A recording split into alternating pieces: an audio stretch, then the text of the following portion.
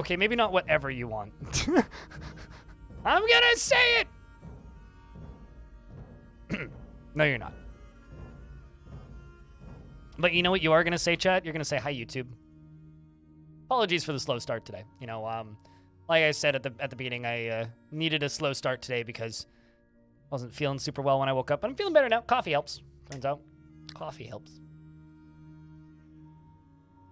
But shout-outs to everybody who, you know, checked around gift subs and helped us make that that sub goal at the start. And something I would like to say before we get started properly, for the YouTube folks, this is probably already done. Or one of these things is probably already gone. But this is one of your last opportunities to pick up the limited edition Crypt Brewing shirt. This shirt may return at some point with variations on the style, or me and my artist have talked about maybe doing one next year and putting the year down here or something. But with a slightly different design or maybe different colors available. But this shirt's going away on the 1st. So if you're interested in picking up this shirt, grab it before the 1st. And aside from that, though, I mean, obviously we still have this awesome coaster. We have a mug, we have other mug, we have hoodies and other shirts that ain't going anywhere, and stickers and things. So all that is sticking around. Get to. The shirt is fantastic.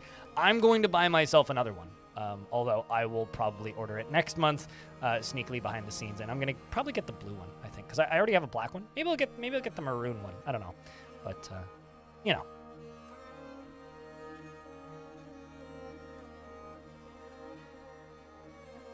Reminds you a lot of Rogue's Dead Guy Ale. Fog knocked it out of the park. He did a fantastic job with that one.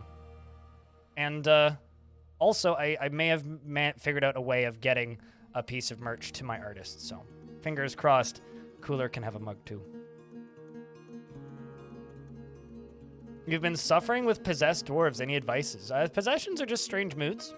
So you just have to make sure that they have a shop available for the place that they would like. You just need to make sure that they have a shop available for their highest level moodable skill, and then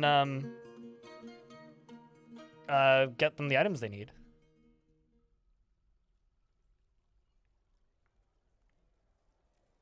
Yeah, Fog does a great job. If you ever see Fog_UK in the chat, it's he's the artist. He also did all of the branding for my team. He's a good dude. So this fortress is a themed fortress, sort of. Exclamation point goal if you would like to see the theme written down. It is an open cavern fortress, and we're going to be doing our best to open up the caverns more today. But open cavern essentially just means that the scary underground critters have access to the fortress at all times. That's what that means. So this door here is not going to be blocked and is directly leads into the caverns. This is good and bad. It's good because it leads to excitement and fun. It's bad because we could die. So that's this fort. It's called Danger Caves. And it is in the same world as the last fort that we did, the last fort being Anger Forest. And if you missed Anger Forest, exclamation point last fort in chat, and that'll kind of give you a description of what happened in that fort, and also a link to download the save if you would like. So if you want to either like embark in this same location as this fort, which is like right there, if you want to embark in the same location, you could do that. You could go back in the VODs and find the exact spot. Or alternatively, if you just want to read legends about this world or try and save my last fort, you could do that too. But this fort was really exciting because when we got down into the cavern layer down here, this was a semi-exposed adamantine spire. So fun stuff immediately came out of it, and we were able to, with some fiddling, we were able to entrap all of these demons from the basement. Unfortunately, all the angels died, but we were able to get their gear, so we have a bunch of angelic metals. Now, I'm going to read off the named dwarves, and in the next 15 minutes, I will be activating the dwarf redemption stuff, so keep an eye on that. But some dwarves may die in a moment, and I'll explain why in a second. The dwarves in this fort are Aegis, Captain Arimus, Korn, Integer the second, Jerry Gord, Merlin Buff, Mini Fem, Mr. Mac, Nono Ledino, Pandasaurus Rex, Run Raise Choke, Raikalu, Shark Jumping Walrus, Stellanitis, who actually migrated here from the previous fort. Moogie, who is called a human god killer because single-handedly killed an angel with a bronze pick. Did lose the ability to stand though, is now an accomplished crutch walker. Suited Giraffe is also in the fortress. Now the reason I said things might die, yes, angel metal, is because there is a forgotten beast in these caves, and I think it shoots fire. And I can't lock this door.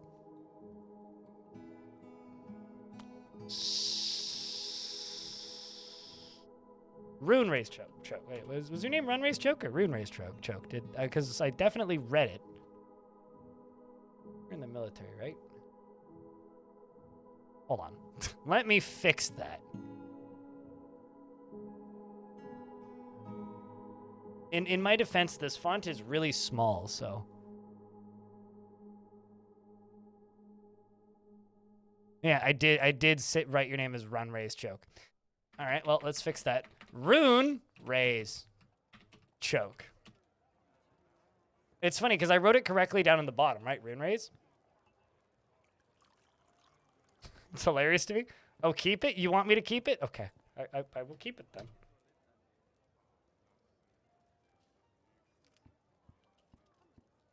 I feel bad misspelling your name and then noticing the next day.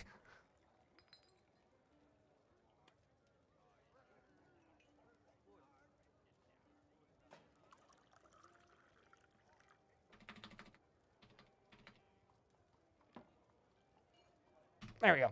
All right, so our little dwarfy right there. Now, the like I said, the problem is there is a forgotten beast in these forests of, you know, Bloodthorn. It's terrifying.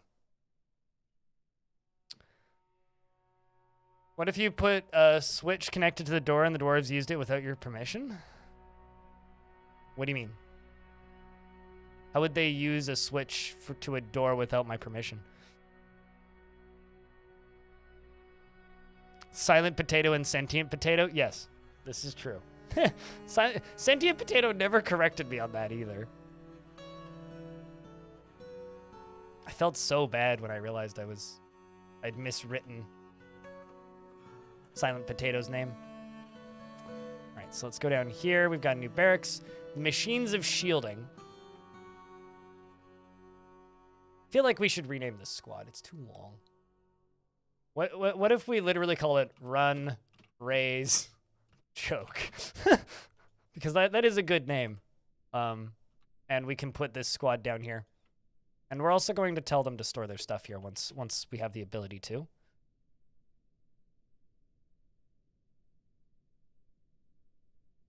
That's why it was extra funny. What, when I noticed independently and was just like, oh no, I feel terrible.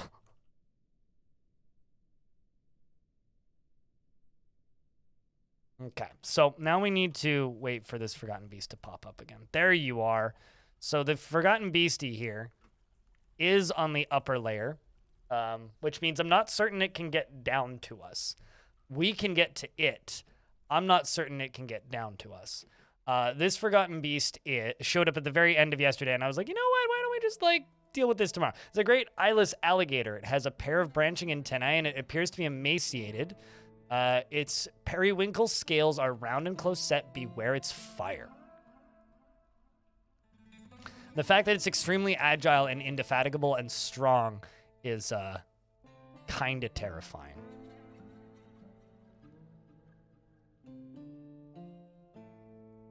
Something collection 2.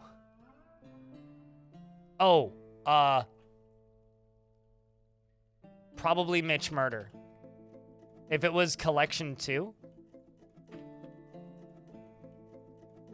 He's not Japanese, but he writes Japanese style music pretty frequently. Although it was probably selection. Here. Scroll down on that.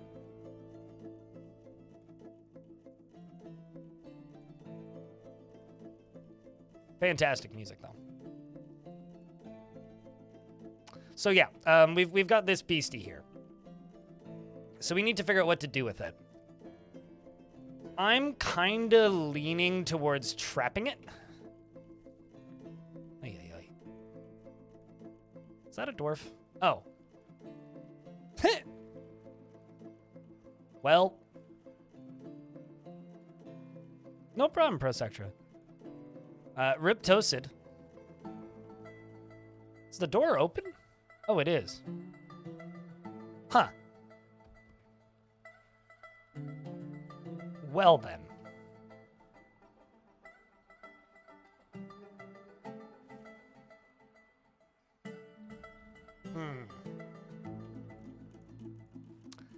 I really want to trap this thing and use it for defense. So what I think I'm going to do... Oh, right! This is fucking awkward. This entire layer is a goddamn aquifer.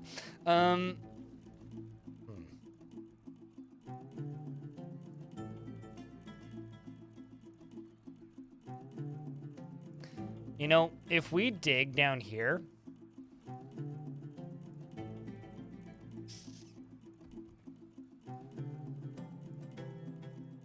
This is filling back up.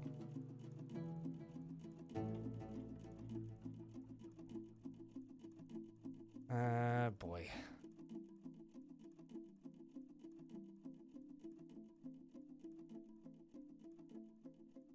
That is going to be hard as hell to kill. Although, if we wait for this patch to burn, it's not going to catch on fire again. Where are you going? Do we even have a straight line that we can walk to that? No, we'd have to walk down. It's a lot of fire. It's a lot of fire, and it's really fast. That's the actual scary bit. It's not that it's a lot of fire. It's just so fast. And when you have really fast creatures like that, it makes them extremely dangerous.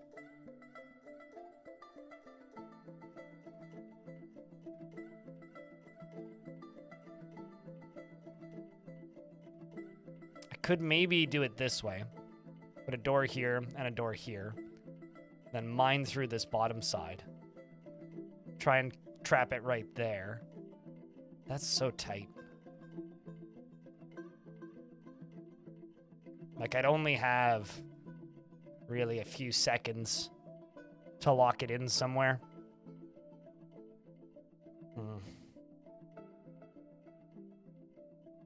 We'll try.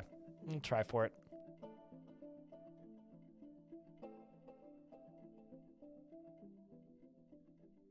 Because I think using this thing as some sort of defense would be way more fun. There's always pause, yeah. Also, we're going to be stuck in this loading screen for a minute. But yeah, I think, like, trapping that thing in the upper area of the fortress with a drawbridge that I can lower would be stupidly cool. Stupidly cool.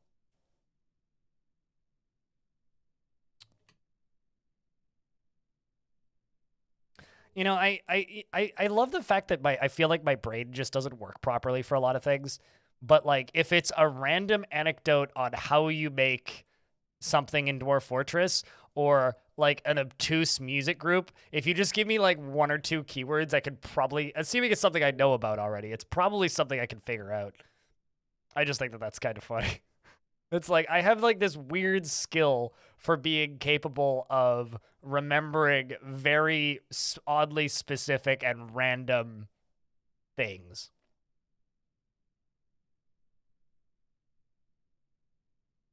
But, you know, I think we'll have to just, like, tap the turn timer for that.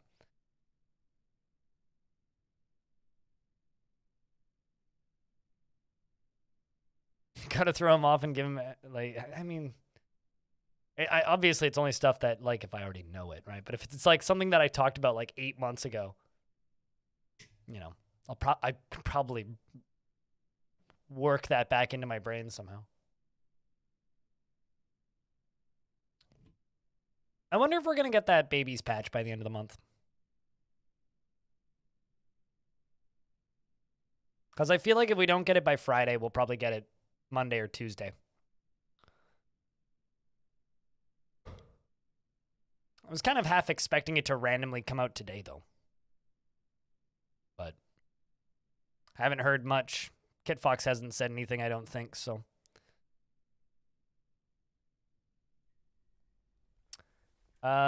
Okay, I don't know how to say your name, so you're gonna have to forgive me here, but Jessley Jar? Is that how you say that? Thank you very much for the Prime sub. Cheers. Hey, Anthro. Will an open drawbridge go down a Z level to touch ground, or will it just be horizontal on its current Z level plane? So an open drawbridge does not slant down. It's just on the same lay. So it's like building a floor, basically. But when you close it, if you set it to be a raising drawbridge, it will reclaim that space. Ah, Toasted has been missing for a week.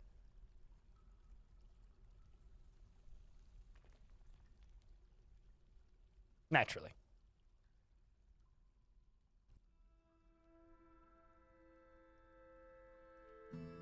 I did on a pocket-sized world, Dan the polar bear. But it's not something that I have a ton of interest in doing. I don't find that part of Dwarf Fortress to be the most engaging.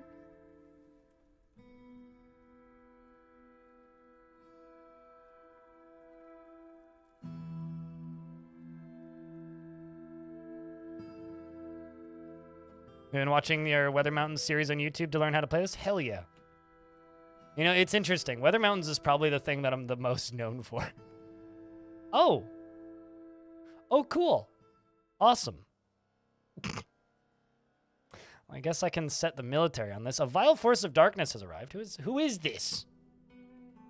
I'm assuming it's those goblins that are right next door to us. Why you no have markings on your armor? The hell? Oh, you do. It is sized for goblins. On the item is a rendition of the artificial ruthlessness, a well-designed image of grates. The image is the symbol of the dread of moons, a goblin civilization. It is made from wolfman bone. Huh. Chat, can I get a vile force of darkness in my chat? Sorry if this is common knowledge, you just missed it. If so, just ignore you. Is there a way to optimize the game to be able to play larger maps, like 9x9 or larger? Not really. There's a reason the game gives you a lag warning. In my experience, larger maps don't run that much worse. At least for me. They seem to run about the same. The problems begin to arise when you, when creatures show up. Because when you get multiple groups, when the game starts pulling from the local populations to put creatures on the map, I get hitching. So it'll run fine, and then it'll randomly just go to a crawl, and like the frame rate won't change, but the game will freeze. That's what I get on larger maps. But no, there really isn't. I mean, it's just by a NASA computer. NASA's probably running on older PCs than we are. Yeah, no, not really. Not currently, no. I mean, the thing about Dwarf Fortress is there's always a future planned feature that'll fix a problem. One of the, like, this is going to be after adventure mode's out and probably after the siege update's out, so I would say this will probably be out in 2028. But they're going to rewrite the map code. And when they rewrite the map code, instead of the game knowing what's going on and have everything in memory for every single layer. Because, like, this isn't, you know, a map, right? It's a square box. And the game is keeping track of what's happening on every single layer at all times. And this includes item temperature contaminations, like liquid contamination. This includes whether or not light is on the tile, and other dumb things that really don't affect the gameplay all that much. And the map rewrite is going to change that so the game only actually loads what you're looking at. So that will hopefully make larger maps and then also gargantuanly big maps playable at that point. But we're not at that point yet. So, oh, Okay, of course. I unpause the game and they immediately leave. Well, that was, I guess, the first scouting party then. So we're not actually under siege with a vile force of darkness.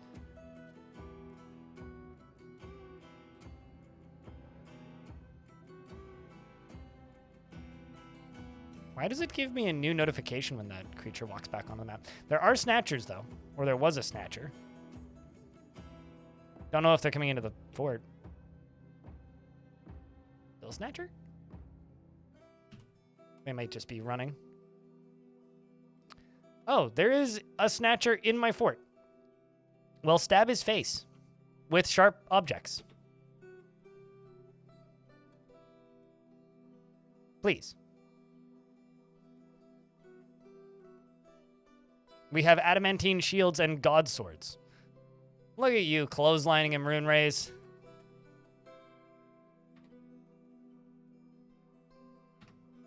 Literally just clotheslined him. How did that go? Stabbed him in the upper leg with her steel short sword, fracturing the bone.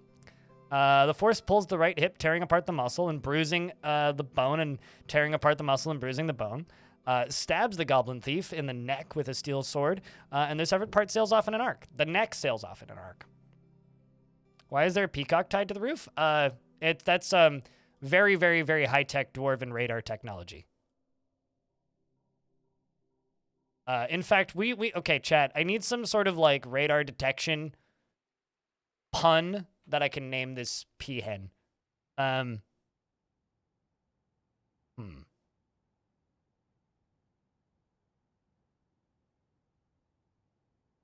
Not that, just the neck, yeah. Not the head's still attached. It was just the neck that went sailing off in an arc.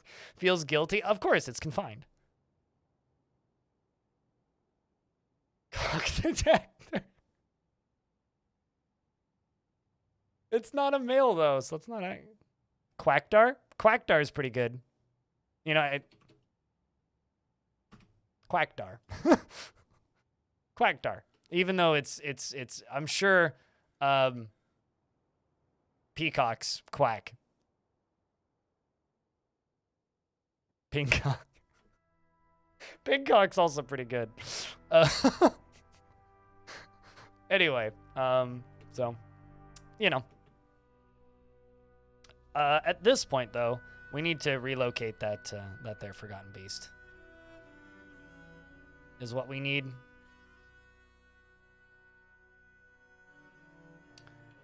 Also, Bananacint. Banacint. What kind of dwarf would you like? We've got a variety of different dwarf flavors. Everything from stabby with sword to wacky steel with hammer. To cutty gem to makey thing with leather. What kind of dwarf are you? What is that? Link. Darren. It's a big link. Yeah, no kidding. That link is so big, it's gonna tell. They're gonna tell Legends of Zelda. Deep cavern fort, fighting monsters. Oh, it's peacock sounds. Okay, gotcha.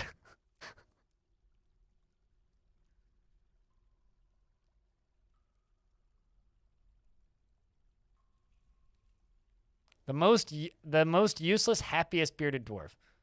Okay, so the happiest peasant?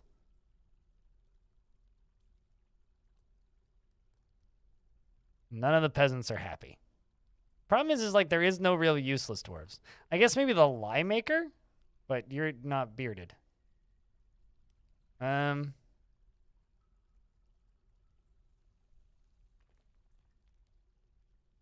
you want to be a furnace operator? Or you could have this hunter. Hunters are pretty useful, though. I don't really use gem setters very much. I could give you the gem setter. Also, we're about to be hit by an ad, so I don't really want you to miss that, so we're just going to wait for a minute 30 before I read this description. But I will get this dwarf named, and I will read the description after ad.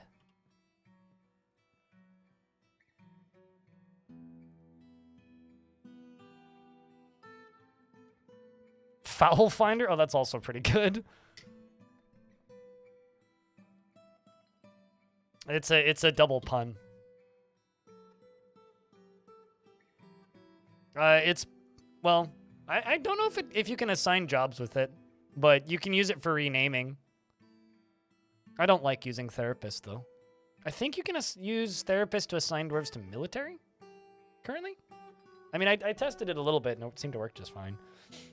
Aside from that, you just can't assign labors with it. Or couldn't at the time. That was also like a month and a half ago, so. I mean, DF hack is updated and works, so. I've never been much of a dwarf therapist user, so.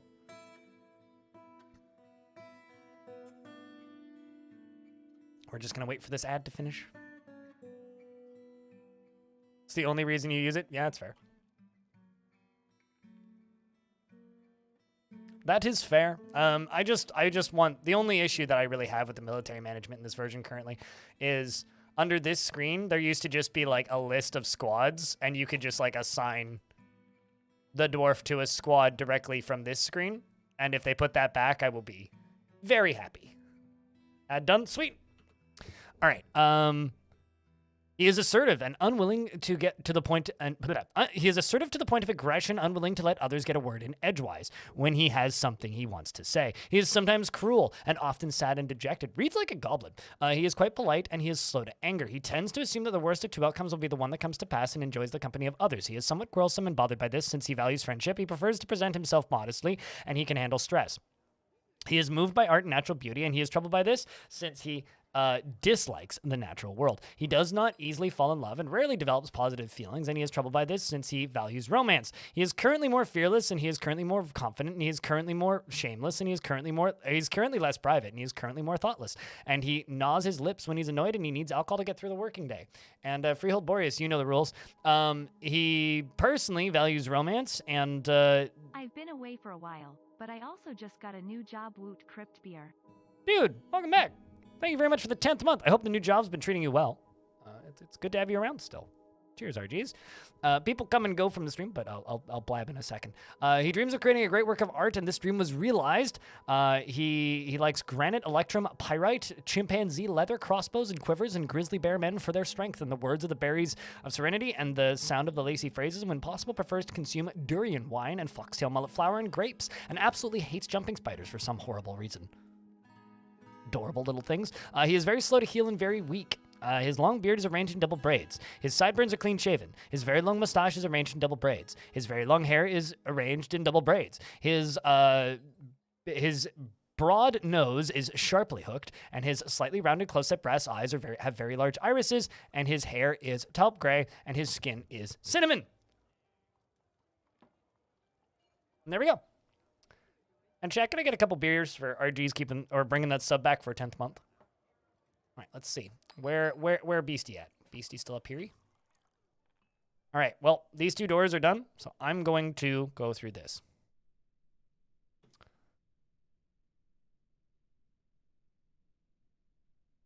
Let's see.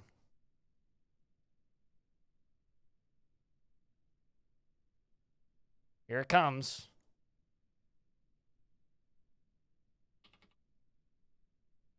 Like, just immediately books it.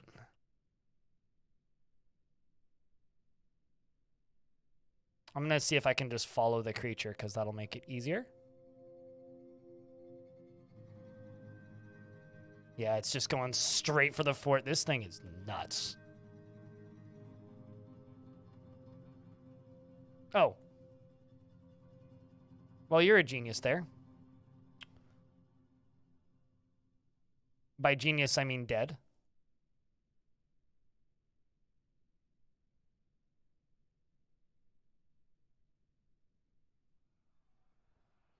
There's a cat in the doorway down there.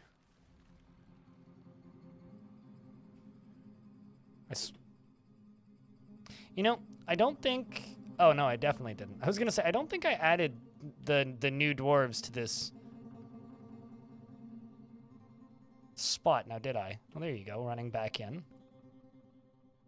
No, bet we could fight it, because once all this stuff burns... Once all of this stuff burns, there's nothing else to burn. So if we can fight it on the ashes, we'll be okay. Oh no, I found Oozle's nose. It's Oozle's nose!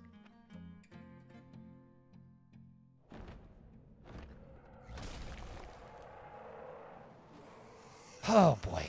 I'm going to mispronounce this word for comedic effect. The Forgotten Beast signed has come. An enormous one-eyed iguanodont.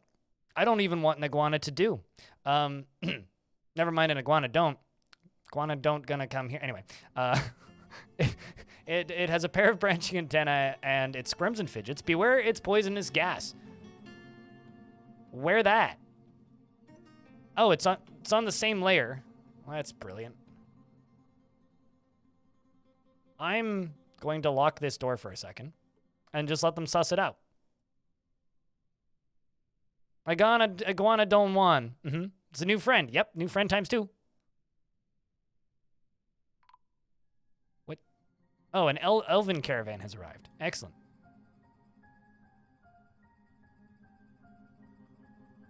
I can also pause this burrow for time being.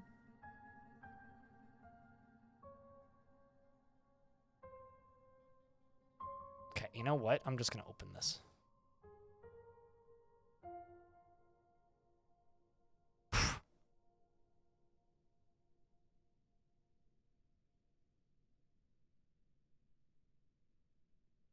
Why do you really want to make out with that door in specific?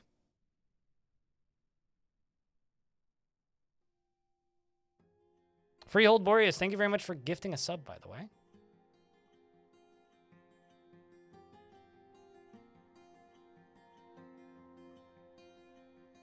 I'm real tempted to just send my military in.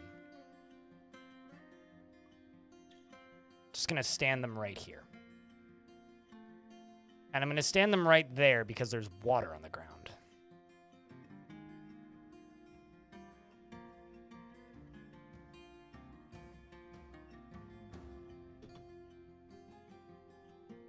You know, I'm gonna bet that he's stuck on that door. This is a big gamble.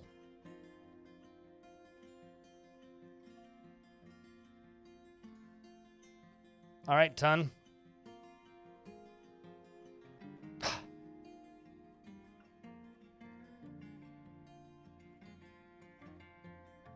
Man, if I let him in, that might just end the fort.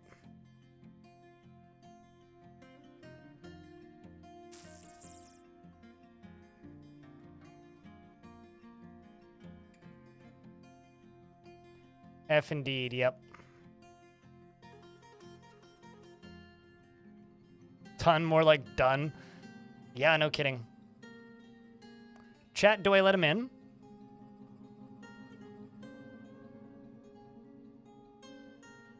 Have I dug too deep? Like, in this fort or in general? Seems friendly. Seems a little burny. All right, group hug it is. Just gonna wait for that fire to burn out. Pause. Open the door. Move us forward. Tell the dwarves to attack it. So, I'm seeing blood on the ground, which is this dude's blood already. He's already heavy bleeding and injured because my dwarves are a layer beneath. I'm assuming they are either stabbing down or stabbing up. Who's hitting it? The Swords Dwarf stabs the Forgotten Beast in the left foot with his blistered metal short sword, chipping the bone. Should be fun. Kill the Balrog. There's one right behind it, too, so it's 2 of them. And the fire go whoosh.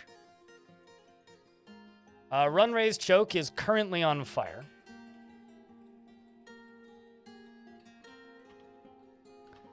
The creature moves over.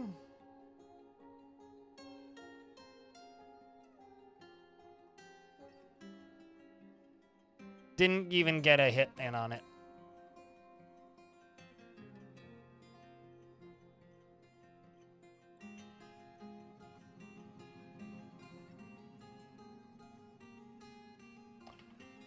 Fired a second fireball. There is blood appearing on the ground.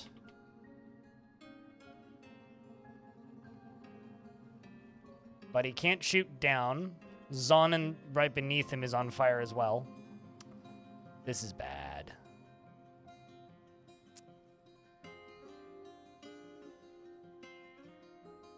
Forgotten Beast, okay, Swordsdwarf was able to scratch it.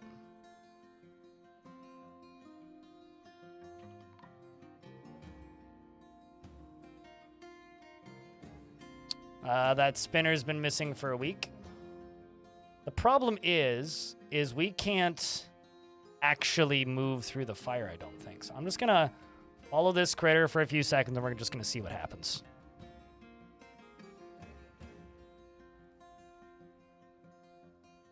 He is heavy bleeding. A lot of smoke. Zan's on fire. We've lost a handful of squatties already. Still bleeding and injured.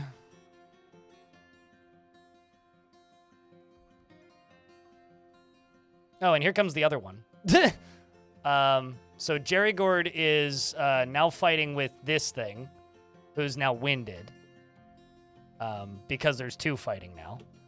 Jerry Gord appears to have been caught between a rock and a hard place, and I'm going to lock the door again. Sorry, Jerry Gord.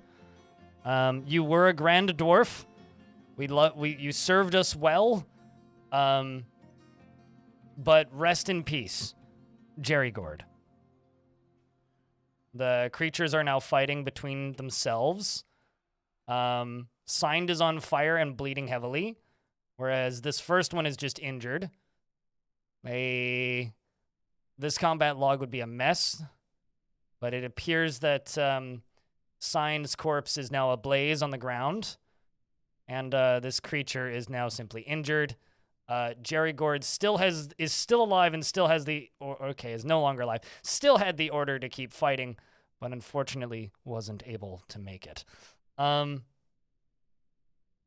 gonna see if I was gonna say I'm gonna see if I can trap him in this door again, and nope, can't do, because that door is unlocked.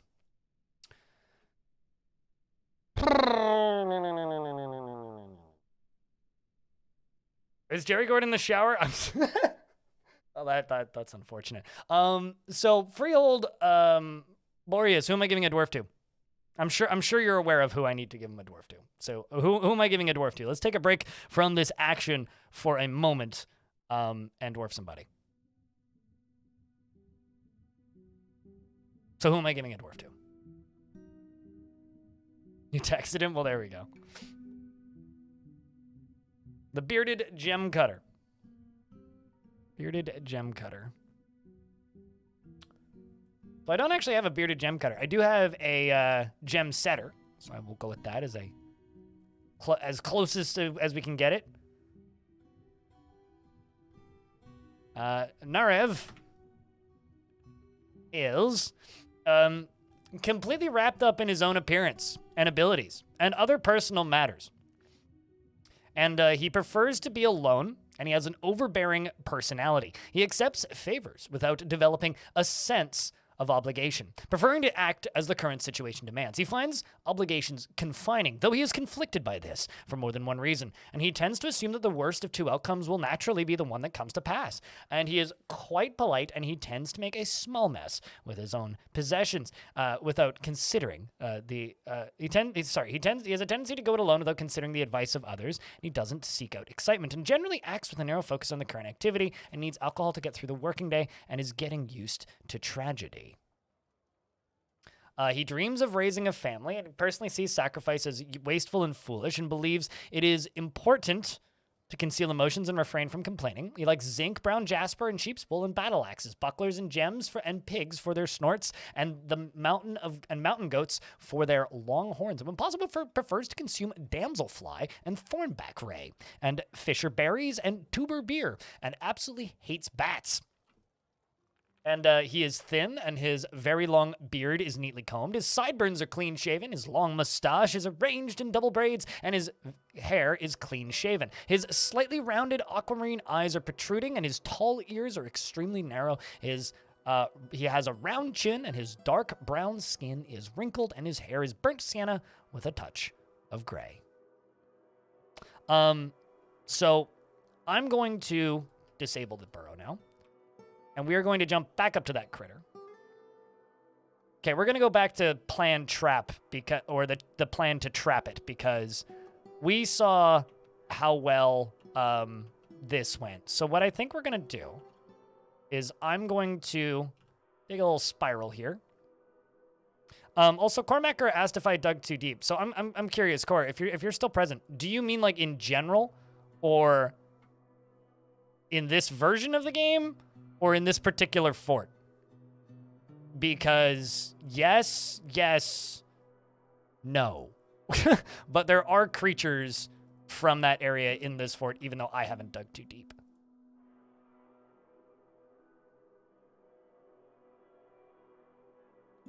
Here, I'll bop that for you. I don't know if that's important, but...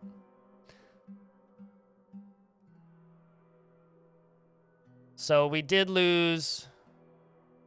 Well, Jerry Gord hasn't popped up on that list yet, but we did lose 5 dwarves. So I'm going to make slabs x5. Now we'll just make 10.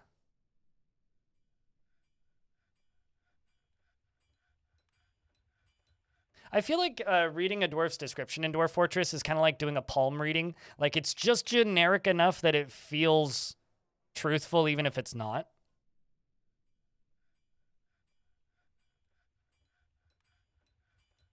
But yeah, what I really would like is to make a defensive area that has this guy behind a wall and maybe that guy up there behind a wall. And if we can do that, then I could possibly have 2 fireball turrets, which I think would be pretty badass. Also, check out this pick that this dwarf is using. This dwarf's using a frosty metal pick.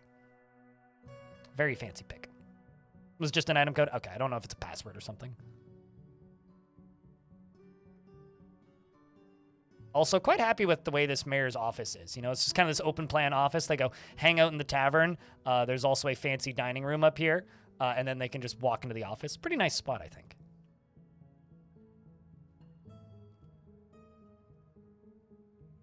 Place item in tomb. Oh, man. So Runray's choke burned to death, right? Apparently his arm got cut off. His arm got cut off. And that's enough that they can put it into a coffin. Open office in a bar. Yeah, wouldn't that be a great place to live, frankly? So, yeah, you do get a coffin. I wonder if that counts as a full memorial. Oh, scratch that. Not just your arm. Also your left leg. Oh, this game. So in regards to Gobsnack's question, so the one-off named items you can't. The items that are like artifacts, that often don't have sprites, you can't melt those ones down. But if you fight an angel, and the ones that have the little temple icon next to them, you blame rocks. You didn't die horrifically. You died defending the gates against not 1 but 2 forgotten beasts. You got caught in the middle of a kaiju battle while on fire and proceeded to get some hits in. So I would say you did quite well. Well, that's a shame. Okay, fine. I will dig a similar pattern down here because there is a aquifer there.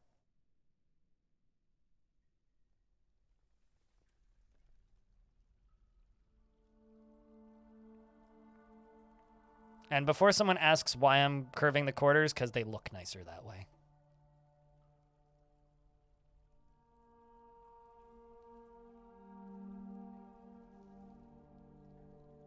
I mean, you were pretty hot stuff before you died, yes. Can confirm. Also, hey, Zakos, what's up? But yeah, the frosty metal was literally just on an angel. So I have a bunch of blistered metal swords and frosty metal picks. And the godly metal is almost identical to adamantine, just in general. There's no special properties or anything super fancy. Is that water from above? No, it's an aquifer. Mr. Mac has been missing for a week? Oh. Also F's for Mr. Mac.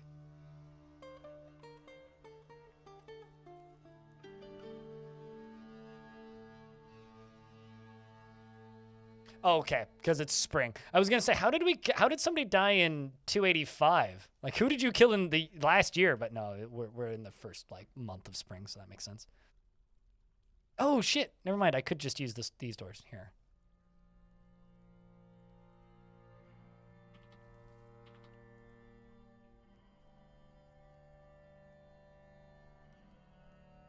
Man, this thing is really obsessed with that one particular door. That is a bummer.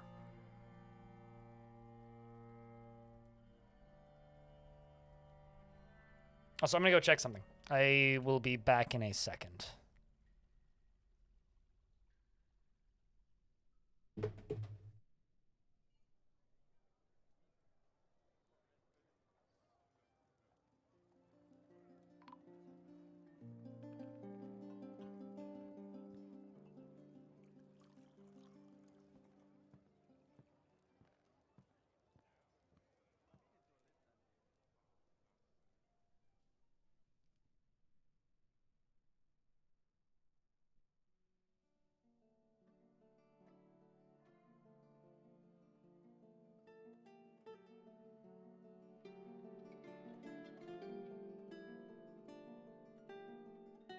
All right, I return. Was just checking my blood sugar.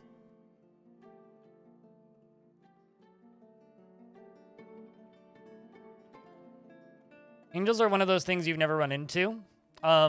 You will in this version. Okay. So let's do this. Usual. Dura Lab. Oh, duh. Gotta click this menu. D-U-R-A. Duralaban. Oops.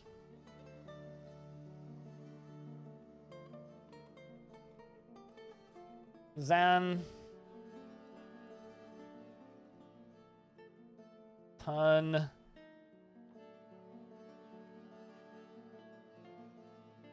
I was planning on doing proper burials for all of these dwarves, but they will also be getting these if we can't find the bodies.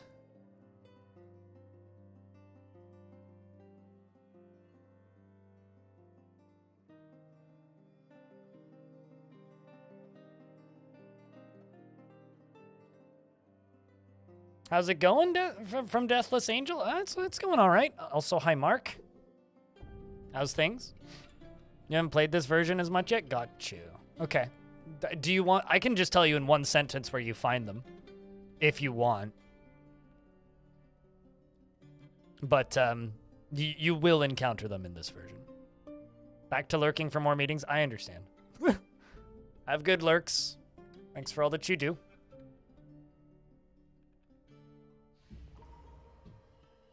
Got an artifact. Zephon's been taken by a Fey mood. Ah, there he was, Zephon. Some migrants have arrived. Well, that's good. And I have to refill out the military. Oh, wow, the military still has that order to kill that forgotten beast. Okay, you grab obsidian. You run down to the forges, I assume? Nope, gems. Okay. Why are they more common? They're in the gem spires. So you encounter them while digging through the gem spires. Actually, out of curiosity, what version have you guys been playing for Dwarf Fort? Like, if you've played in the last month, are you playing on premium or have you guys gone back? Because I did a poll on the YouTube channel recently, and it was like 90% plus were playing on this version.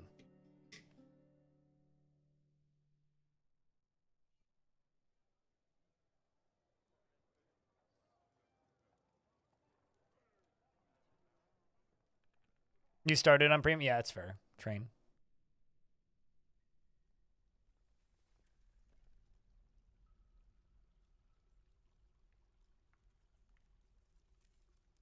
You haven't played DF in like 2 months? Yeah, I know a lot of people. I think a lot of people got it in December, played throughout December a whole lot, and burnt out, which doesn't surprise me much. It's version 50 is the version that's on Steam. You know, I also wonder. Oh, that's a... Man. If that wasn't there, I would just drop a boulder on it. Although, you know what I could do? I could drop a boulder right here. Oh, that is devious. Oh, man. If there wasn't an aquifer covering this entire layer, I would drop a boulder right there.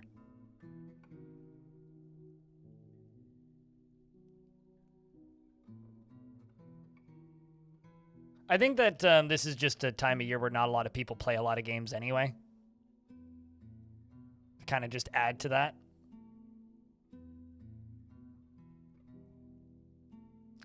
I think I'm going to take my time here and I'm going to mine up this gold. But this upper thing up here can get erased.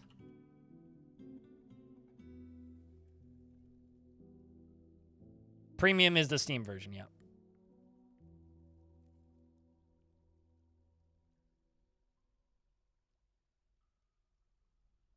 Krug Smashes, who got you to give? He's one of my patrons. Good dude. I really like Krugs. I hope to meet him one day. Maybe one day I can convince him to go to a convention or something.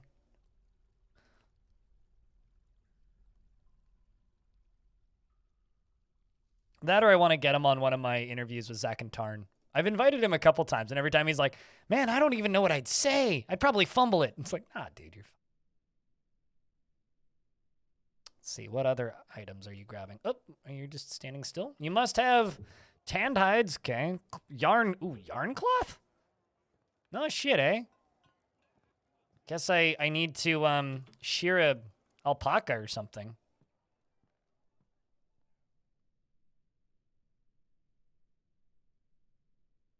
Yeah, I do have some sheep that I can shear, so that's good. Let's jump over to standing orders and just automatically, okay, cool. Automatically weave all thread. You loved his series Scorch Fountain? Scorch Fountain was a bit long for me. I think my I really like when his series are like 1 or 2, maybe 3 episodes, so I like his short fort series a whole lot. The one longer series that I got heavily into was the Honeystoker saga.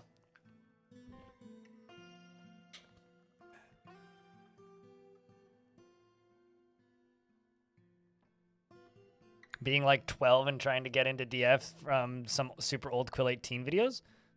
I mean, it could have been Quill 18. It could have been Avok. It could have been Jeff Major. It could have been Captain Duck.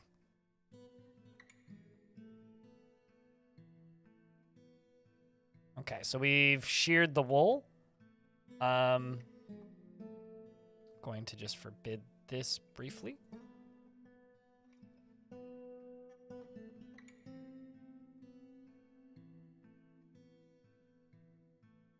We'll get that spun into thread.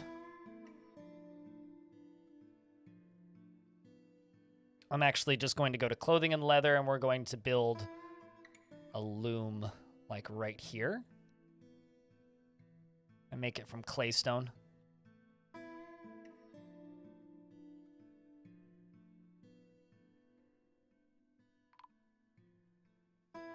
Oh. Well then. Dwarf was found dead, completely drained of blood. All right, which one of you... Chat, who do you think is the vampire in this situation?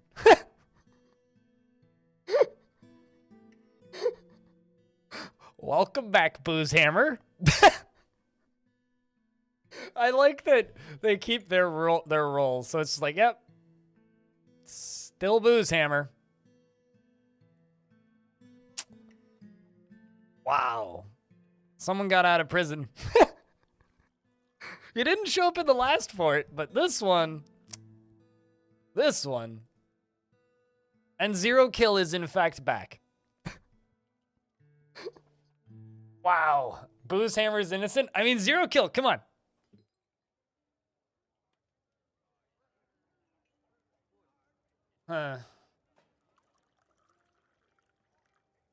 What are we going to do with you? What are we going to do with you?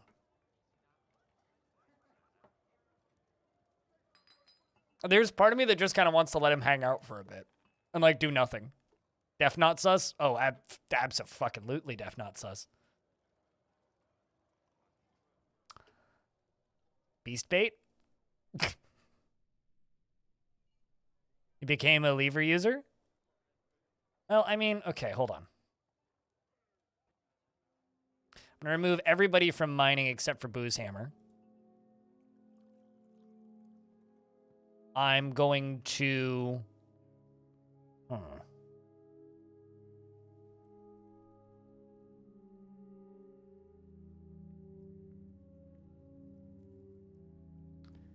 dig over here.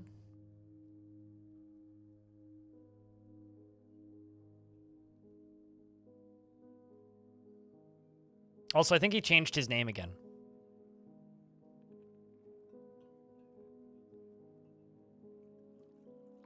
What a freaking legend. Totally. How many did he kill? Killed 2? He killed Marilyn Buff. Man, that's 2 separate dwarves we found now completely drained of blood. What a guy. And Stillanitis immediately goes and takes the dead dwarf's clothing.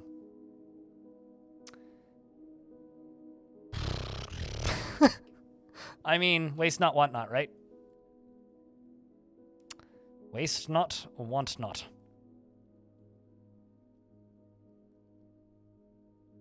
It's free clothing? I suppose. It's free real estate, right? All right, we're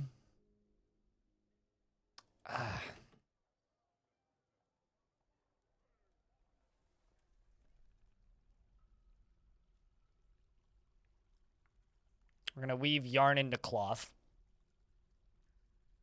so I can get this artifact done.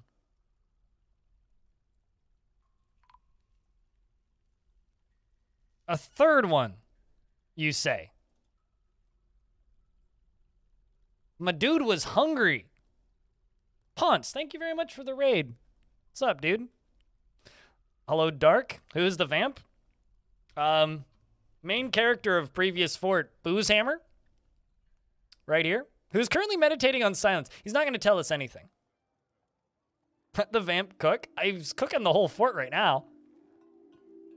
Can I lock him in with the beasts? I mean, yes, but I was going to use him as a lever puller, but so far he's killed 3 people. I love the fact that he wants to help people. Like, he's literally would be a really good doctor. He wants to fight. He's a novice swords dwarf. No kill still? Oh, yeah.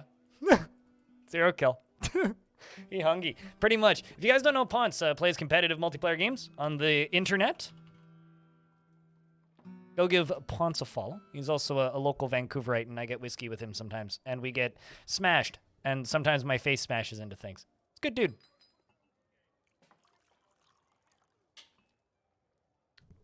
He wants a dwarf to lick the wounds of?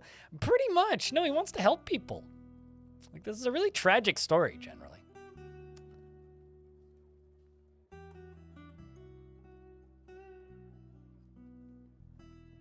I do also need to make some more rock coffins, so we're going to do that. Because of this stupid vampire. And I also need to place a bunch of slabs, so we're also going to go do that. We make a good team. The next time we should try and not do the head bonking into things much. It's not good for your long-term health, but it was fun.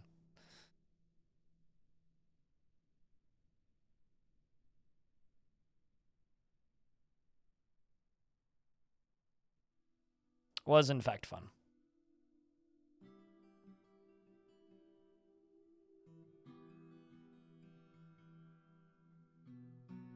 Oh, wrong tool. So, yeah, I don't know what I'm going to do with Boo's hammer. We'll do something with him. I'm going to just kind of keep an eye on him for right now. We'll see if the body piles slow down. Oh no, I have to make something. I have to make 3 millstones. What a guy.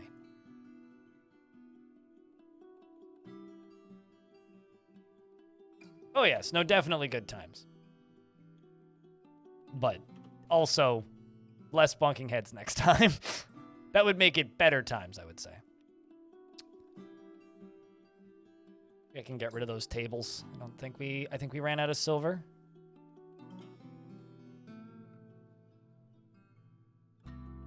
Okay, well, I'm going to put a bunch more dwarves back onto mining.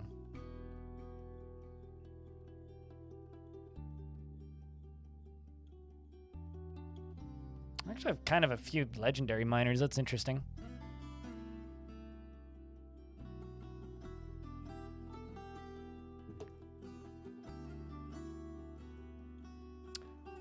Just kind of a lot of dwarves to lose in a really short period of time. Vampire Doctor, nobody will die under his care if they're all undead. Yeah, I think you're confusing vampires and necromancers. Because that's what necromancers do.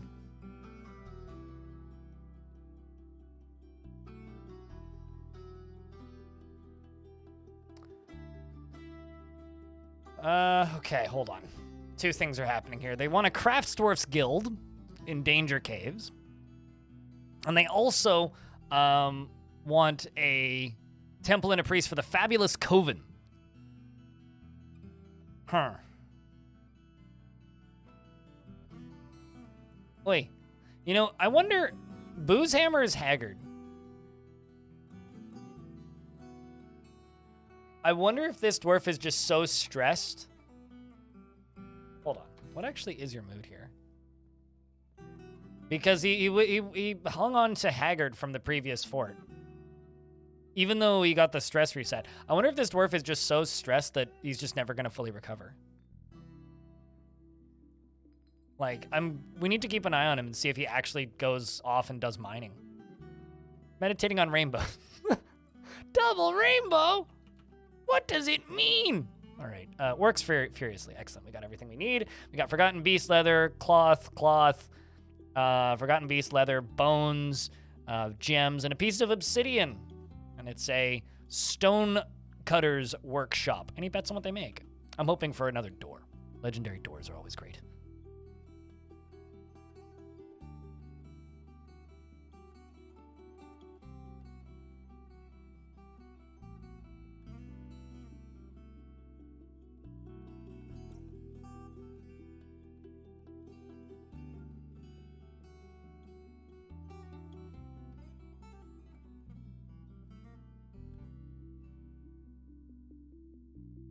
Coffin would also be great. Coffin would, in fact, also be great. We've struck native gold. Where? Oh, we already mined it. So this area right here, I'm going to put 2 doors in. I'm also going to jump down to the basement. Down to here. And I'm just going to do a manual job on here and just go gold. Smelt all native gold. Once that native gold is out of there, I'm going to...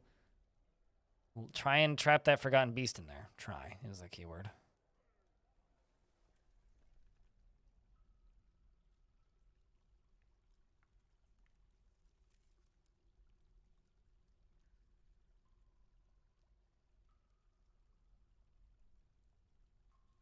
Apparently there's some gold in here too. And I'm going to do it this way just because I prefer this click order to other things. This Forgotten Beast is still making out with that door. Cool.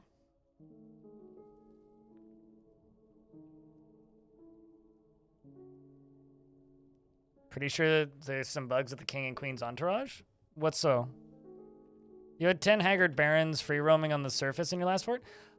I think that this version just exposes some information for bugs that have been in the game for a while. Because I've definitely had, like, Barons show up But, like, if dwarves are coming from previous forts, broken dwarves can migrate, right? So if they're, like, dwarves that have been in forts that you've managed before, if they're broken already, they're just going to still be that way when they arrived.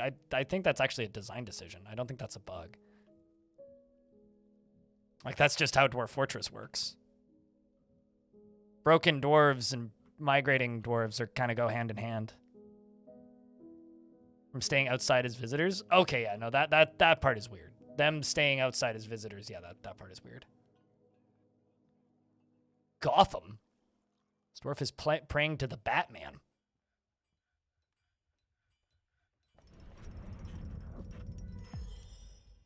An obsidian cabinet. Would you look at that? The miner has created Bothon Imush, Dura Long Lesh, an obsidian cabinet, and offers it to the mean, angry abyss of beer.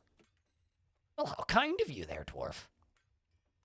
This is a very expensive cabinet.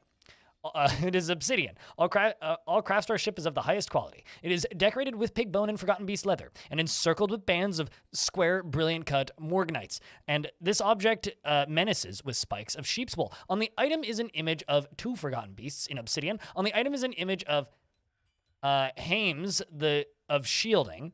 The hames of shielding, the bulky, flashing metal scourge, and pigtail. On the item is an image of citron trees and forgotten beast leather. So, I need to make a temple and a priest and a craftsdwarf's guild. So I think we're going to do the craftsdwarf's guild first, and we're going to put that in there to get the value up for it. So down here is kind of where I'm putting the temples, kind of down and around here. So I think we're going to put a temple into here because I think that would be a nice spot for it. But first I'm going to queue up the top getting compressed. And so I think we're gonna do that down there. But for the craftsdwarf's guild, I kind of want this fort to be very compact, you know.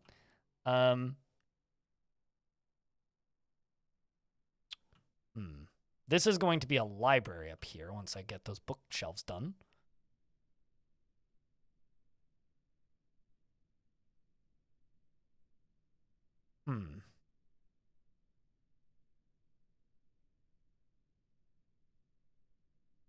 This is where I put the Season of Buds, which, by the way, is one of the best farmer guild hall names I've ever seen. I think we're going to put the Craftsdwarf's Guild up here somewhere, like on this layer. So let's dig into this wall a little bit.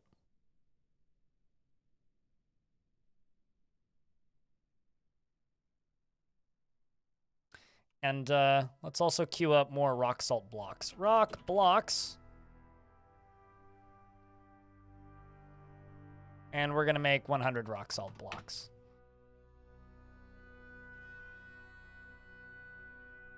Ryoshin Cat, what kind of dwarf would you like? If you need to see the list, give me a holler.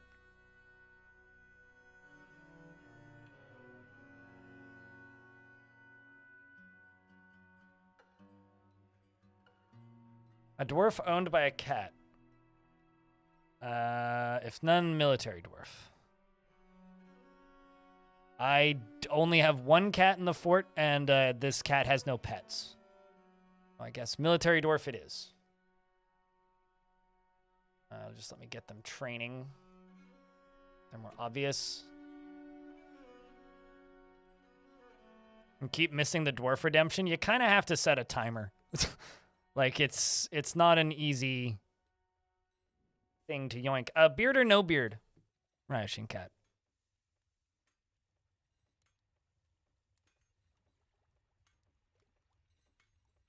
Because I don't have that many options right now. I have Nil, Unib, Rigoth, and that's it. Is it really just 4 dwarves? Yeah, and then Shark is already named. Nil? Okay.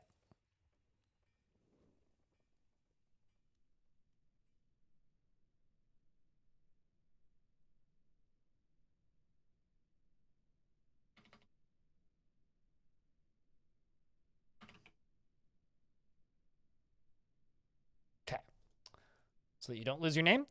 He is pleased with his own appearance and talents, and he tends to be a bit stubborn in changing his mind about things. He finds obligations confining, though he is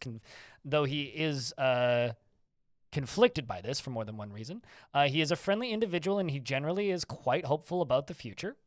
And he thinks he is fairly important in the grand scheme of things. He takes offered help and gifts without feeling particularly grateful, and he often acts with compassion. He is quick to anger, and he tends to be a little wasteful when working on projects, and he has a calm demeanor and can handle stress. He needs alcohol to get through the working day. He dreams of mastering a skill, personally respects the law, and finds ideas of independence and freedom somewhat foolish, and values nature. He likes sandstone, fine pewter, pink jade, amber, llamas for their long necks, and hares for their long ears, and the words of the berries of serenity, and when possible prefers to consume Fonio beer and guppy and pears, and he hates jumping spiders. What was once a thin frame is now bearing enormous thick layers of fat.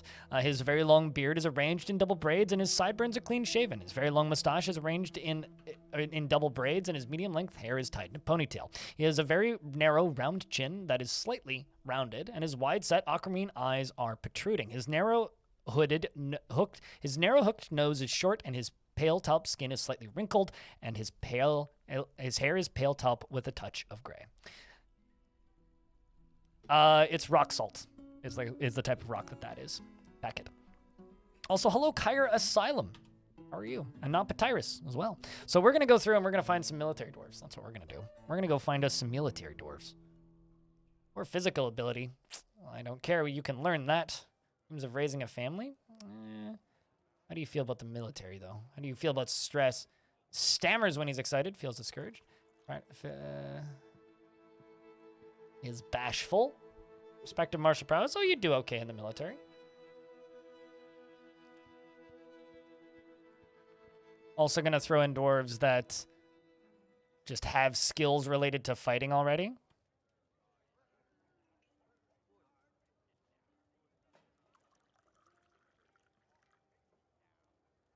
How about you? You're also a peasant. You want to fight and you want martial training. Oh, wow. You don't often see dwarves that don't have goals, but also doesn't care about craftsmanship, so.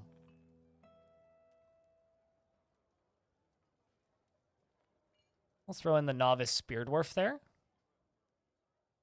And the adequate wrestler.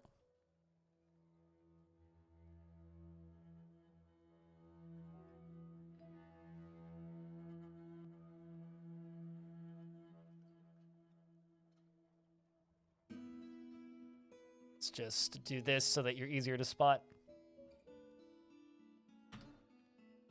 Yeah, it's definitely bath salts. There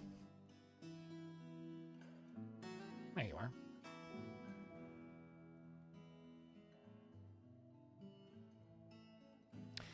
Your upright survived another weekly meeting with your boss. Hell yeah. Today is Friday. Is your Friday? Today's also my Friday, yeah. Although it's my Friday from streaming. I have some podcast stuff to do tomorrow and probably will do YouTube stuff in the evening, but it's largely tomorrow's a sleep-in day for me.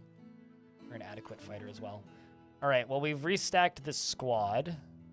I'm going to go check my bar supplies. Quite a bit of iron. Not much silver currently. A little bit of copper and 32 adamantine. I'm going to queue up 5 adamantine short swords.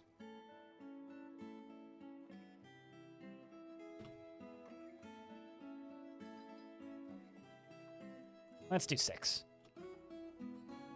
And let's do iron shields.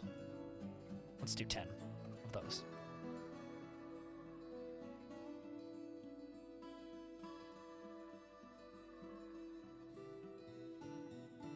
Just so that the military can be stacked.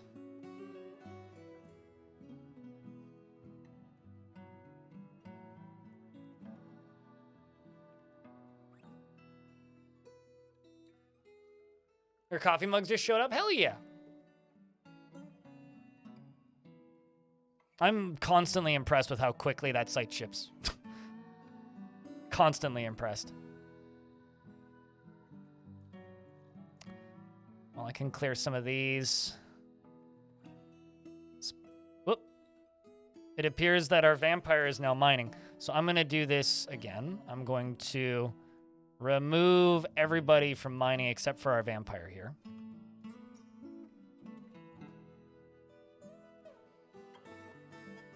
I'm gonna just put a door here. And also, I'm going to plop a lever in here. Oh, I can't because I have no mechanisms. Where did I put that mechanic shop? You know what? I should just make a mechanic shop down here and we'll just make a bunch.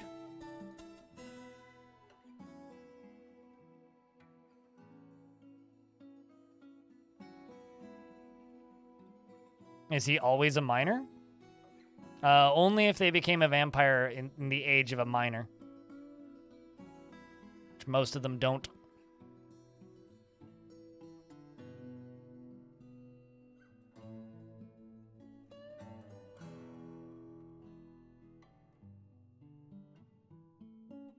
The thing is, if you wanted to do that joke properly, you'd have to spell miner as minor because the words are spelled differently. I'm just gonna queue up 2. Then I'm gonna jump up here and we're gonna make rock mechanisms up here as well.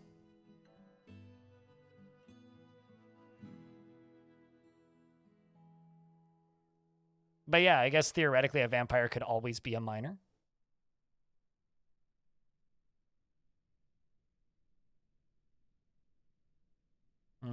Waiting on more rock salt.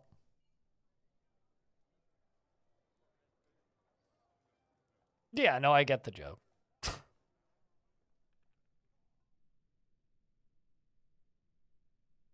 Also, we gotta go down here, and I gotta place more coffins.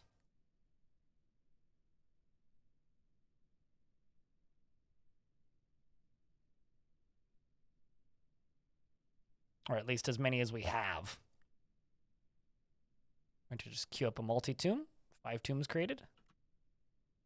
See how many of these immediately get bodies. It's mostly the buried dwarves, or the blooded dwarves, the ones that got killed by the vampire.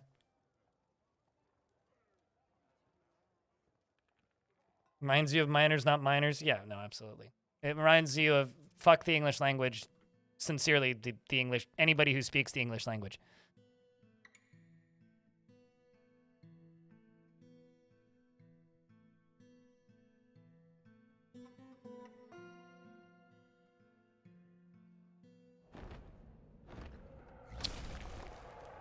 A Minotaur.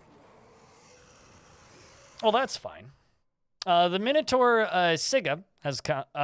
Bacorismo das Colur has come. A giant humanoid monster with the head of a bull.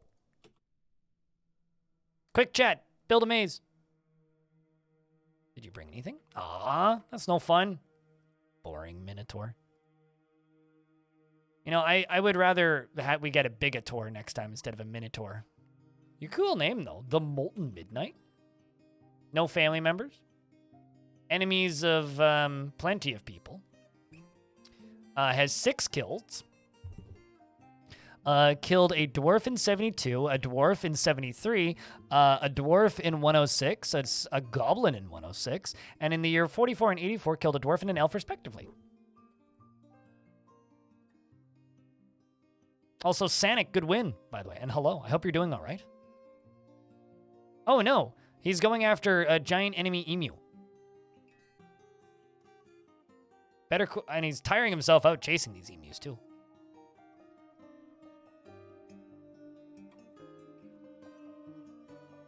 Well, I mean, that's good. Just our distraction emus are very effective.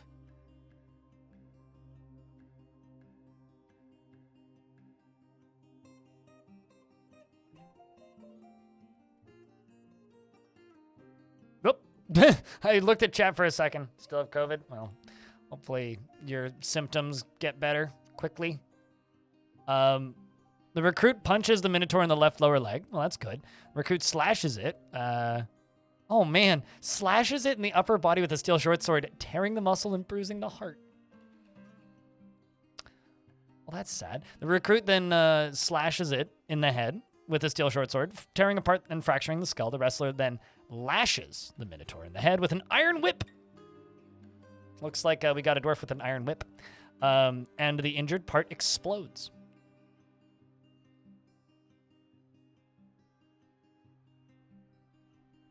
And got it again almost immediately. I wonder if he recovered or if it, like, relapsed. That blows, dude.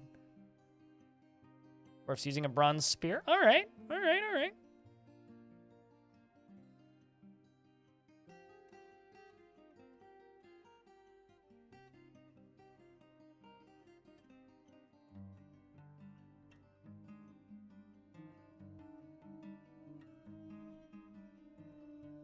Okay, so what I'm going to do is I'm going to go up here. I'm going to place a lever, which I can't do yet. I think that this just needs a little boulder stockpile right next to it. Because what this needs. No metal ores, no clay.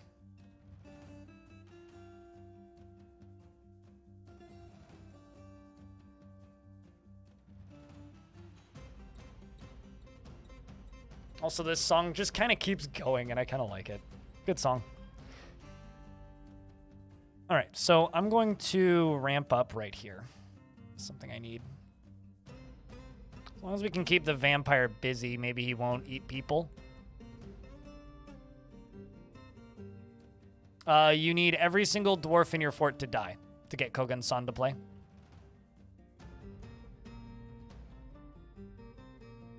You have to have a population of 0 to hear Kogan-san.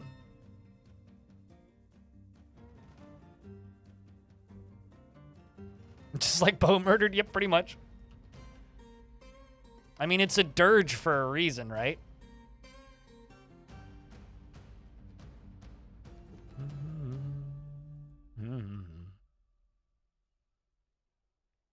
I want a Maxator, exactly. No more mini tours, just Maxators. Maximum tour.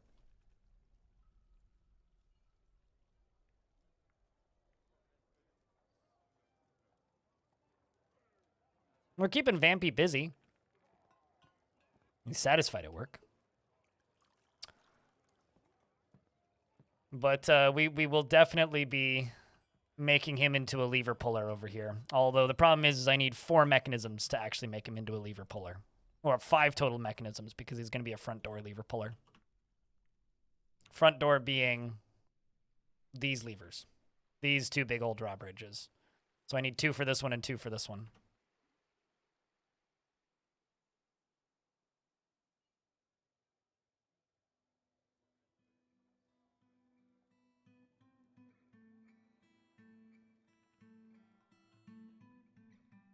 You watched the end of Holy Thing Bingle, you just watched the end of Anger Forest. You can't believe that your dwarf survived to the end only to be locked into a room as everybody drowns.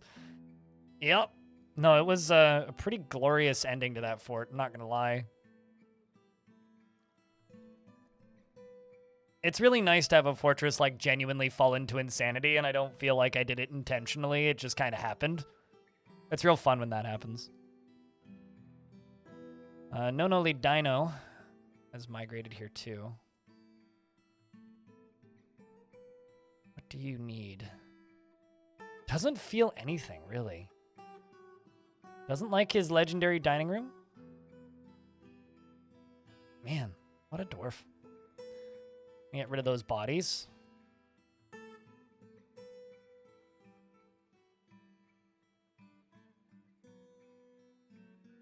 All cops are bad. No, I agree. I mean, you went down with the fort indeed, but you certainly you were a good captain of the guard. You didn't kill anybody, I don't think.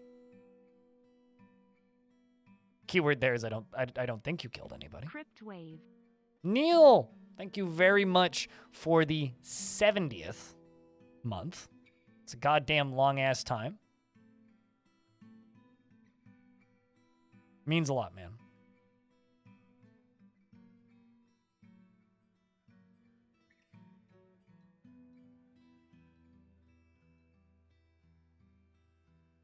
We'll queue up that one too.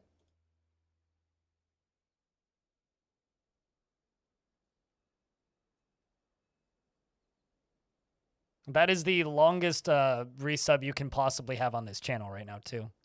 Is 70 months. There's only a handful of people that actually have that. So, thanks for sticking around so long, dude. Was the devil pillar open?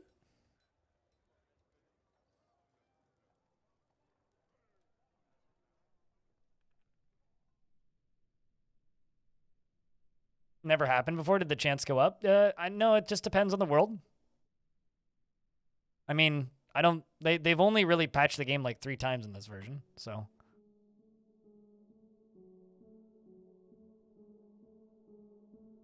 Making more adamantine short swords, okay. And they also appear to have finished those gold bookcases, so I can get those being placed now.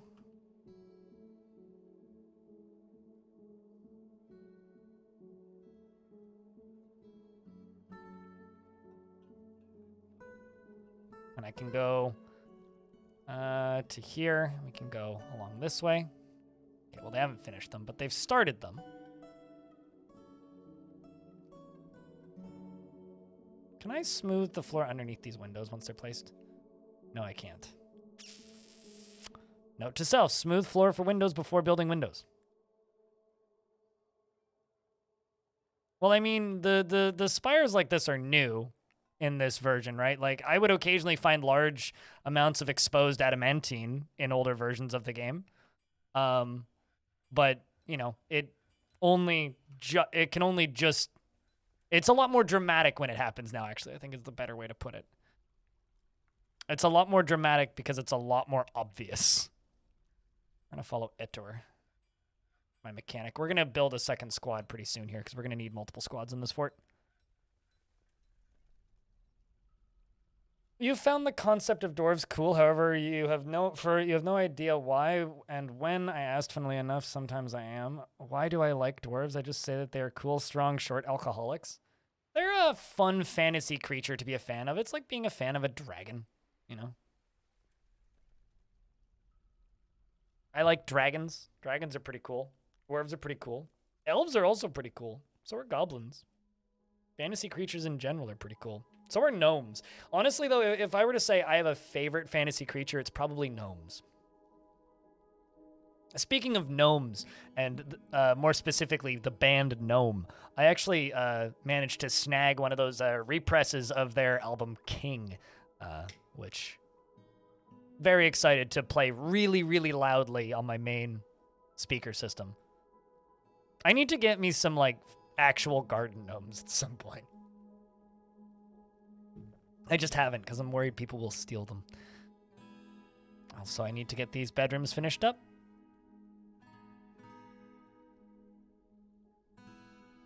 God, I can't believe that Boozehammer showed up. It's reoccurring characters in Dwarf Fortress is such a great thing.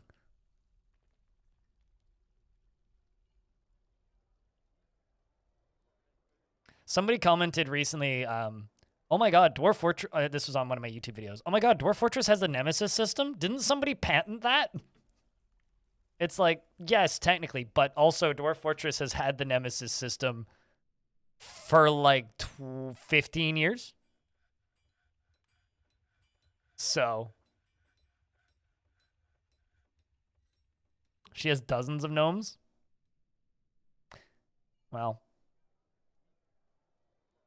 I mean, my mom has quite a few garden gnomes as well, but also if you've never heard the band Gnome, you have to go look up the band Gnome because they are very good.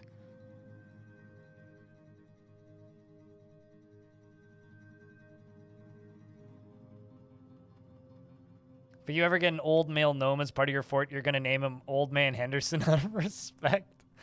I would. Gnomes are. I can't say I've ever had gnomes in a fort in Dwarf Fort. I've never had them join a fort, but I've seen both gnomes and dark gnomes. There's 2 kinds of gnomes, Flykick. There's gnomes and dark gnomes.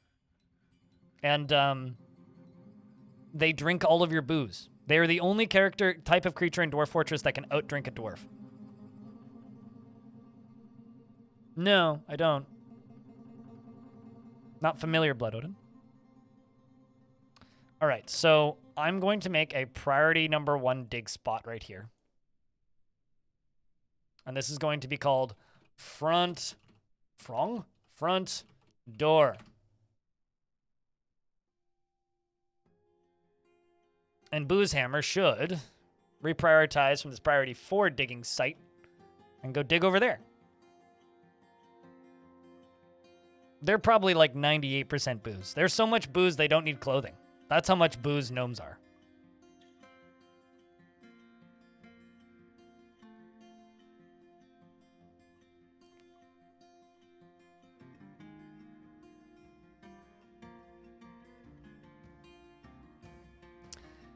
Welcome back, Boozehammer. Welcome back. This is your home now. You live here. All right, so now that Boozehammer's back there, I can go back to miners, and I can reassign all my miners again.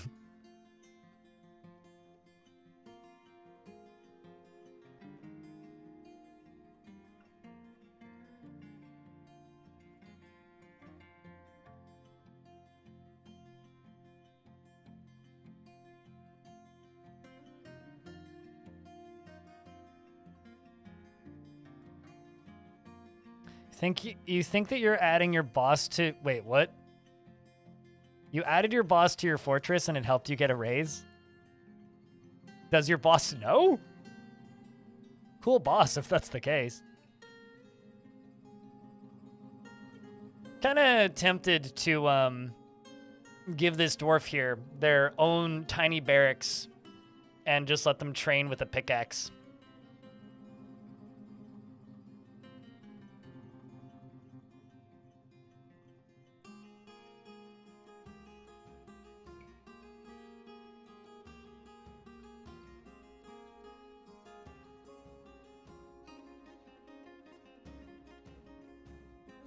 We'll just say no uniform.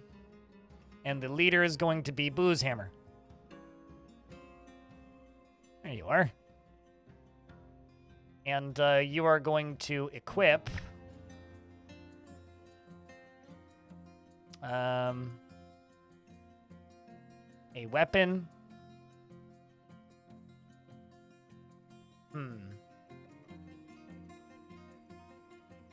I was gonna say we could, you know what, we'll just make you into a wrestler squad.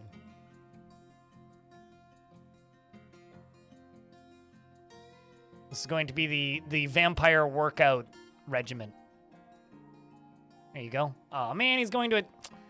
This whole plan is worthless. He needs to attend a meeting.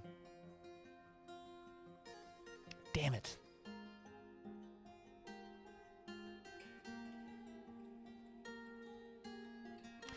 Well, this lever is also useless.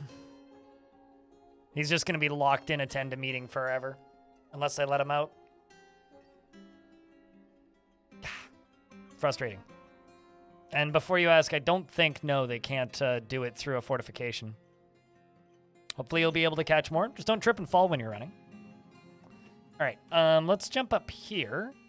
And so just remember to tie your shoelaces, right? You're going to run. But thank you very much for swinging by. All right, let's do that.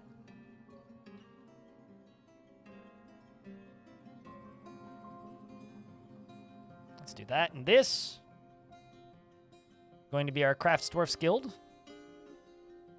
Gonna run with scissors now. Oh no! Just make sure that you develop some postal games on the way if you do that.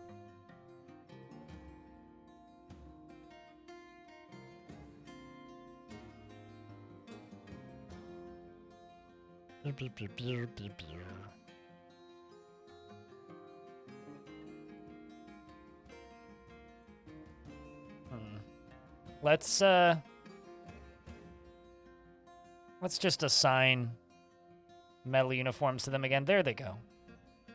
Everybody's got shields now.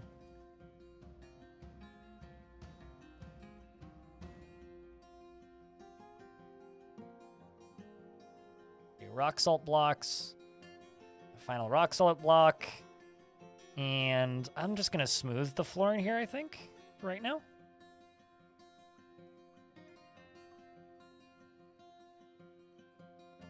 But yeah, in regards to gnomes in Dwarf Fort, if you want to find gnomes, you have to either settle on a good mountain or an evil mountain, because gnomes live in serene, mirthful, and joyous wild mountains, and they live in terrifying, haunted, and various other evil biome mountains. So they're mountain gnomes and dark gnomes, respectively. So if you would like to encounter gnomes in Dwarf Fort, that's how you have to do it. You have to go to one of those two types of maps.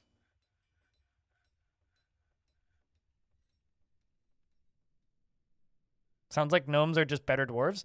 They can't talk, they have very low intelligence, and all they do is drink alcohol. So I don't know about that. And they also don't make clothing and can't wear clothing. So they're basically just troglodytes. In a lot of ways. All right, this is going to be a guild hall.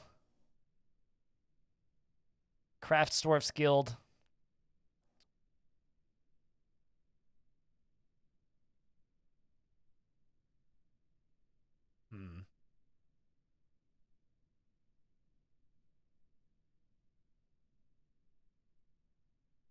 I can find Craftsdwarfs.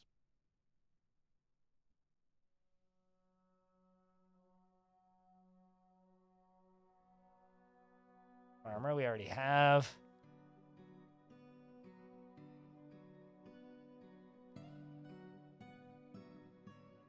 Was a Craftsdwarf's Guild, right? Let's double check. Yes. Why can't I find Craftsdwarfs? I probably just flew past it twice. There it is. Hall of Dykes. You just had a giant mole come in and drink all of your alcohol and walk around, throw up, and die? Yep. Dwarf Fort. Fortunately, gnomes don't die when they do that, though. Okay, so that can be approved, and now I need to make a temple. The temple's going to be down and in here. I'm going to ramp up this. We'll just leave those gems in that wall. Yeah, nothing's going to fall from up there. I'm going to ramp up this. And I'm going to remove these ramps. And the game's saving.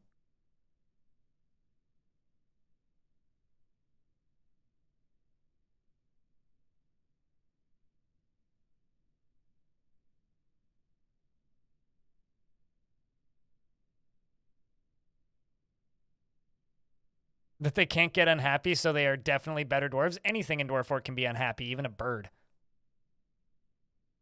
What's the idea of this fort? We're just doing a deep fort, so we're building in the third cavern layer, but I'm not allowed to lock the door to the third cavern layer, so any forgotten beasts that show up, we just have to fight. And currently there's one in the second layer, which is very interested in one of my doors. Which could theoretically jump down to this layer because there is space, but... And also, we managed to settle somewhere with an exposed adamantine pocket, which immediately set a bunch of angels and demons on me. So they're all locked up. No, they're stuck in hallways between doors. We very carefully were able to trap them all. This fort kind of started off pretty hot and has stayed pretty hot.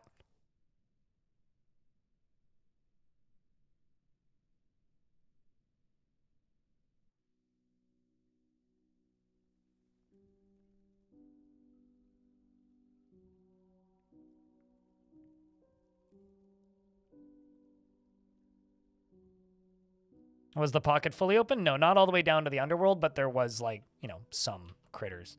It was just, this was the pocket, right? So, like, there was several...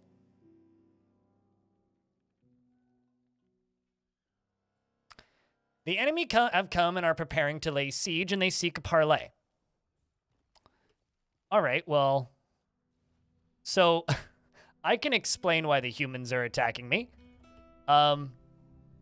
Yes, I can explain why they are attacking me. They are attacking me because they came and traded very early on, which was very kind of them. And I used their caravan as a means of coaxing one of those demons into one of the hallways. So it turned, and I wasn't sure if they were particularly, I didn't think they were particularly happy with us, but it turns out they were really unhappy with us. Let's see how big this army is. You know what I think? I think I'm gonna do, chat? I got an idea. So you know how I have that Forgotten Beast on that layer? I'm just making suggestions here. So there's a Forgotten Beast, right? What if we seal off the basement and let it out?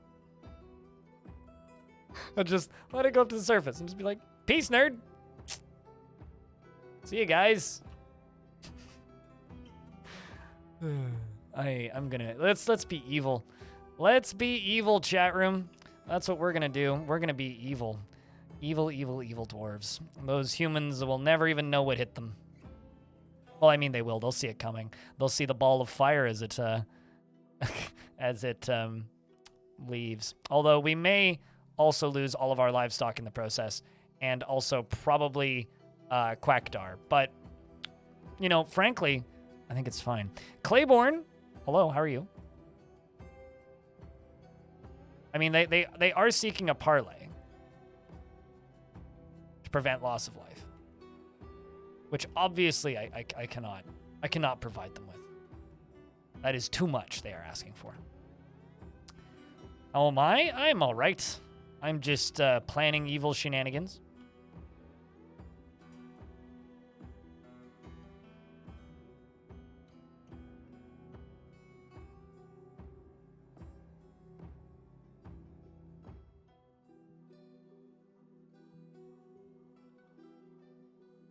And maybe I found a use for that artifact door for a little bit.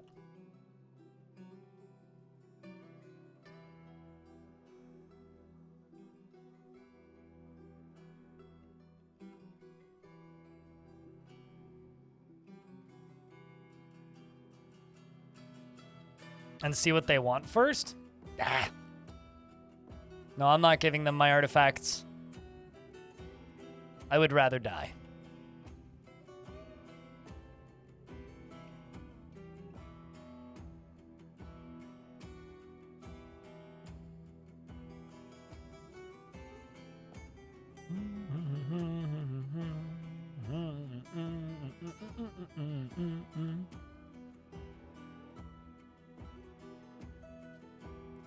I would rather die, but it's even better if you die. Yes.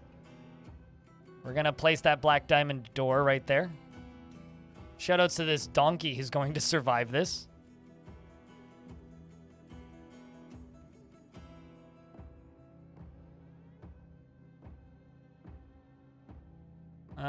I'm gonna go here and we're gonna remove this. We're gonna remove everything but this door. Kind of this wall. And I need to assign more dwarves to this because not all of the dwarves are actually assigned to it.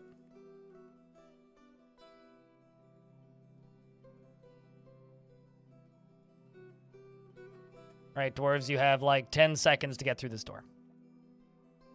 What'd you miss? Well, you're about to see the excitements.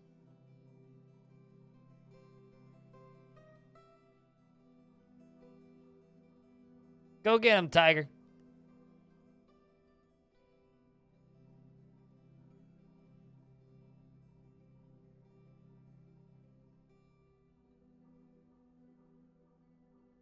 Oh, come on. Please don't burn. Okay, sweet. It's not burning. Well, F's for Quackdar. I'm going to deny this.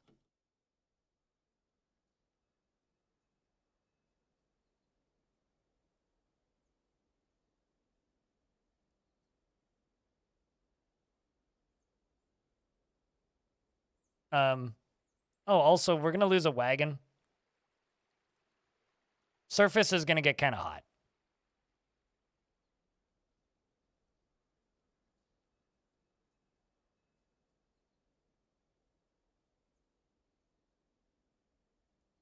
I don't think they're going to kill it either.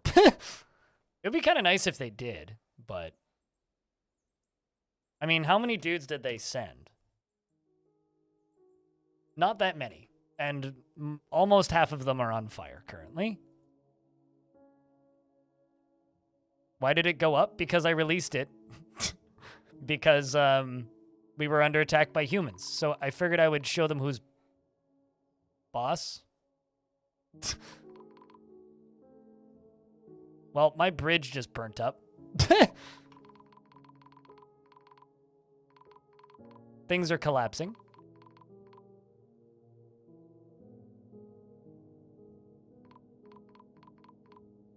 It is seriously injured. Oh man. It was fighting with a human, and the human got some hits in.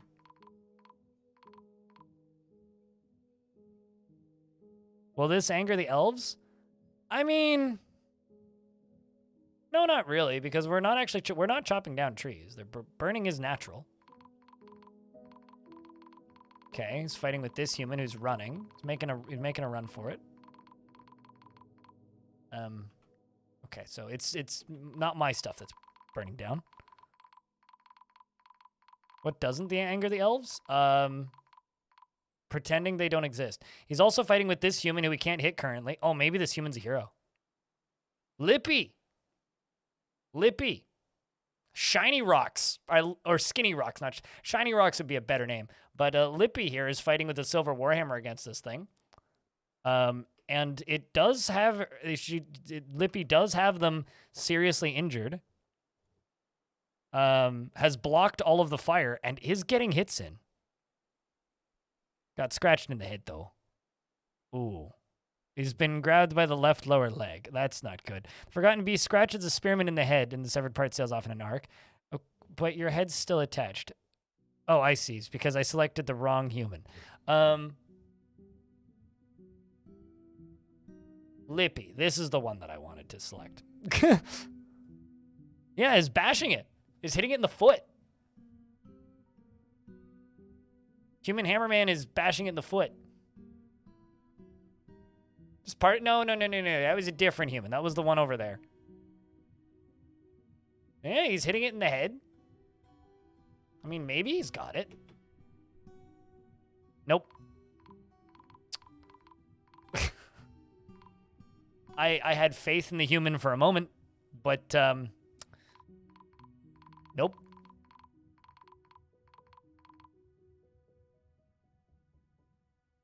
Well.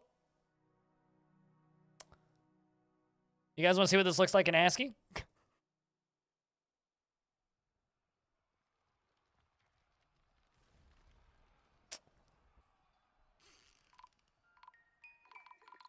Shooting fireballs.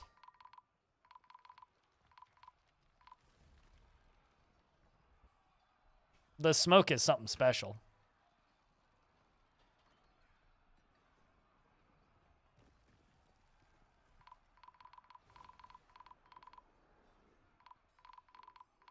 You can tell where the burning is? I see burning.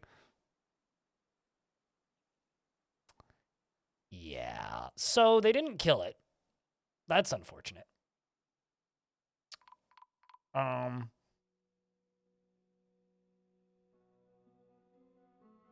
God, this guy's tough.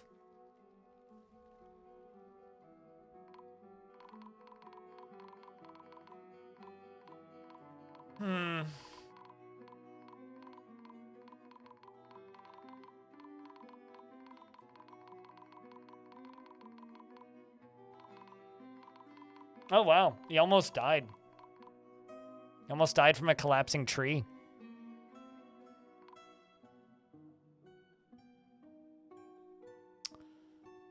What's going on? I mean, I just, you know, let a forgotten beast out. It's fine. Oh. I was like, why is one of my dwarves up here? Nope, it's not one of my dwarves. It's definitely a human that just got turned into paste.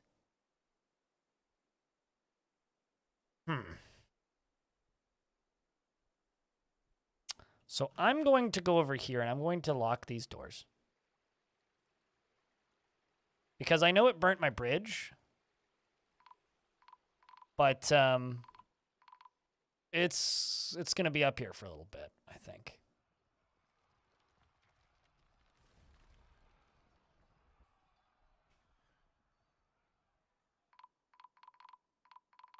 That's not true. It can swim, and it can swim to the other side.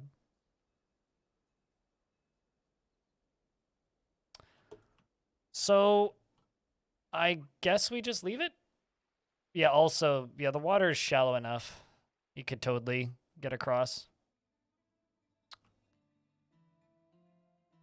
Nice surprise for visitors? Oh, certainly. Yeah.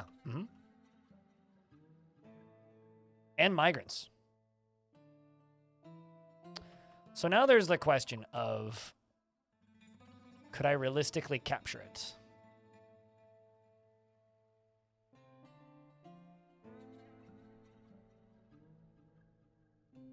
We'll have to think on that. But now, at the very least, we have a very good guard dog. Yeah, there's still a couple frozen water tiles. I know why that happened. It's because I built on them. They're not actually there. It's a visual issue. Well, last few things are burning. Should be okay soon, though. I would hope. C1 Iborn. Who am I giving a dwarf to? If I can ask.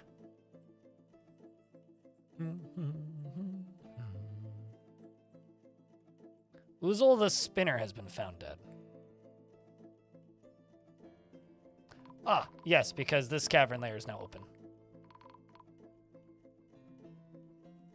Hopefully we can get this dwarf put in a coffin somewhere. Good guard until the river freezes? I mean, nothing really changes when the river freezes. Like, I kind of already explained this. It could swim across that river. It doesn't really care.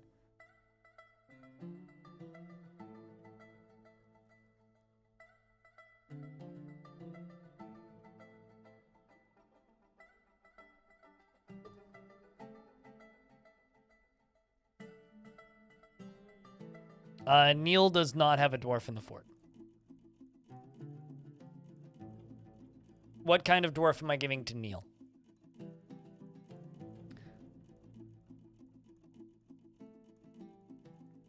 If you asked me for my input, I would give him a mechanic. Arkneen, we'll get to you right after I finish with this.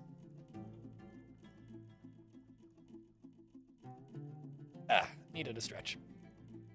Mechanic is a sound choice. Alrighty.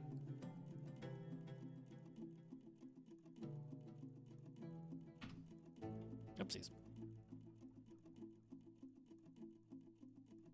Neil only rarely feels strong cravings or urges and lives at a slow-going and leisurely pace. He thinks he is fairly important in the grand scheme of things, and he takes offered help and gifts without feeling particularly grateful. He often feels envious of others and is quick to anger. He is trusting and rarely feels discouraged. He likes a little excitement now and then and is assertive, and is rarely happy or enthusiastic. He exhales slowly and deliberately when he starts getting bored. He needs alcohol to get through the working day and likes working outdoors, but only grumbles mildly at crappy weather. Dreams of raising a family and personally believes deeply that chaos and disorder are the truest expressions of life and would disrupt harmony whenever it is found. Finds romance distasteful and sees merrymaking as a waste. You must be fun at parties. And dreams of raising a family. Well, good luck with that. Likes lemonite, lay pewter, almondine, short fin mako shark leather, the only type of like big sea creature I've seen in this game. Snail shell and pigtail fabric, and the color indigo, amulets and goblets, in the words of the berries of serenity and the sight of the festive suitor, and when possible prefers to consume giant thrips and banded knife fish and fonio beer, and absolutely hates cave spiders. He is thin and weak, and his very long beard is neatly combed. His sideburns are clean shaven, his long mustache is arranged in double braids, and his very long hair is arranged in double braids. He has large irises, and his nose is extremely narrow, and he has a round chin, and his somewhat tall ears are somewhat narrow, and his raw umber skin is slightly wrinkled, and his hair is burnt sienna with a touch of gray.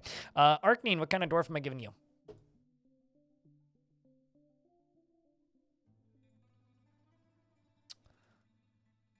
That's what they get for asking me for my artifacts in a parlay. It'll turn to charcoal.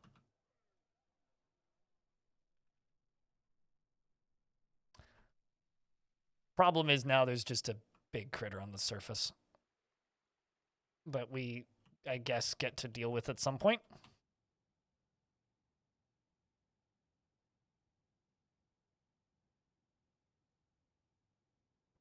Fortunately, it is seriously injured, so.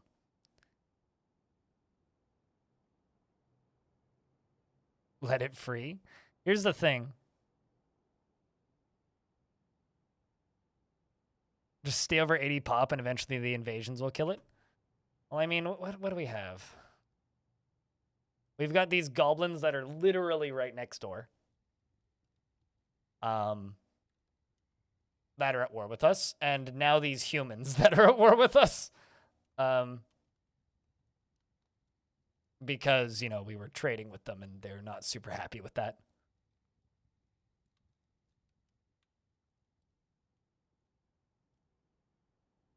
Do you think that I have a tower nearby? I don't think I have a tower nearby.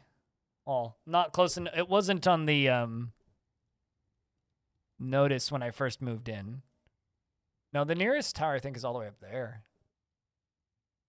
Which isn't that close. Oh, there's also one down here. But yeah, no, they weren't in scouting distance when I first encountered them. Oh, also, I didn't realize this. But apparently my faction has a couple of forts down here. Huh. I wonder how long those have been there. Interesting. Seems like the goblins up here are attacking. Down here, so, oh wow, they're attacking the elves. That's a huge forest retreat that those goblins are attacking. Wait, also, hold on. Isn't that us?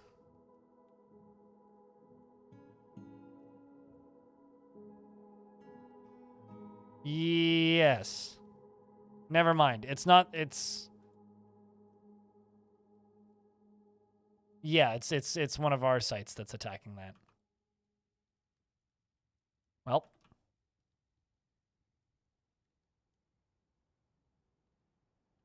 Yeah, Arkneen, what kind of dwarf would you like?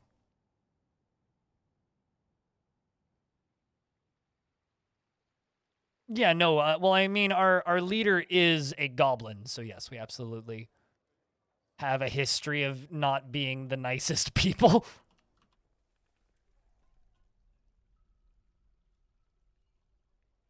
That is certainly in character, to a degree.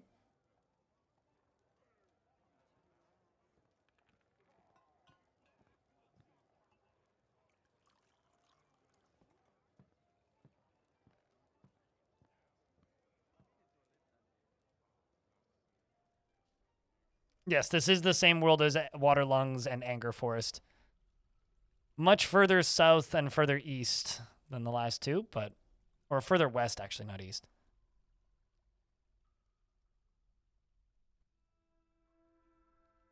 I generally do, like, from, like, 6 to 10 different forts in a single world before moving on to a new one. I'll usually spend, like, half a year in a world. Slowly getting to know it. And also, our everybody's favorite vampire Boozehammer from Waterlungs showed up at this fort.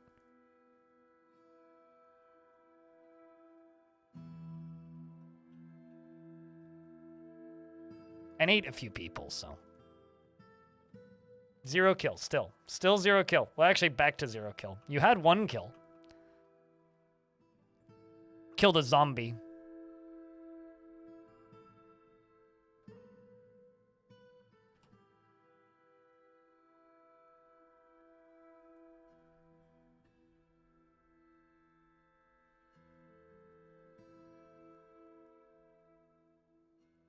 Still very funny, though, Boozehammer. Still very, very, very funny. The 0 kill thing. But yeah, hopefully the invasions will deal with the surface guy. Although, what I'm going to be doing in a moment here is prepping to see if we can recatch it. Because if we can just have a setup here where we cage the critter, release the critter, it does our dirty work and then we cage it again, that would actually be kind of awesome. So I'm going to see if I can do that.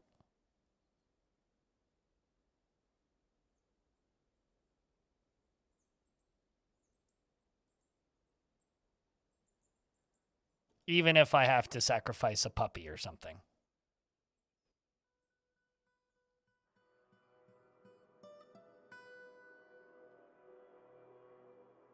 Trying to make just a young vampire moving to a new city, trying to make his way in the world. Definitely, totally harmless.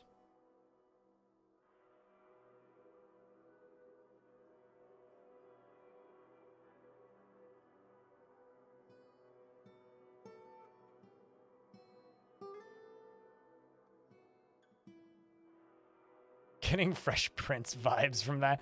Except he wasn't a vampire in Fresh Prince, but... Right, I will put a donkey in here. Toasted, the hunter's been found dead? That's a little dark.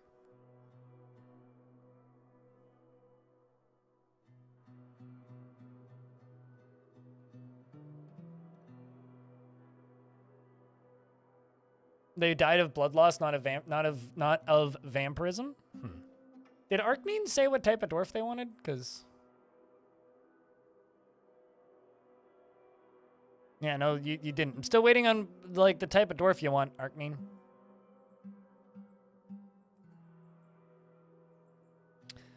Oh, game's paused. I'm like, why is the donkey not here yet? It's because the game's paused.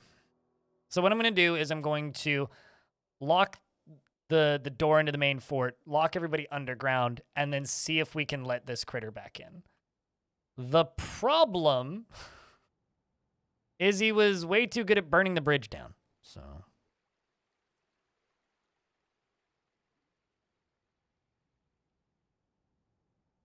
he was very effective at burning the bridge down.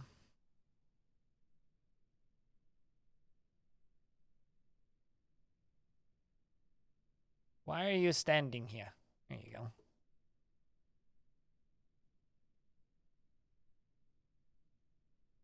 So I'm going to go check my blood sugar once again. I will be right back.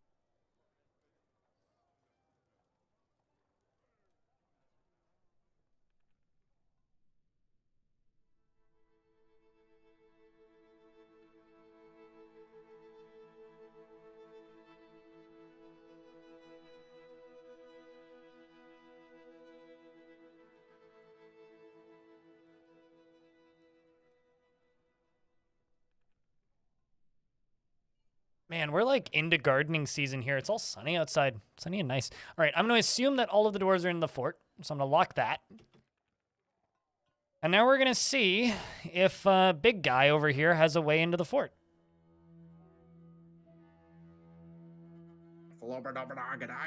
Yep. Let's see.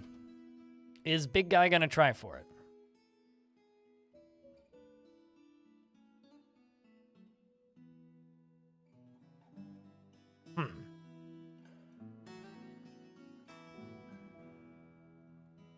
Doesn't appear to be.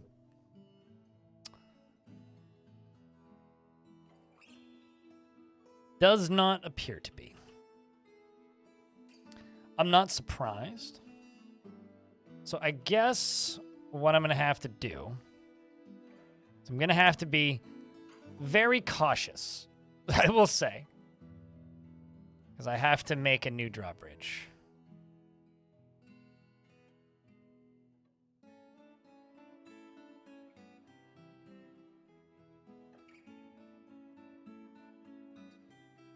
Looks like he loves that spot. I think he does, yeah.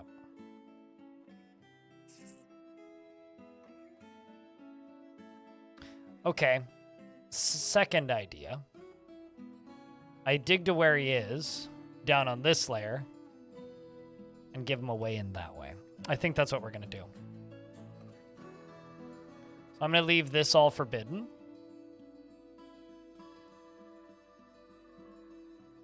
It's so hot out. Where are you, like, what's the temperature at where you are at? Okay, let's do this.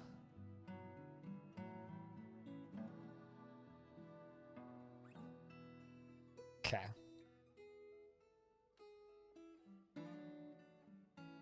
Gonna move up to here.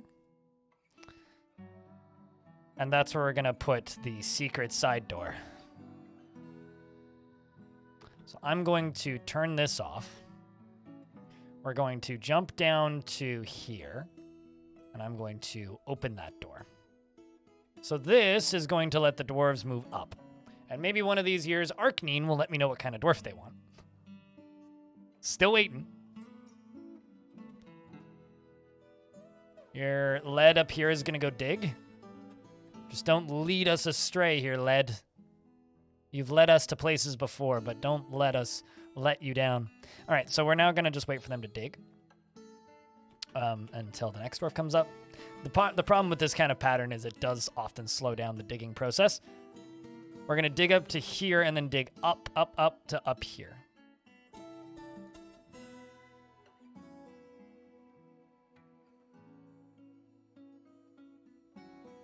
You actually got another cold spell in the Southwest Virginia. It's like -1 a couple days ago. Oh, really? That's kind of nice. It's a nice temperature. I really like it when it's around freezing and not snowing or raining, but just like dry. I actually really like that weather. Some of my favorite weather to go walking in. And there's some people around here who just kind of hate that kind of weather, but if it's not like pelting rain. Uh-oh. I want to watch them dig. I was pouring coffee. It's hard to do that. All right, there we go. Some of my favorite walking weather.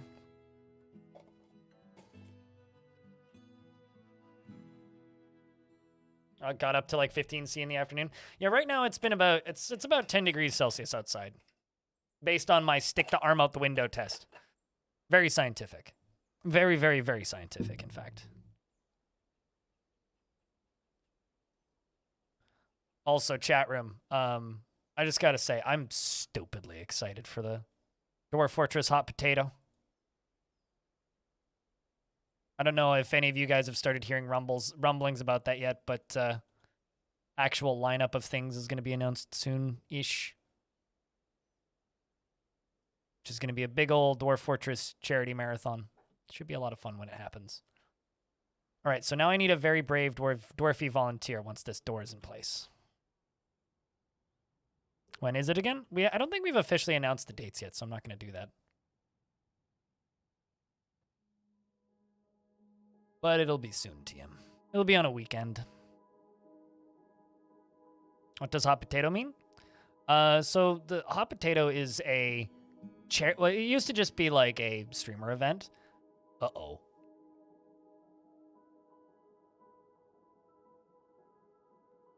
Uh-oh. Uh-oh, uh-oh, uh-oh. Some migrants have died.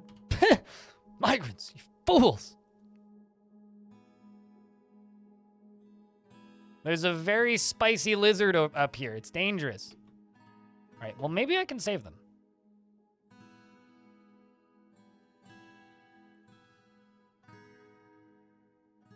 But anyway, it's a charity marathon that we do once a year for RimWorld. And it works by...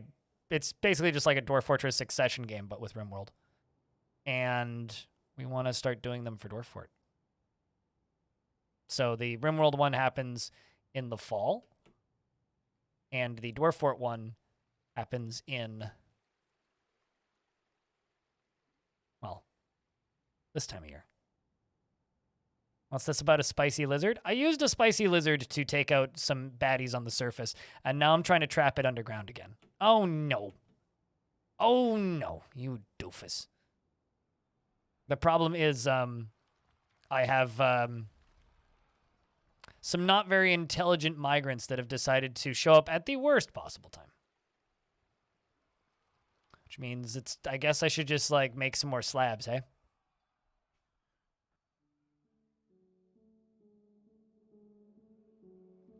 Lightast, Maffle. One of them dropped an Iron Morningstar.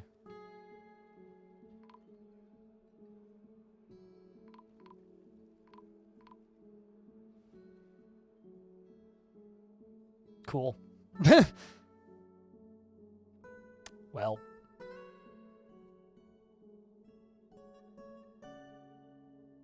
Maybe that's it. My population still went up. But I have an area to trap it, so hopefully I can have this guy as my pet. I'm doing air quotes. Because then we can just use him as fortress defense for a little bit.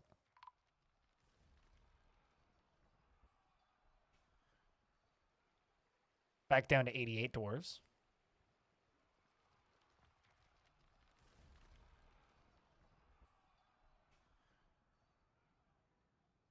Let's see if I can add these new dwarves to the burrow.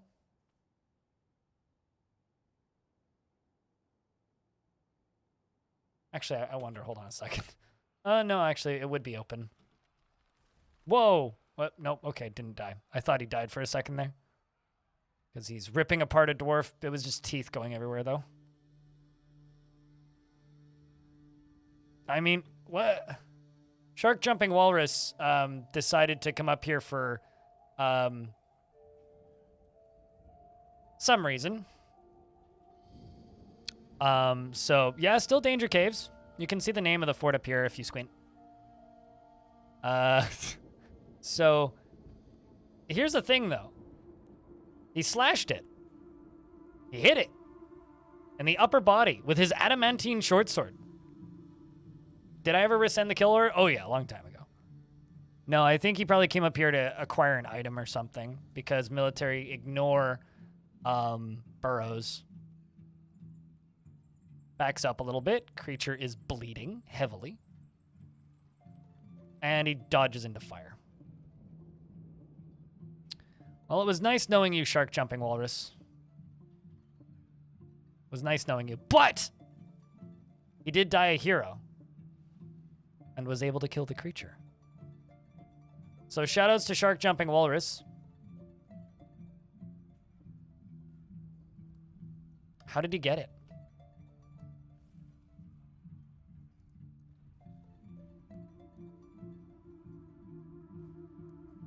The last thing he said is, "I've been wounded." That's very annoying. While being completely engulfed in fire, by the way. Look at how many shots he dodged. Bring out your dead! I have improved my fighting. I'm very satisfied. Well, he died satisfied. Slashes the Forgotten Beast in the lower body with the adamantine short sword tearing the muscle. And then just dodged a whole bunch before finally shouting.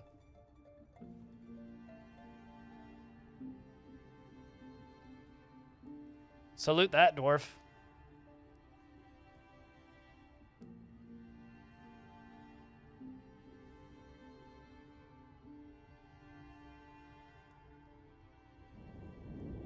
You had to step away after claiming a dwarf? No, I mean, I didn't. I'm still waiting on whoever you would like for a dwarf.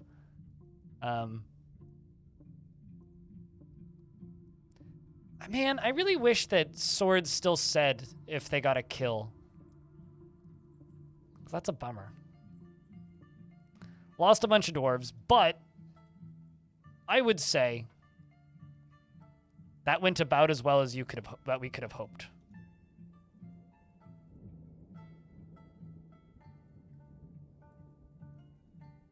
All swords have 0 kill. Swords don't kill people. Dwarves kill people with swords. Obviously. Well, let's turn this off. I can remove this, I can remove this, I can remove this, I can remove this, and I can remove this. And I can jump up to here and we can build a new drawbridge. Out of stone this time.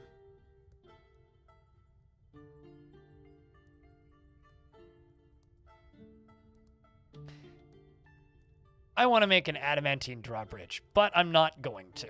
Because that's a lot of adamantine.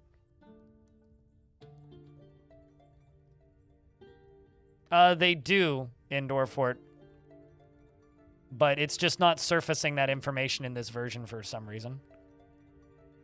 In regards to swords having history.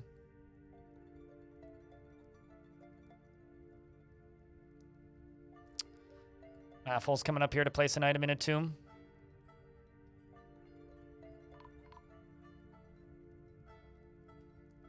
Fires are still burning on the surface.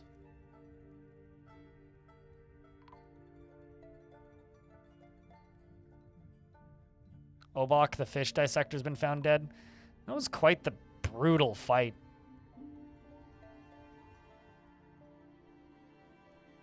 So I'm just waiting. What kind of dwarf would you like? And if you would like to see the job screen, just let me know. But just I think you know how this process works. No. Just the default 4x4 or embark size. Could you see the job screen? Sure.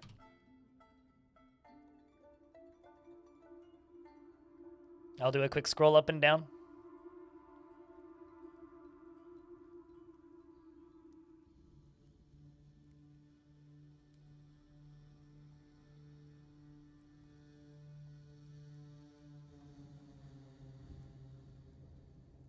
Is my record keeper taken?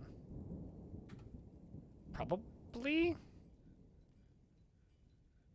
Yeah, it's everybody's named currently.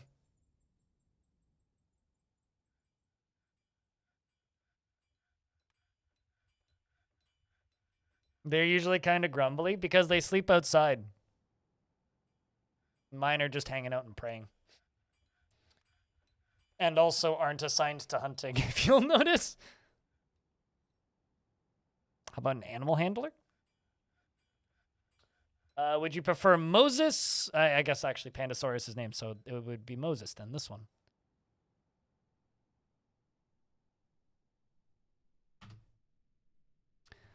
He is a pessimist, and he cracks easily under pressure. He is inattentive to detail in his own work and doesn't mind wearing something special now and again. He does not often feel lustful and could be considered rude, often acts with compassion, sometimes acts with little determination and confidence, and tends to not be swayed by emotional appeals. He tends to avoid crowds and tends to avoid physical confrontations and works to square this natural tendency with his respect and martial prowess. He finds obligations confining, though he is conflicted by this for more than one reason, and he tends to be a little tight with resources when working on projects. He needs alcohol to get through the working day and does not mind being outdoors at least for a time, and is getting used to tragedy.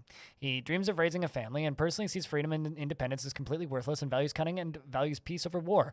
He likes Realgar, Billin, aquamarine, giant cassowary leather, and moon snail shell, jute fabric, and short swords and backpacks, and giant ticks for their ability to expand. Oh boy. And the sound of the luxurious queen, and when possible, prefers to consume goat cheese, hake, and fonio beer, and cranberries, and absolutely hates hamsters. You hate hamsters, but you like giant ticks. His long beard is arranged in double braids. His sideburns are clean shaven, and his mustache is arranged in double braids. His hair is clean shaven. Something is collapsing. And his copper eyes are slightly rounded. His hair is chestnut, and his skin is brown.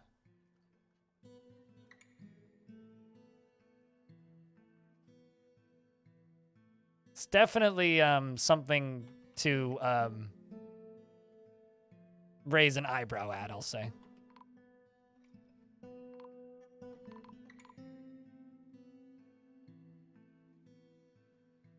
It's quite the burned corpse. All right, well, I need some more coffins, I think.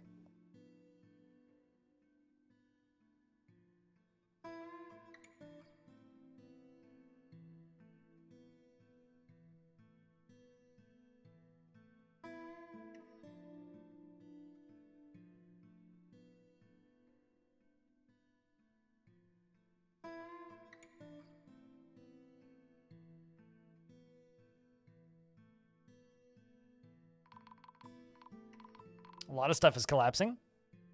You blame your parents? What? They were they like hobbyist giant tick tamers or something? Okay, how did the fire get to this side? He must have fired a fireball really far if the fire managed to get onto this side. Yeah, he literally must have fired a fireball all the way across. Well, rip this drawbridge, I suppose. Maybe? Maybe not.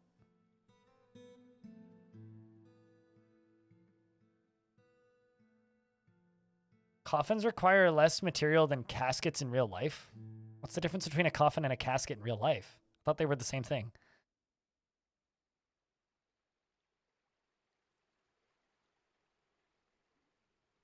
Forgotten Beast did definitely start the fire.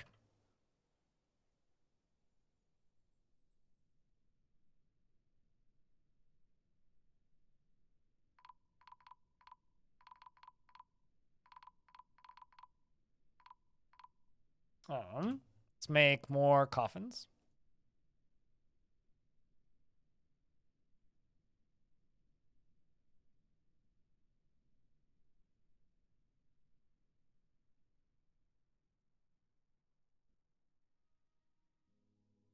Quite the fireball to get the other side. I mean, he was firing them quite the distance, but like still.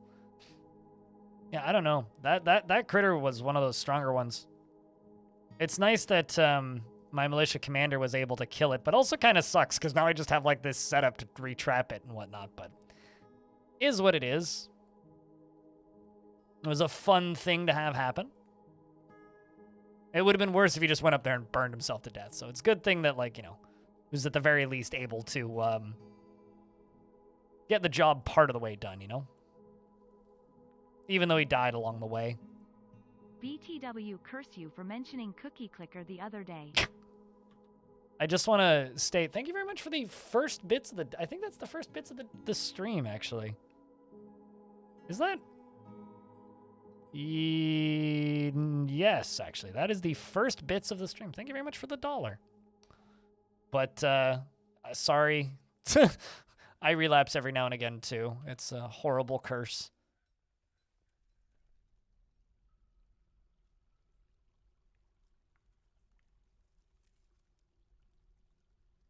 This game always ends up being a mess, you swear? That's kind of part of the appeal, though.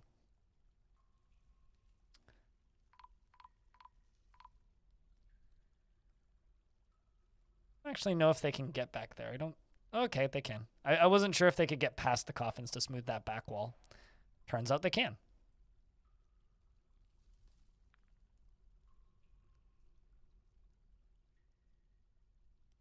Oh my god, just bits and pieces.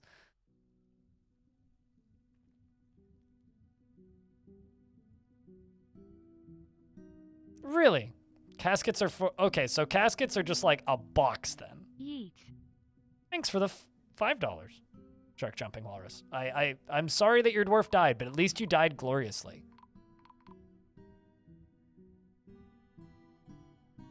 Because that was pretty glorious.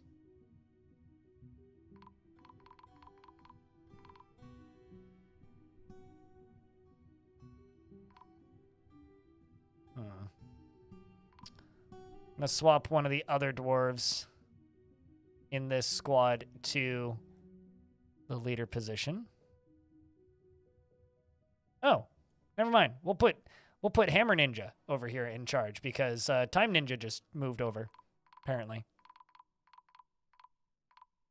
Died a hero, probably a drunk hero. That's one of the better ways to go, I think.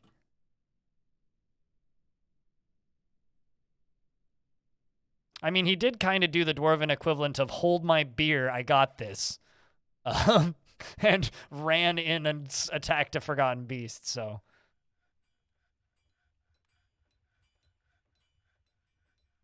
It's quite literally how that dwarf went.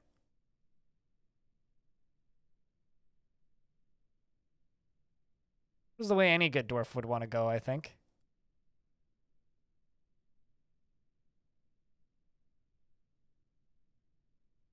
All right, well, I think that's pretty much everything. Also, chat, check your primes and your resubs. If you happen to have a prime or a resub, we got 2 events in the last, well, 2 notifications of money in the last 5 minutes. Hype train is possible, theoretically.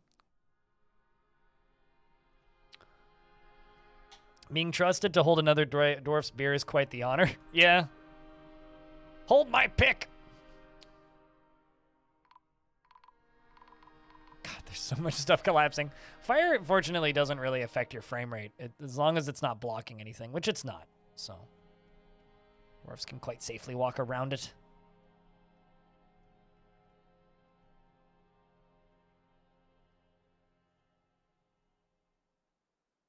All right, so we're going to need to lock these doors pretty soon here, dwarves. Hopefully we can get this stuff dealt with. I also really need to get rid of this corpse pile, so we're going to remove it.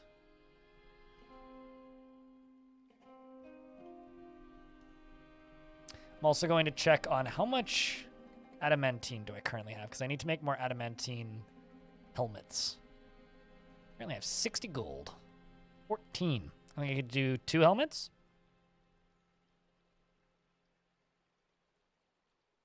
What happened to the surface? I set a Forgotten Beast on some humans. And then the Forgotten Beast ate an entire migrant wave. Which wasn't, you know, what I would describe as particularly optimal.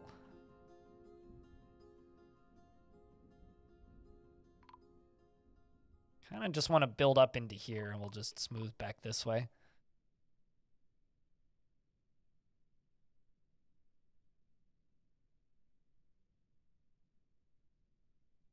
I need to go get more adamantine. Don't mind this guy. He's just cranky.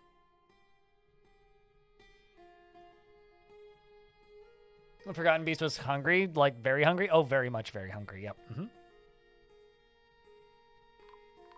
That is one kind of optimization I like to think I'm at least decent at. Is optimizing things for chat's entertainment.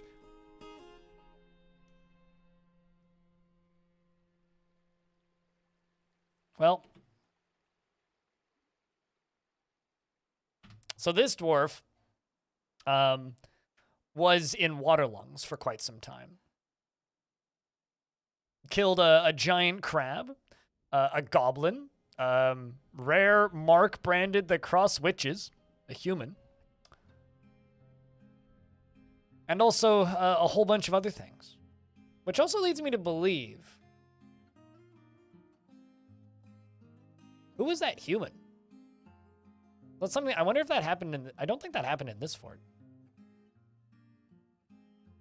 Interesting.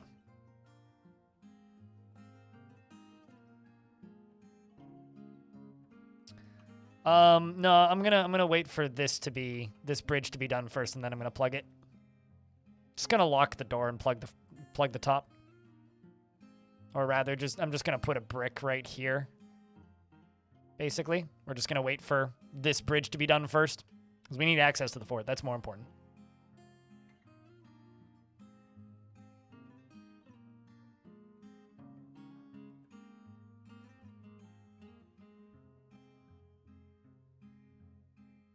How do you build supports for the bridge through a river? Wait for it to freeze, pour lava on it, pump it out. 3 different options. This one freezes, so I simply waited for it to freeze.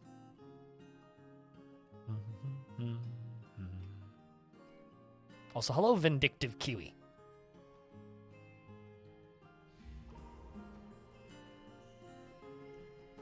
A Gelder withdraws from society. He's looking for a good pair of nuts.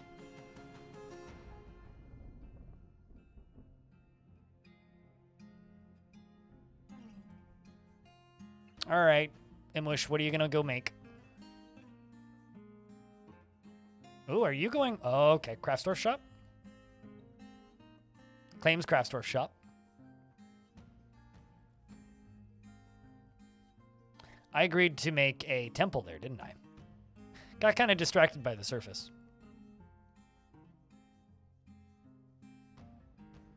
Locked out? No. No, we have a side door. But no, we are not currently locked out of the fort.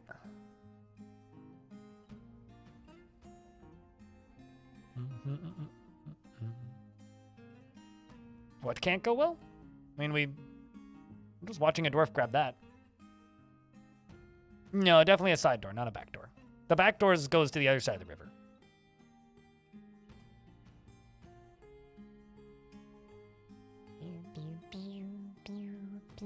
Also, how's things, Core? When are you gonna stream some more Dwarf Fort? Get back on this Dwarf Fort train, you know? Minecart route, shall we say. It's gotten kind of lonely over here in the Dwarf Fort directory as of late.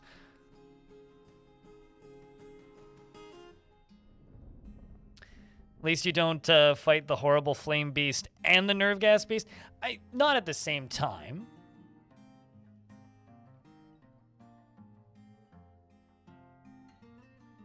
In the very hot potato days, you shall.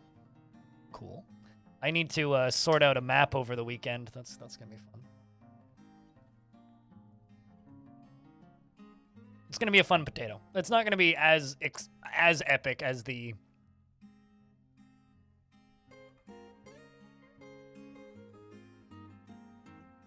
Oh, interesting. I'm just gonna. This is a. Kid Fox Games posted has a job listing right now. I'm just gonna show this.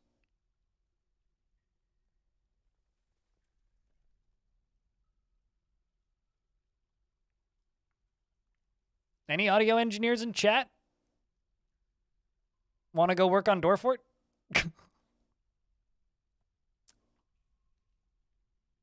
Plop a link to that. Right there.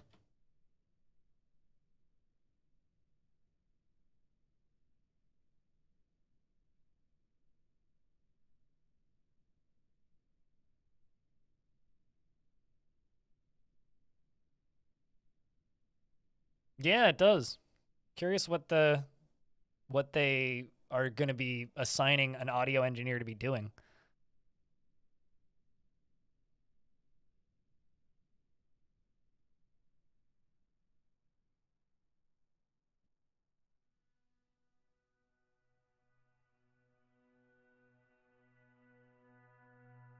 It's straight up, it says full-time on the thing, so.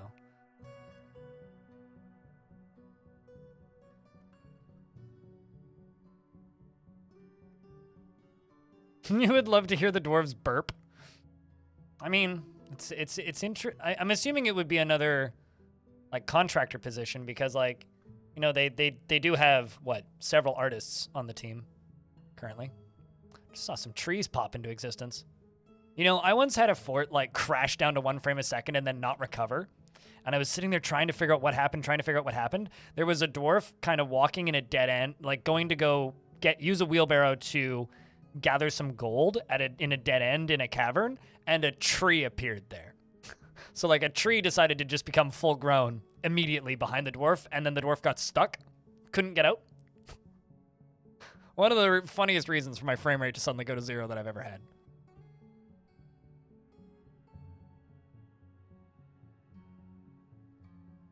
Poor dwarf. I mean, it says what the salary is on here. I don't know what your current salary is, but it says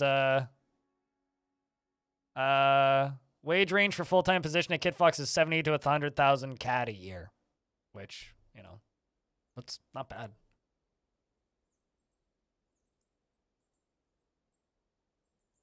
It's not on the high end, but it's pretty standard for audio engineering for the industry. Got to head off, y'all. We're 0 kill, yes, 0 kill. And you're still locked in the walls. How does the frame rate drop from 0 to that? It wouldn't now because they've changed how pathing works slightly, so those kind of frame rate drops don't happen anymore.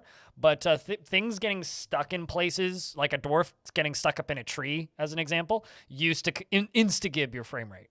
It doesn't happen anymore, though. It's since been fixed.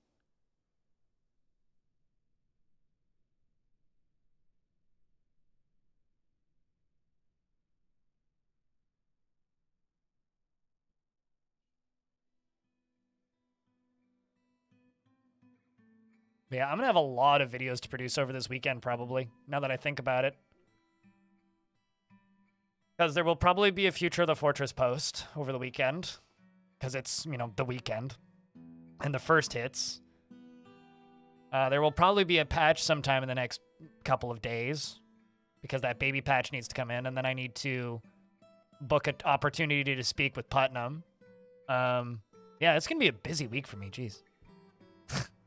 Another vile force of darkness has arrived. Well, that's not cool.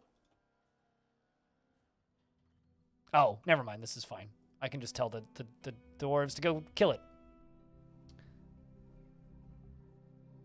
But it's just a couple goblins. Although I will lock the dwarves inside. Actually, no, I won't do that because that might kill that strange mood.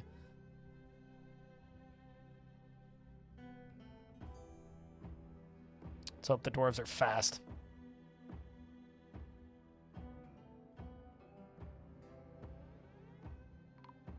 If you kill my cat, I swear to God, he's chasing the cat. You goddamn monsters. Okay, so far no cat dead.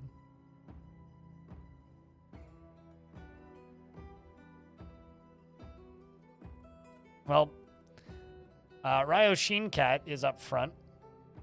By the way, is wearing Philly Screaming Mouth gloves, by the way.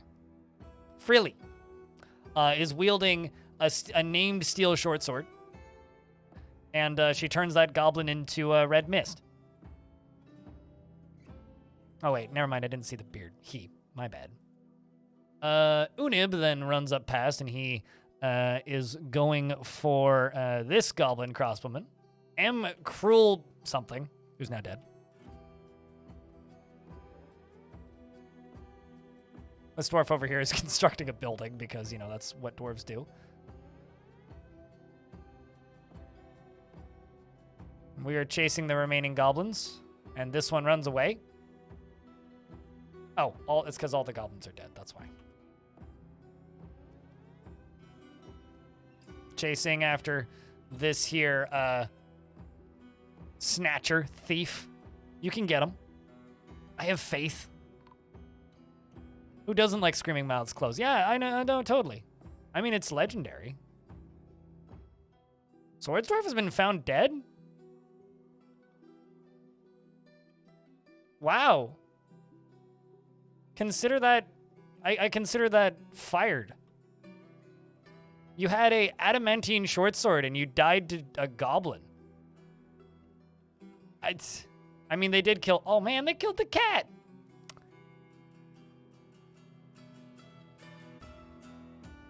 That is something, man. Yeah, no, that dwarf is like, lose their combat rights. What a dwarf. Puckered full of bolts. What a way to go. Probably was a fresh recruit anyhow. Yes.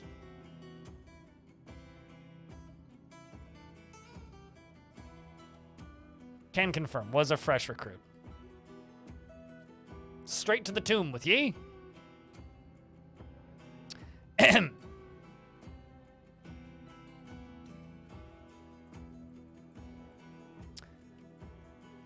Second from dinner, jackets. Music is extremely melodious because angels rock.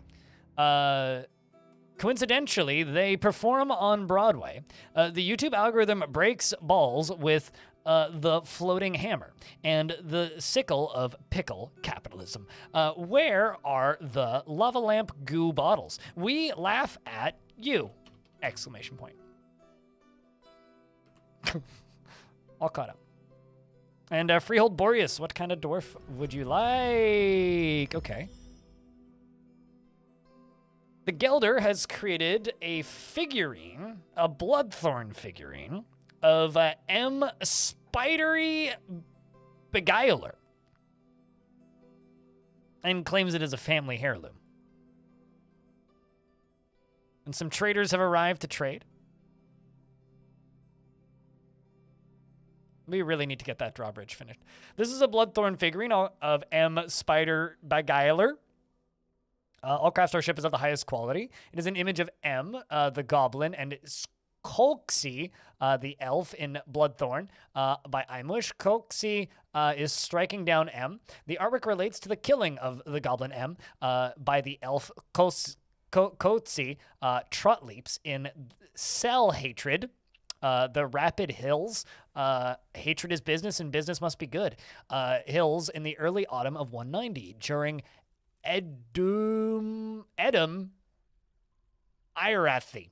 The dangerous attack. It is decorated with bloodthorn and alpaca wool and is encircled with bands of bloodthorn. This object menaces with spikes of pipe opal. On the item is an image of Atur, Hamed Wives, the reputed fame, the dwarf in Bloodthorn. Also, I'm going to get the dwarves to peek behind that.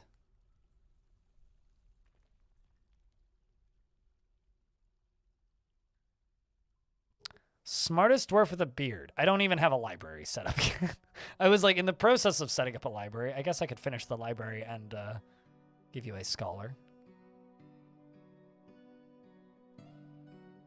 Uh-oh.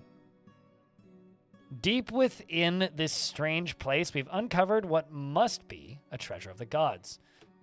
I'm just going to pause because there's lava right there. Right here is a tall, flowing metal shield. Oh, craftsmanship is of the highest quality. That's worth 32,000. Runaway dwarves. Okay, well, they made it out. That's good.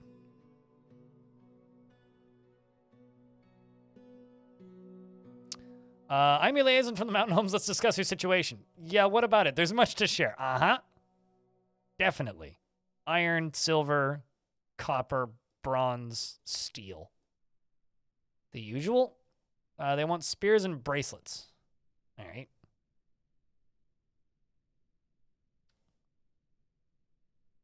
I have a 60,000 Dwarf Bucks artifact. Is God Metal Magma safe? Yes. It's got the same, almost the same stats as Adamantine. All right, so I will go make that library real quick. But before I do that, I'm going to get trading started.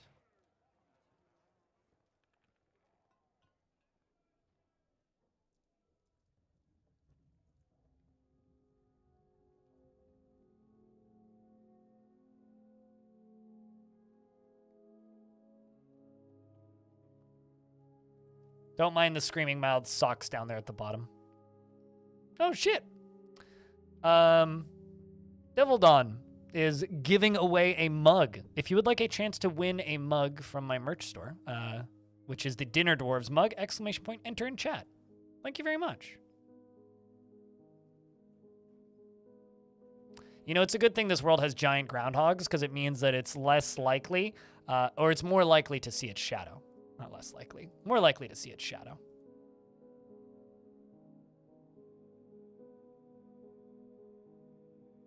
Because it's big, you know?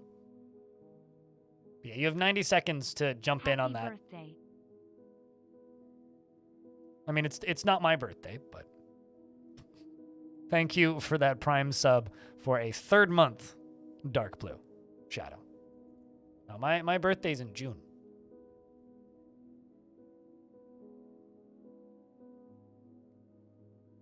Giant Groundhog Day? I wonder if Giant Groundhog Day is the opposite, where if it doesn't see its shadow, winter is shorter.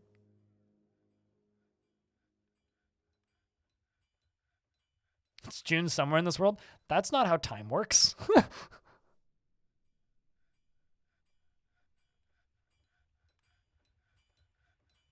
Just would like to protest this for a second. Governate. If you click that link and link your Twitch account, you can redeem your mug.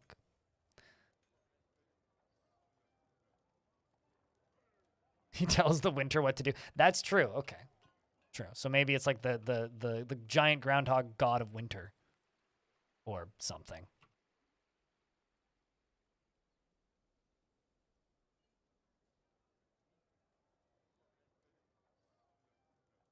It's time travel.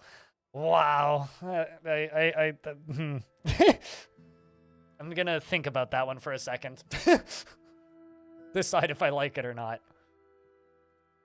Ooh, you suck. A singular beer. Chat booze.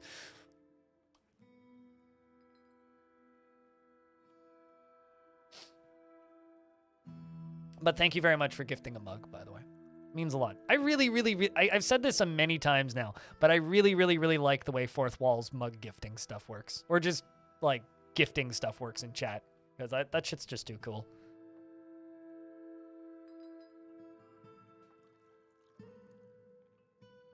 It's also kind of interesting. They're apparently trying to compete with Patreon.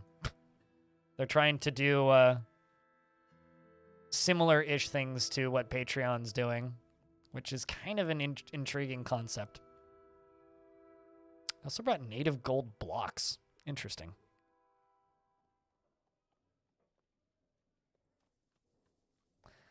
I will take this cat so that we can have a new cat in the fort, and I will also take that dog so that we can have a dog in the fort. Oh, wait, never mind. I'm not going to because they're too expensive. And also, I can't even afford all of what I'm trying to buy. So I will instead bring some gems. Actually, I have a singular bone ring. I know I made crowns, but I sold them all. Let's bring some... Let's just go with gems. Large gems, why not? And, cut gems. Can bring some opals over.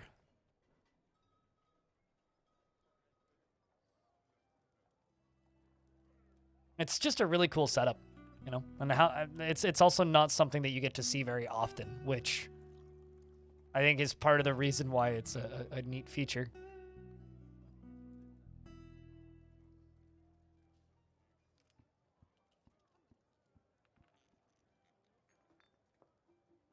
Also, little bit of information about that KitFox job posting. Apparently, KitFox is being real quiet about it and only posting it in Dwarf Fortress related channels, which I think is real interesting. Meaning they want to hire somebody from the community, which is also super cool.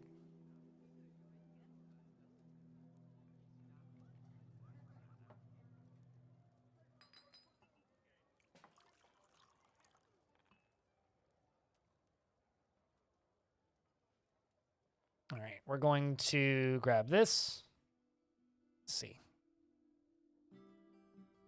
There, okay. Still not quite enough value, but we'll simply remove some of these rose golds.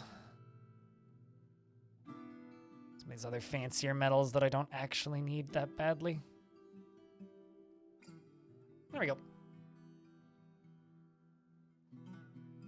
Hell yeah, Govinate. Enjoy the mug, dude.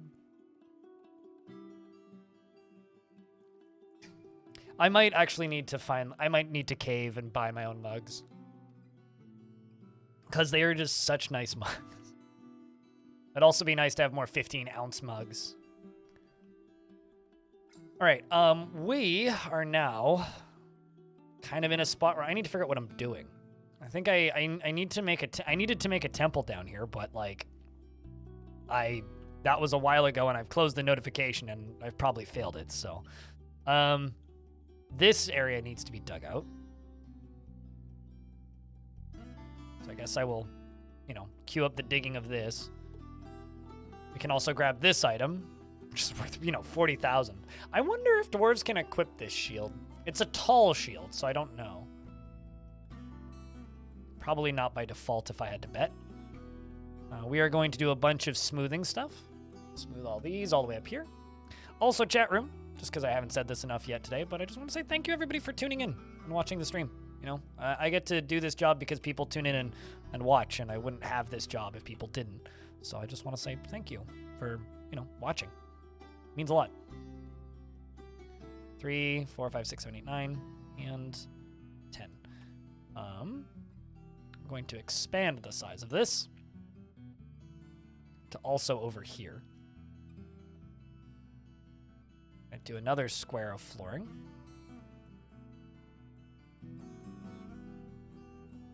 Except I need to not do that tool. I need to do this one. Hey, Clino.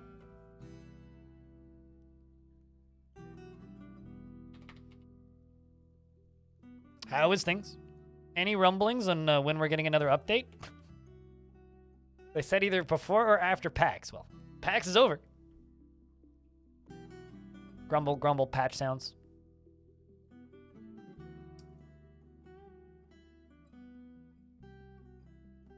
But I hope things have been well.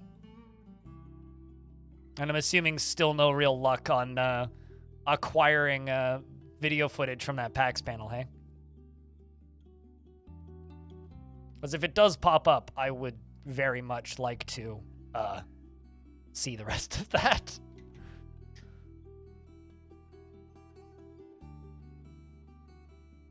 Well, here's the thing, right, Penguin?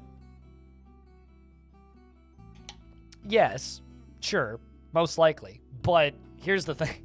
I straight up just wouldn't have this job if people didn't watch, right? Doesn't matter how good your content is. If nobody's watching it, then it might as well not exist. It might as well not exist. All right. We need to get one last dwarf into that squad.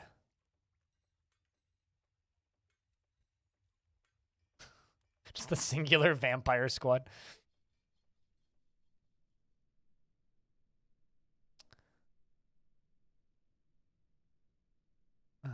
You're a novice hammer dwarf right there. Zon the Potter.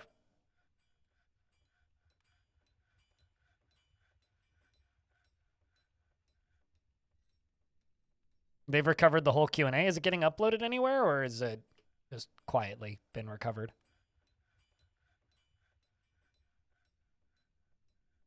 What job posting?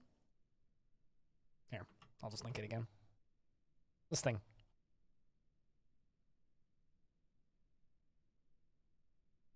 All right. Let's do this.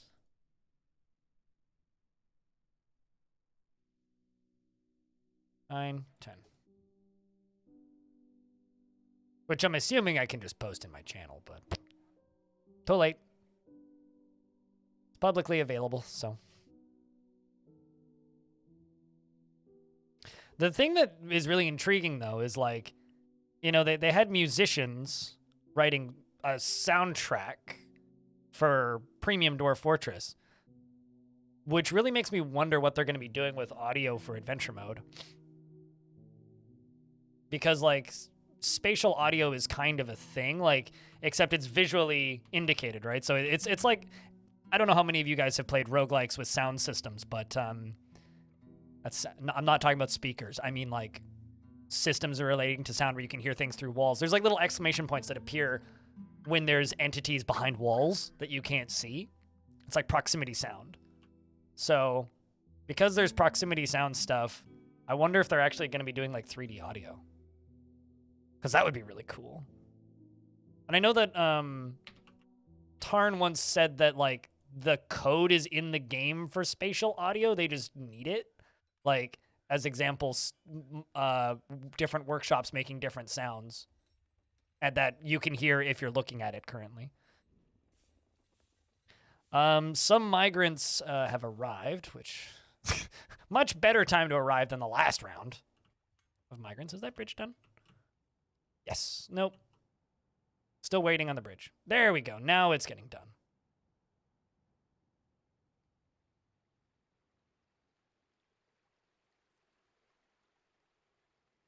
To 90 dwarves. Right. Yes, I do need to name your dwarf. Thanks for reminding me. Here's the thing, right? You made this mistake of, like, asking for a type of dwarf that I need to actually, like, do things to give you the dwarf, and then I forgot to do the thing. So, let's finish this.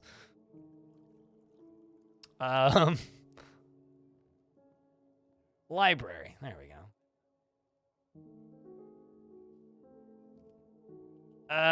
All right. Let's... Well, okay, those are all doctors. Here, we'll give you Moses, the scholar, who's also a surgeon.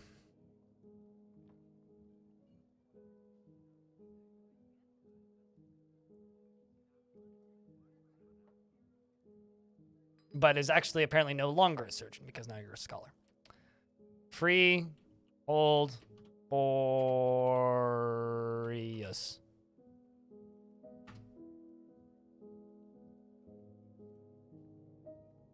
Who's currently sleeping. He is impervious to the effects of stress and does not go out of his way to help others. He is slow. He is slow to trust others, and he isn't particularly curious about the world. He has a calm demeanor, and he lives a fast-paced life. He has a tendency to consider ideas and abstractions over practical applications, and he tends to think before acting, and he is slow to anger. He is somewhat fearful in the face of imminent danger, and he is quite comfortable with others that have a different appearance or culture. He could be considered rude, and he occasionally overindulges. He cackles when he's nervous, and he winks during conversations. And needs alcohol to get through the working day. Dreams of raising a family. He personally believes that the idea of war is utterly repellent and would have peace at all costs, values hard work and power, and does not respect a society that settles into harmony without debate and strife. He likes lead, calcite, lead, cinnamon, glossier, lion, tamarin, bone, quivers, and nightmares for their unfathomably horrifying features. And bayberry trees for their waxy berries, and the words of the page of aquamarine, and when possible prefers to consume dwarven wine, and absolutely hates flies. His very long beard is braided, his sideburns are clean shaven, his very long mustache is arranged in double braids, his very long hair is arranged in double braids, and he's a round chin, and his nose is narrow. His amethyst eyes are slightly rounded, and his somewhat broad ears have small hanging lobes. And his skin is pale chestnut, and he is slightly wrinkled. Thank you very much for that Prime sub. Cheers.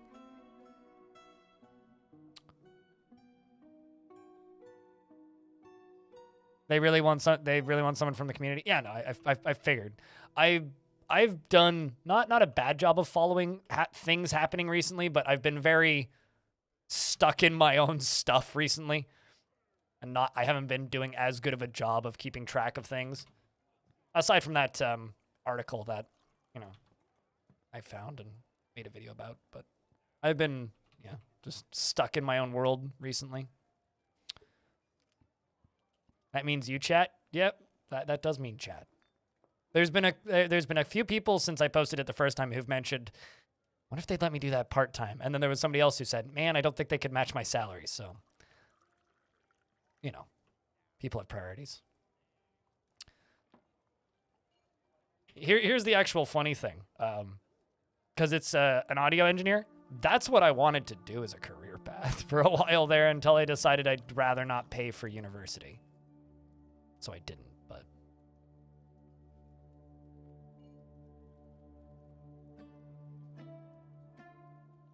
E3 2023 is canceled? Boy. Wow. That's hysterical. Fantastic. That's awesome. I mean, Ubisoft dropped out yesterday. Or like the day before or something. Like within the last 2 days, Ubisoft was like, actually, we're not going to E3. Where will you get your game ads? Oh, I'm sure Jeff Keighley will serve all of the game ads to you. Do not worry about that. Huh. 100% not surprised. I was expecting it to happen this year, and it would be the last one. That's funny, because like I know people that have tickets to that. Like, I know a handful of people that have tickets. Good luck getting refunds on those hotels. Jeez.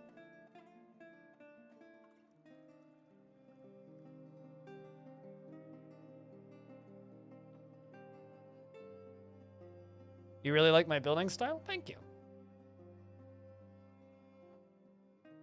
Had tickets, yeah. Well, I know people that were planning to go. Man.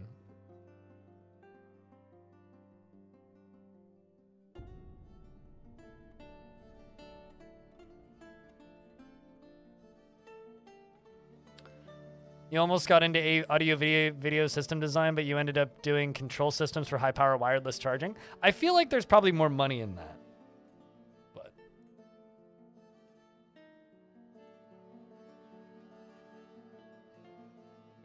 But yeah, no, wow. How many books do we have in here? 6. It's not a very full library just yet, but we're working on it. No tables currently.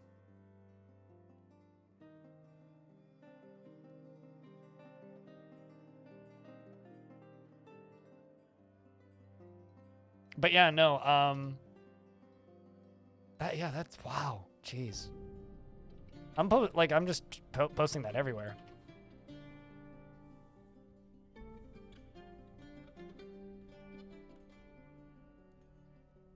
It's crazy.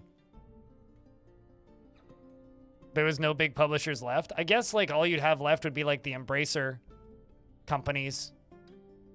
Beyond that point.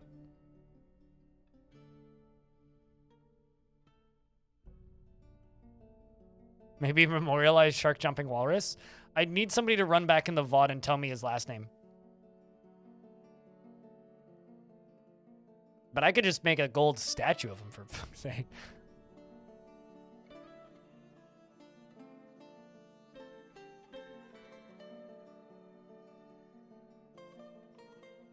No, I mean, I see things through Twitter and then I see things when they surface on Reddit. I don't follow the KitFox Discord because it's so busy. So I generally am not paying attention to the KitFox Discord side of things. So I will see things on Reddit if it surfaces. And then I know about things if KitFox tells me. But since release, I haven't followed as closely as I did before release.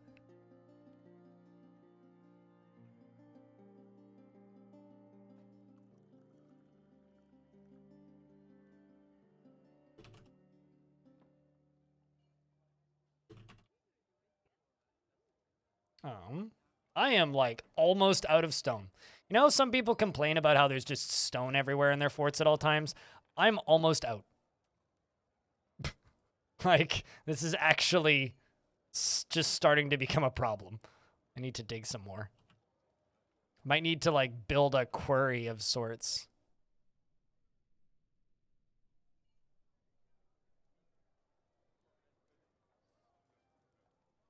Like, I could just go over here and, you know, let's start clearing the caverns. How about we do that?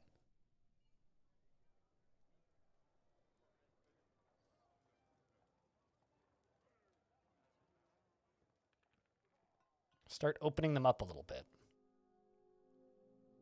A great time for a Forgotten Beast to attack.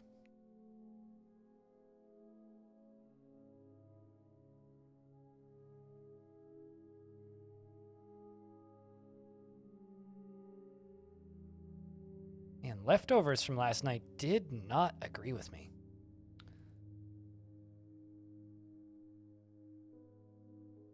Let's do that, that, and that. Gotta be something I ate, because I've got an upset stomach right now, so like I don't feel great. But like, I don't generally feel sick from food that I eat. So normally if I feel sick like this, it's because I binge drank and I haven't had anything to drink since Saturday. Doesn't feel good.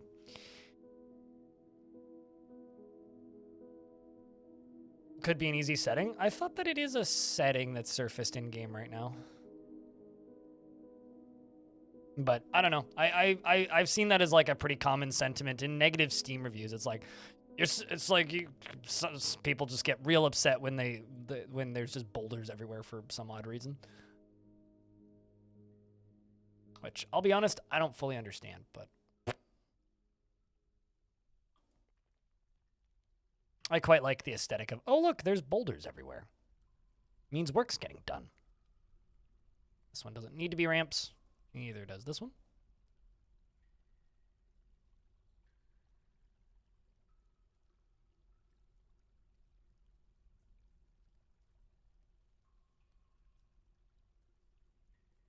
Of a giant stalagmite? Well, no, I mean they're going up to this. It's fine.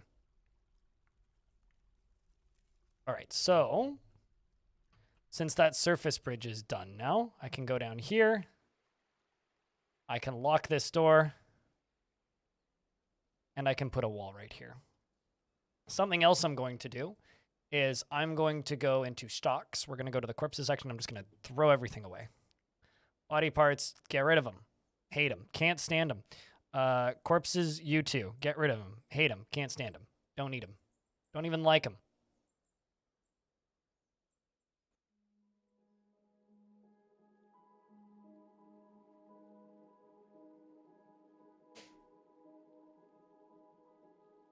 If you don't like boulders, make blocks. I mean, here's the thing, right? The majority of things that I see people complaining about with Dwarf Fort, where they're just like, oh, I stopped playing the game because insert reason here. The vast majority of them are either things that can be tweaked by simply changing a game setting, or it's something that is avoidable with a playstyle shift.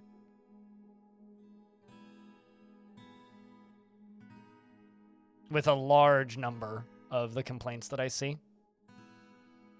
Which I guess is a good thing. But, you know. The fuck's going on?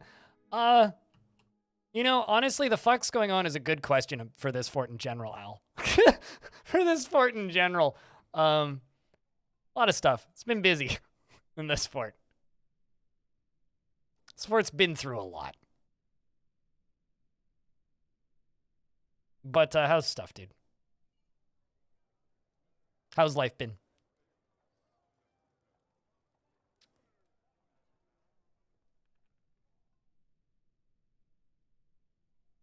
Also, let's see how much steel we have so we can make more shields.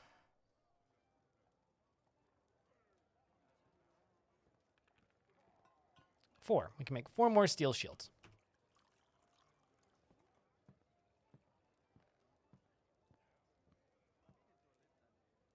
That is a sword.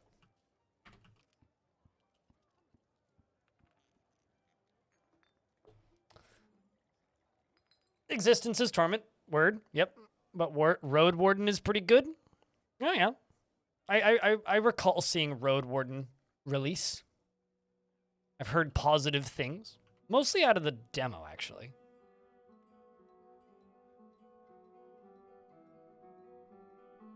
Hello, Pablo Arasta Shiny. How are you?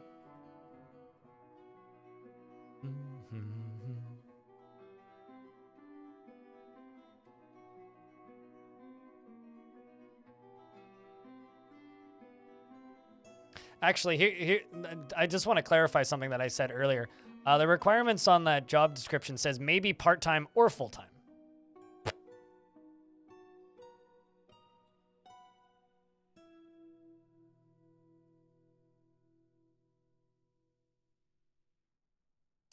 Also, I wonder, that's kind of interesting, because like I'm now that like the game's calmed down a little bit, I'm kind of reading through all of their requirements for this job description. For anybody who's wondering what I'm talking about, it's this. It is Dwarf Fort related. And looking at this is interesting because it's just like this is anticipated to be anticipated to be a part-time or full-time 6-month contract. That's interesting. 6 months.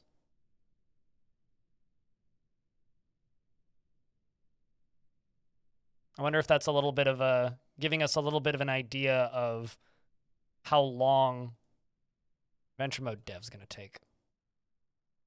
Or if I'm speculating too heavily. Don't do that. That would be bad.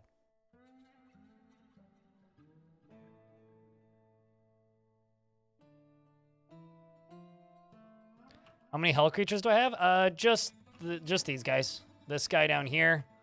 A honey eater monster. Flash spirit. Sheep fiend. Yellow-green monster. And bristleworm brute. The bristleworm brute shoots fire, and the flash fiend is literally a ball of fire.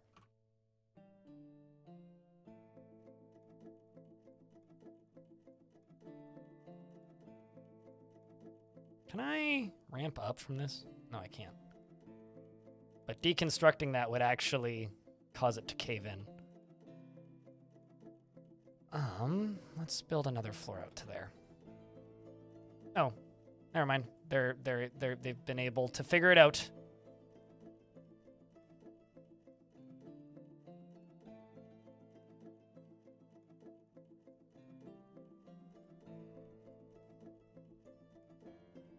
in one of your interviews? He said it would probably take about a year. He estimated. Well, I think he said this time next year. Probably around this time next year, which, you know, makes sense. It's not a small job.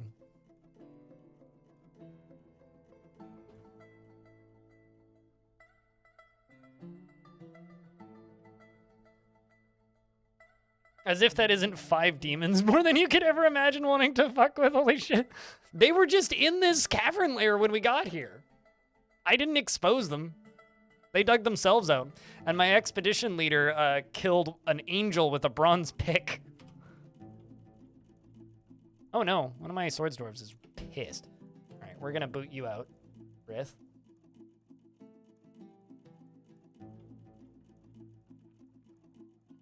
Oh man, you're just very annoyed at the fact that I forgot on the Fabulous Coven. You know what? I will make this temple for the Fabulous Coven. I know where I'm going to put it. I've just been procrastinating that. We can make it, recognize it, and do everything in our power to make that dwarf happy about it. Adventure mode for Christmas confirmed. I would be careful with saying that, but man, that would be nice. Although I don't know, maybe I'm wrong, but I feel like development has been slowed down by like everything the past week. Like this, I feel like maybe I'm like misguessing like how much work Zach and Tarn have been getting done recently, but it doesn't feel like a lot. Like, it really feels like they've done effectively nothing this past month. From the outside, anyway.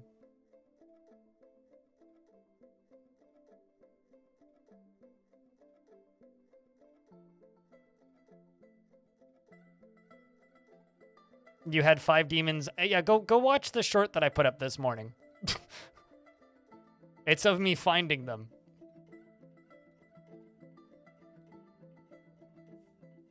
But yeah, they were just loose. They were just there. So we dug around and I did my best to lock them up as best I could.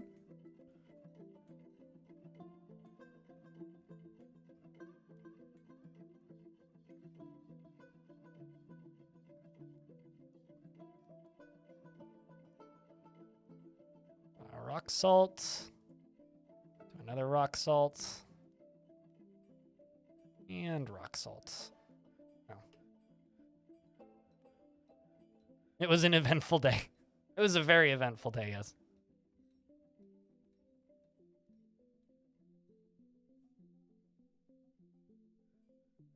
Also, all of the VODs are on Twitch right now. They're not on YouTube just yet. They're not on YouTube just yet. Gotta wait for YouTube to approve them.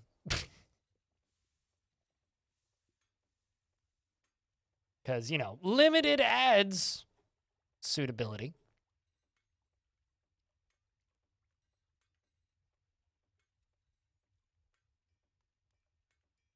Indicate not much. Yeah, I don't know. And I feel like that same time next year is probably been pushed. Currently, for me, like if I were to take a guess as to when I think premium adventure mode will be out, I would say June 2024. That's my expectation, but what do I know? I think that'll maybe become more optimistic once we hear more. All right. Fabulous Coven. I think. Let's just double check. You're the Walled Coven and the Earthen Creed. Okay, so this is the Fabulous Coven. And I'm going to give it to that dwarf that is stupidly pissed right now. Who is Rith, this dwarf.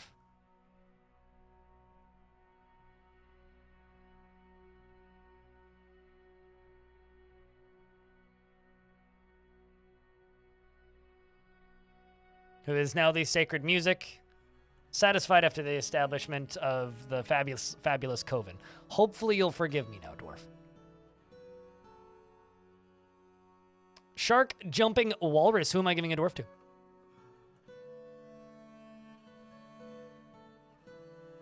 Hell yeah, Anander. It's good to see you, man. How's things been?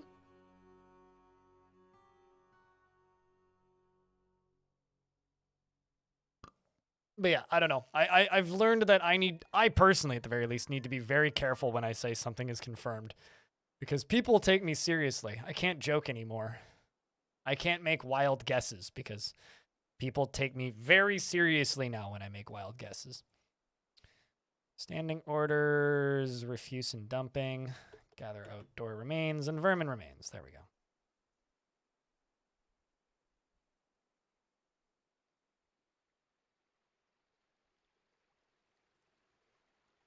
Fort's done clip? Was it in this fort? Was the Fort's done clip in this fort? Yes. But it's also a YouTube short now.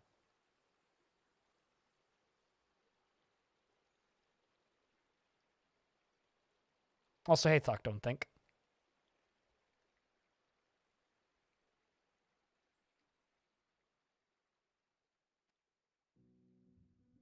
I'll remove you from other labors.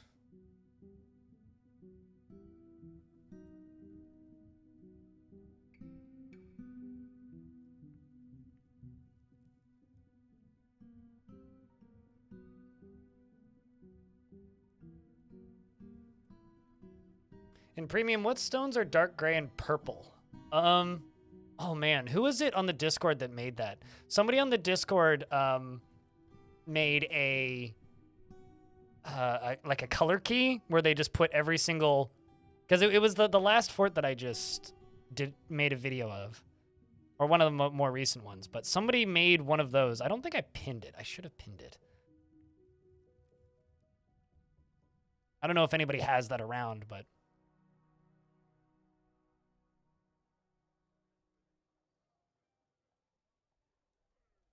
Saw the new mug on YouTube. Looks awesome. Yeah, no, new mug looks great. Cooler did a great job on it. Also, Raikalu the mayor is hauling rock salt. Well, that won't do.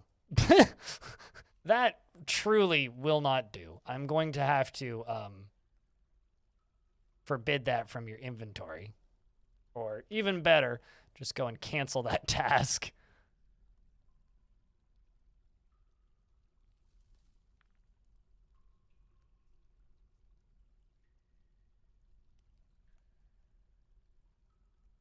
Assuming it's even a task I can cancel. Nope. I don't think it is.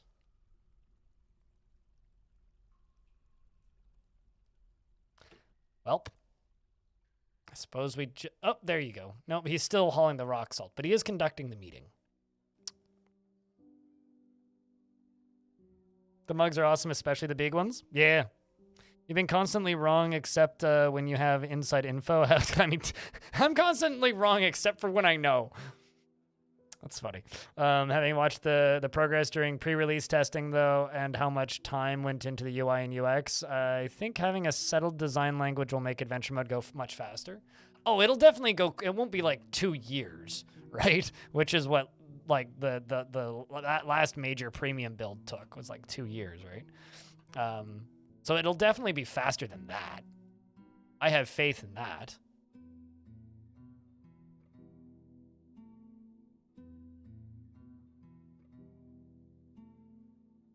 What else has been going on down here? I'm at war with the humans because I used one of their, well, I set a bunch of them on fire with this guy to trap him in that walkway. But I mean, we're mining adamantine. We have adamantine weapons. I don't really have any like big plans for this fort. I have a little mega project that I kind of want to do. Little mega project? I think that's redundant. But I want to route the water from up here, or like from this ludicrous aquifer, which is probably what I'm actually going to do. And I want to run it down like along the top of this, basically. So I want to build a little water flow area that then flows down into here and then off the map. this way. But I need to like start making it because I just kind of haven't yet. Just so that I can get power from somewhere, and I want to make a water flow here so I can get power. But yes, lots of fungus. Very sus fungus.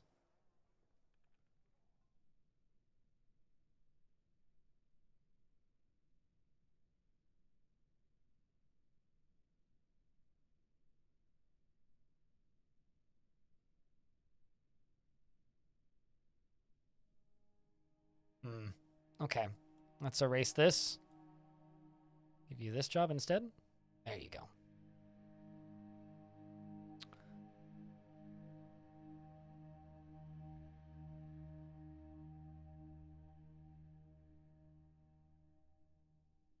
I think I'm just going to smooth all of this. So we're going to do this.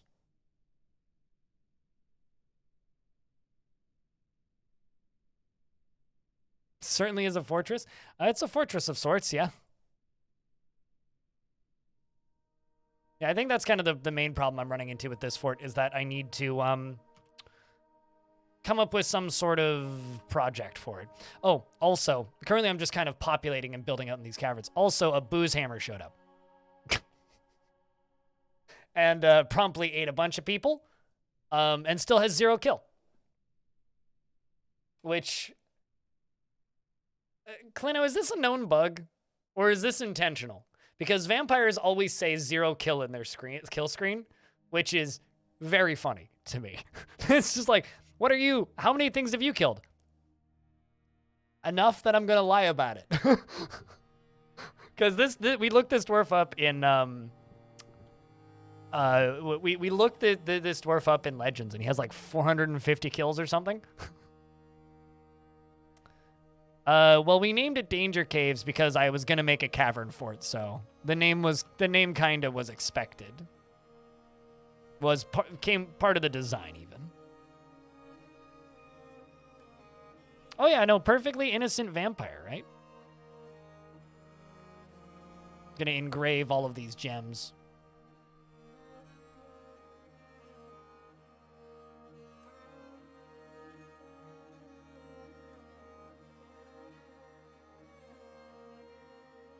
Innocent until proven guilty. What is exactly what I mean. He's a completely innocent old man. No crimes have been committed there.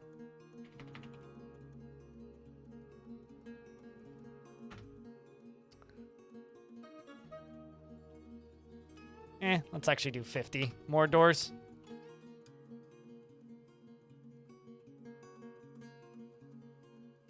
Also, another thing I'm going to automate is we're going to go up here and we're going to go process plants whenever there's plants available.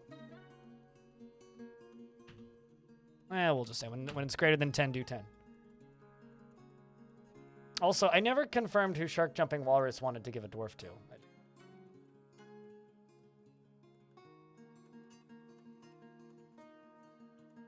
One dwarf for the main protag of a game I recently played, Arum. Okay, so what kind of dwarf do you want me to give that dwarf to?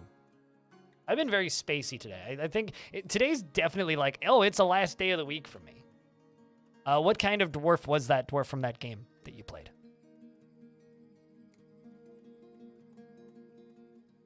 Oh, oh man, I misread. I read that as new romance, not performance. But I will just simply go grab a happy dwarf with a beard. Iden the Miner. It's a pretty dwarfy pursuit. Arum, I think is how that was spelled. So this is for Shark Jumping Walrus 9 minutes ago, and we'll do Saber in a second. He finds helping others to be very emotionally rewarding and finds humor in most situations. And he tries to do things correctly and doesn't focus on material goods and is somewhat scatterbrained. Sorry, he is somewhat quarrelsome. I'm scatterbrained. He's somewhat quarrelsome and bothered by this since he values friendship and occasionally overindulges and is pleased by his appearance and talents. And he often touches others during conversations when he's excited and he needs alcohol to get through the working day. Wants to craft a masterwork someday. Personally values nature and doesn't feel strongly about the law. And likes garnerite, nickel, silver, and moss opal, blue jay leather, and the color sky blue, catapult parts, and the words of the berries of serenity, and the sound of the luxurious queen, and when possible, prefers to consume spotted ratfish and swamp whiskey, and absolutely hates fire snakes. Is a thin frame, which is loaded with muscles and great layers of fat. I kind of wish that fatness of dwarves was represented in the sprites, but... Celistaris, hello! His very long sideburns are braided, and his very long mustache is arranged in double braids, and his medium-length sideburns are neatly combed, and his protruding round amethyst eyes are close set. Who is not scatterbrained? My dad. Saber, what kind of dwarf would you like? Is there a mod to make undead skin more subtle? God, I wish. I really don't like that they're just blue.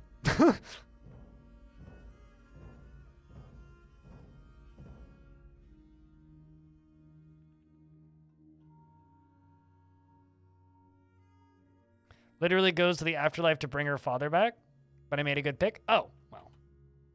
Should have gone with somebody who was beardless, but... my bad.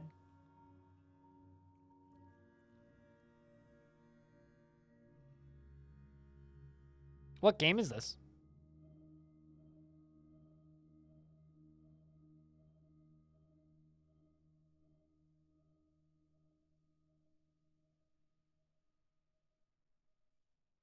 Okay.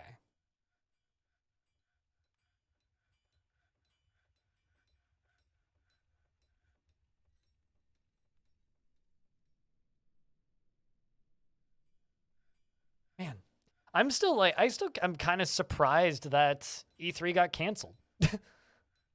Like, I'm still kind of surprised. And also, here's another thing about E3, right? Yeah, E3 is canceled, but I think most people won't notice. Right? E3 is canceled. But here's the thing. I very much expect there to be like a bunch of announcements in June for video games. Regardless of the fact that E3 has been canceled, technically.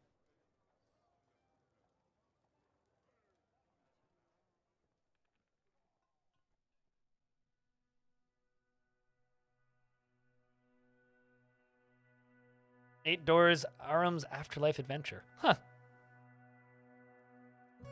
Yeah, E3 is canceled.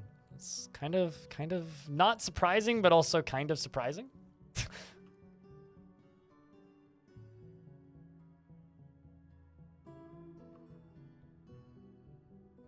Was E3 not profitable?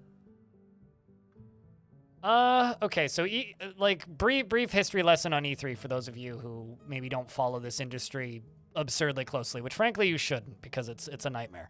E3 started running into trouble because E3 was a press trade show, right? It was a industry event. It was not a public event, right?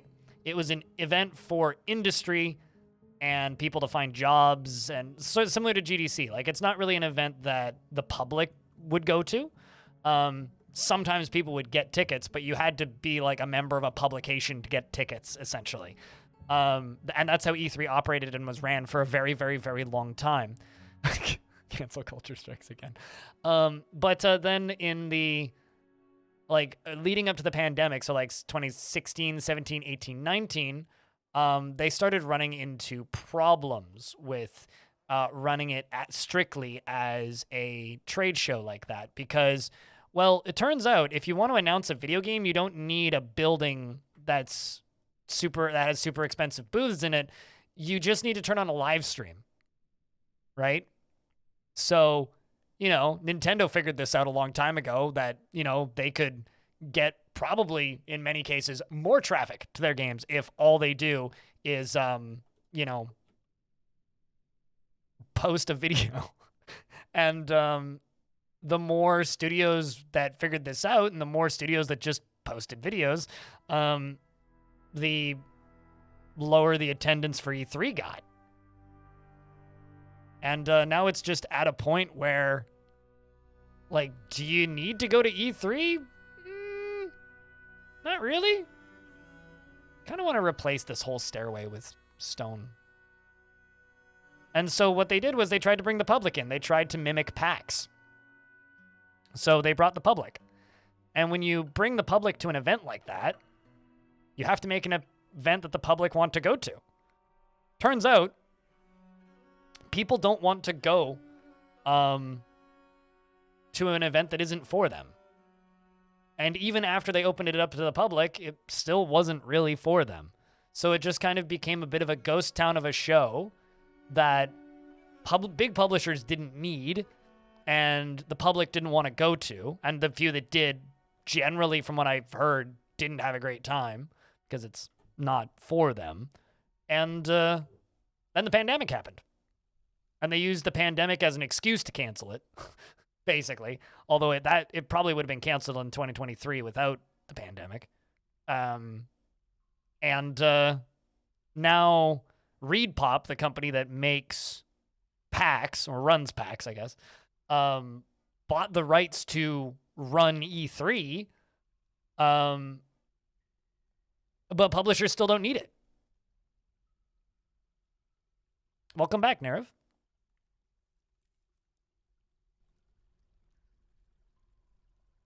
But as for like what they've said, I don't know. I haven't read the article yet.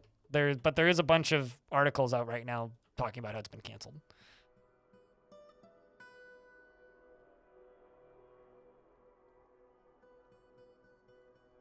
Well, I mean, trust me. Here's the thing, right? When you get major companies saying that they won't show up, they will show up. They will be at E3. They will announce games during that weekend.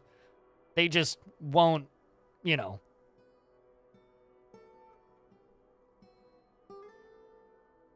Blocked at this location. By what? They will be, there will definitely be games announced that week. Oh, I see. It's blocked right there. There will be games that will be announced that week, but they just don't need a trade show to do it. They will just announce their games. Which, frankly, is the way it should be, as far as I'm concerned.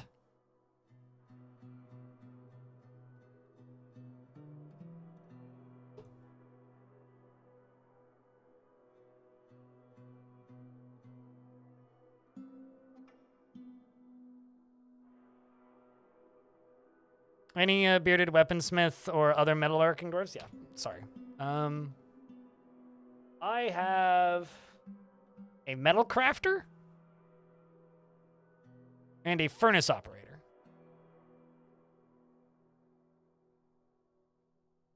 These two.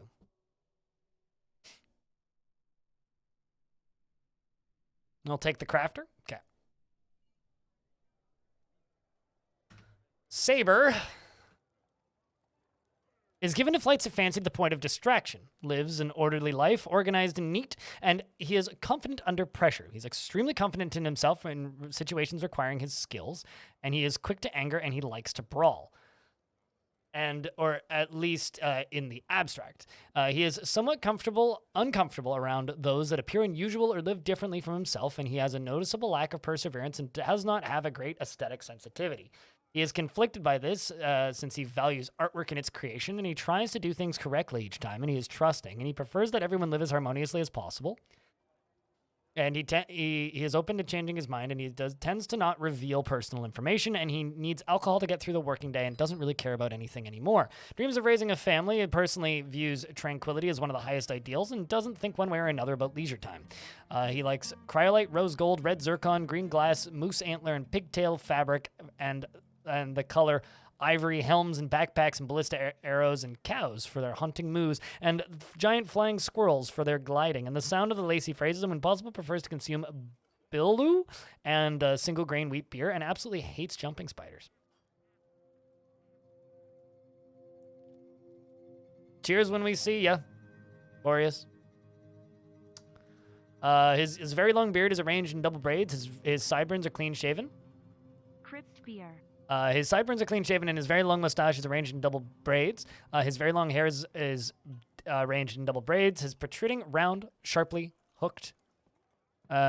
His hair is I can read. His hair is aquamarine. His hair is very long hair is arranged in double braids. I can read. His protruding, round, aquamarine eyes are incredibly close set, and his nose is sharply hooked. His ears are extremely tall, and his hair is russet, and his skin is dark tan. CCJ used to be rich. Congrats. And Doc, thank you very much for the 2nd month with Prime. Welcome back. Always check your Primes, chat. Appreciate you. All right, I think I'm just going to dig through here, and we're going to add this area into the fort. I'm going to do a little construction project.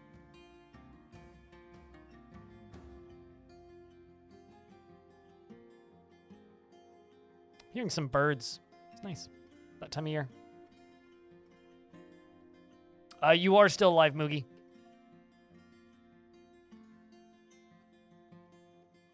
Nope, Moogie's still alive. Human God Killer. Currently meditating on dance. I would say Moogie is living the life of a retiree and mostly just does management stuff for us from time to time. No longer walks with a crutch, though. You really want to craft an object. But aside from that, you're doing all right.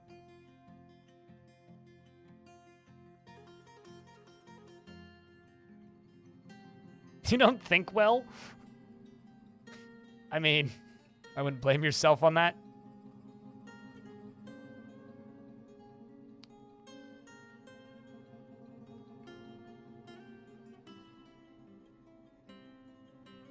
The good life? Yeah, I think your dwarf is quite happy in the current era.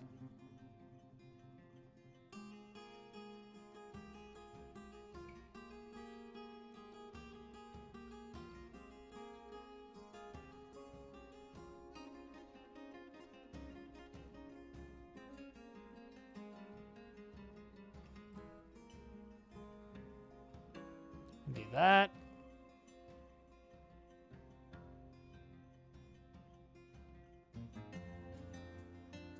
And that. And this. We'll have to double up this wall in a few spots. Also going to need to fill in these. Fortunately, I can cut through this now.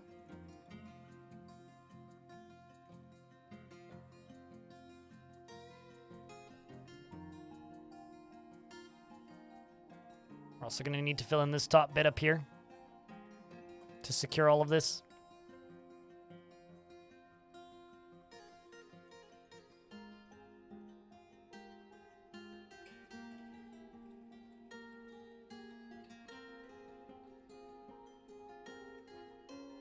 A large part of the anecdotes you always hear is V3 dying is that the developers were not fond of all the literally who's showing up at the LACC during the E3 week. What, like random like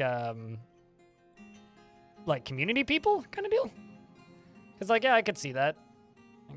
I mean, I don't know. It's honestly, it's just an event that for a really long time has had a really hard time finding an identity. Like, it's just an event that doesn't need to exist anymore. Is really like the long and short of it for E3. It's just an event that doesn't need to exist anymore. And you know, honestly, like as a consumer, I will miss video game Christmas, but at the same time, it makes sense. It really shouldn't exist anymore. It has no reason to exist at this point.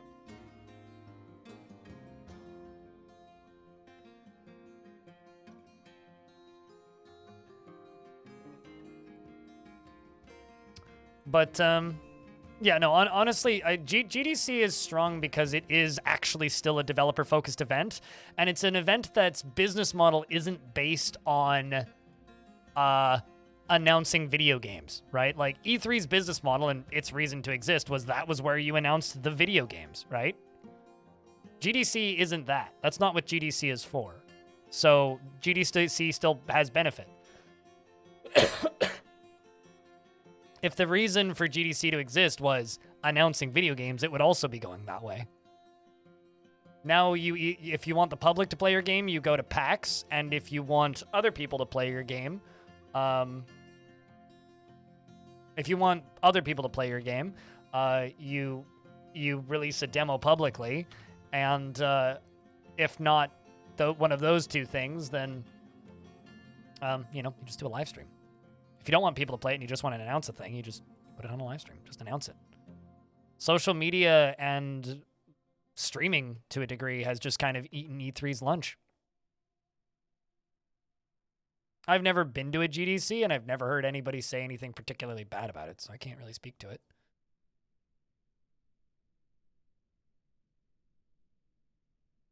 Everybody that I know that goes to GDC likes it, so. I mean, it's a convention. Same with DICE. I've always heard like weird things about DICE as a convention.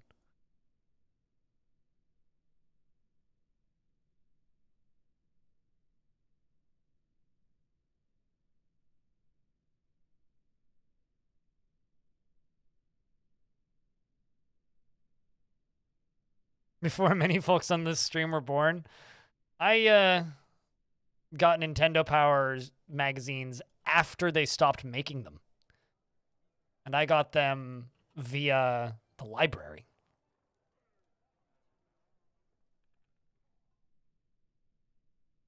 So, I don't know if that's a make you feel old moment, but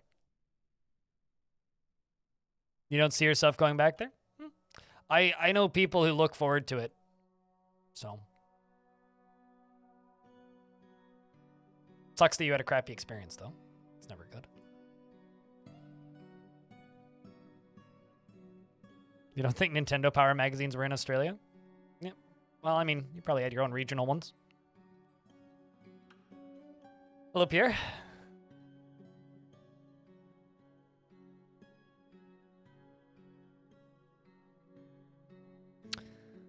I don't know how plausible this is, but you're really hoping that the games industry Grim Reaper comes for the Game Awards next?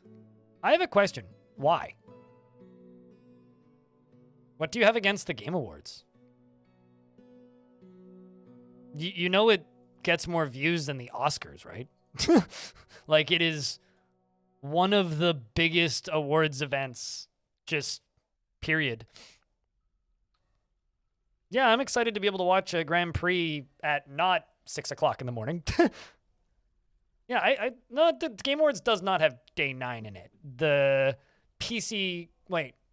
Actually, no, you're right. It does. They did have day 9 last year as a presenter, didn't they? Yeah, I don't know. The thing about the Game Awards for me, and I've encountered people a couple of times who viscerally hate it for some reason. The thing about the Game Awards is, like, one, it legitimately is one of the biggest media events just in the world, right? That's one thing. The second thing is games need recognition, regardless of if the award show is presented well. And award shows are just bad. There's never going to be a good awards show because of the format just doesn't work. You're never going to have a perfectly satisfactory award show that gives everything that deserves an award an award. It's not going to work.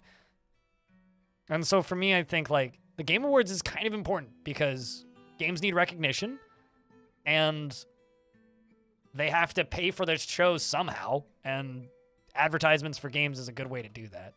I don't know. I really like the Game Awards. I look forward to it every year, so. But no, the Game Awards just keeps getting bigger. That's not going anywhere anytime soon.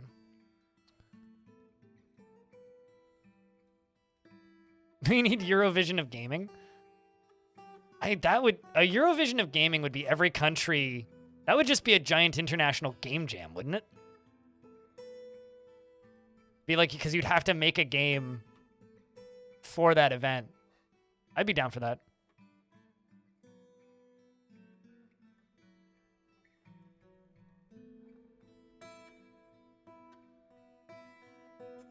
Is schlock? No, I completely agree. Well, here's the thing as well, right? I don't think that this is... Okay, chat. Would you identify yourself? Not chat as a whole, but like to you individuals in the chat room right now. Do you consider yourself part of mainstream gaming in general? Do you consider yourself a part of Like the normal top 40 of gaming. Do you consider yourself a member of that crowd?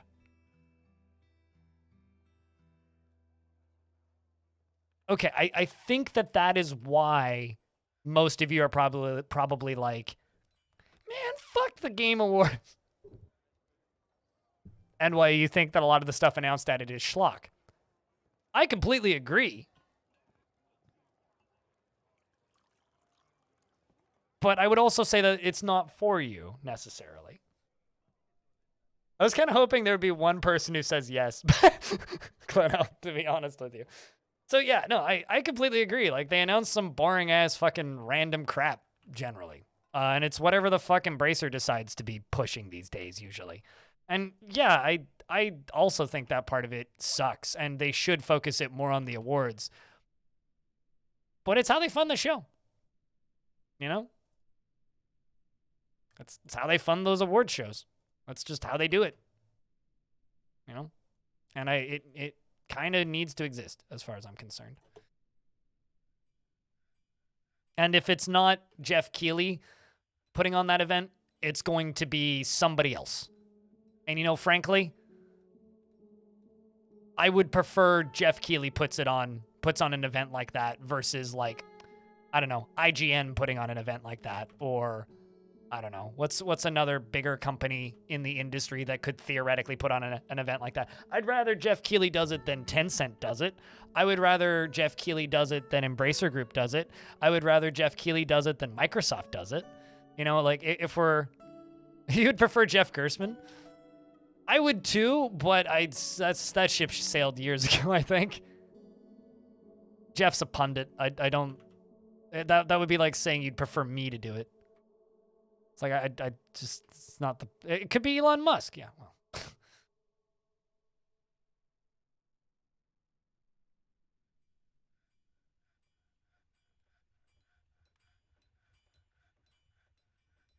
This award's sponsored by Red Bull.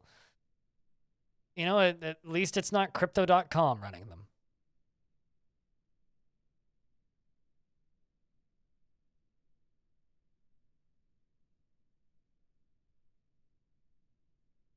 I mean, it did spawn some pretty great memes. That part I will definitely agree with the spirit spawning bit. It's just that I didn't expect to be talking to a bunch of people who don't know how to read. I know how to read. You know how to read? Name 10 books. Are you serious? Name 10 books. One of my favorite quotes of the internet of the last decade. What about Keanu Reeves running it? Keanu Reeves doesn't know shit about video games. Come on.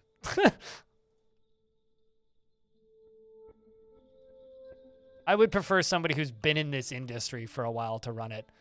And I know some people don't like Jeff Keighley for some reason, but dude knows his way around video games.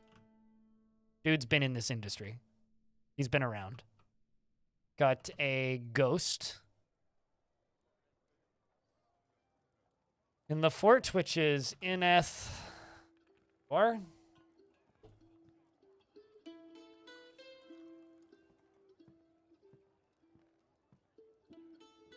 at least it's not Todd Howard. Again, I don't fully understand why people hate Todd Howard. It's like he's a spokesperson. He's just trying to make good video games.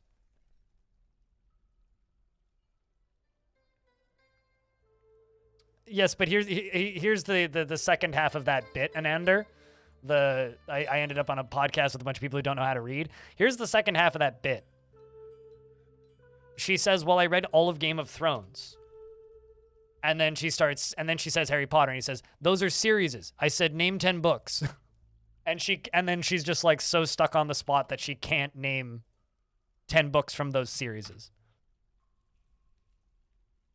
Why don't we get Asmongold to do it? Didn't they try to do that sort of already? Wasn't that thing a shit show? Like, didn't OTK try to run an event sort of like that? I didn't watch it, so I just saw a few clips that were, fuck me, I hate this word. Kind of cringe. Like, person awkwardly saying, oh yeah, no, I play lots of games. I love platformers. Like Mario. Lots of very awkward presenting in that thing.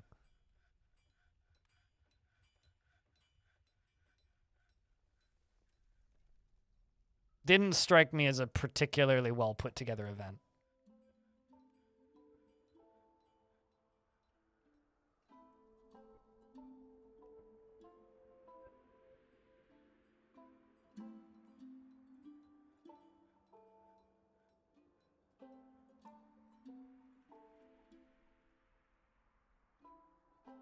He then says Game of Thrones is a Song of Ice and Fire, which is technically the series. Oh, yeah, okay. Well, Game of Thrones is the first book, is it not? Remember that time when Keanu Reeves, if his model from Unreal Engine Matrix demo could be used? Remember that time when Keanu Reeves' model from Unreal Engine Matrix could be... I mean, if you're in a video game, the model can be used to make porn. So all I have to remind everybody is that Conan O'Brien is in a video game. And no one has committed that crime yet, from what I can tell. Oh, he asked if his model could be made. I mean, it's okay. So here's, do you remember when CD Projekt Red put out a press release stating that no, you can't have sex with Keanu Reeves in Cyberpunk, and also no, we will not let you mod that in, and if you do, we will do our best to remove your mod from the internet?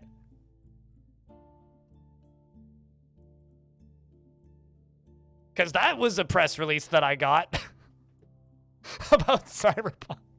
I was like, I'm sorry, what?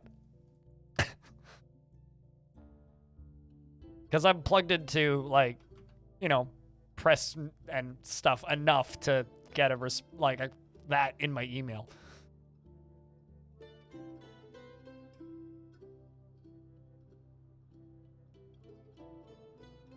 Okay, we've got some pissy dwarves. Why are you upset? It's a traitor. What are you upset about? Only after being away from family for too long. You want to pray? You want excitement? Dreams of raising a family. At least you have some friends.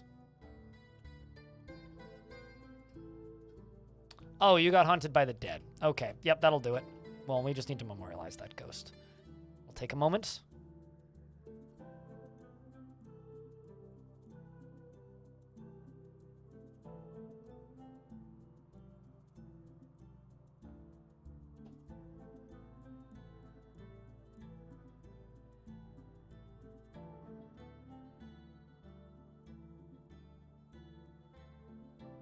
Yeah, they did do that. That also happened with Elliot Page.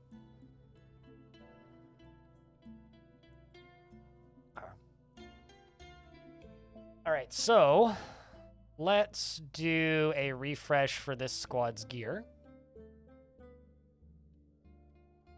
Just assign them metal uniforms so they go grab shields and whatnot. Some of them are grabbing new weapons too.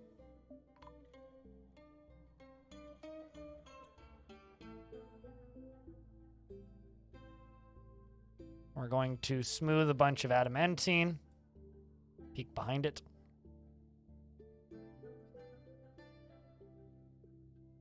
Trapper's been put to rest. There we go.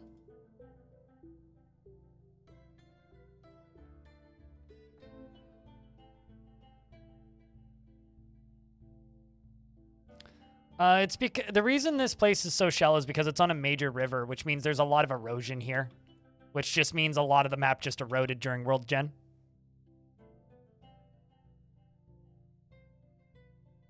Quantum Dream is cutie. They made Heavy Rain, Beyond Two Souls, which is the game that was being mentioned in regards to Elliot Page. And, you know, various other video games.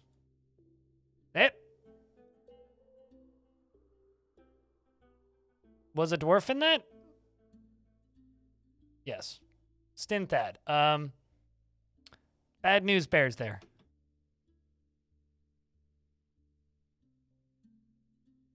Whoops. Well, I mean, it'll clear off some of this mud.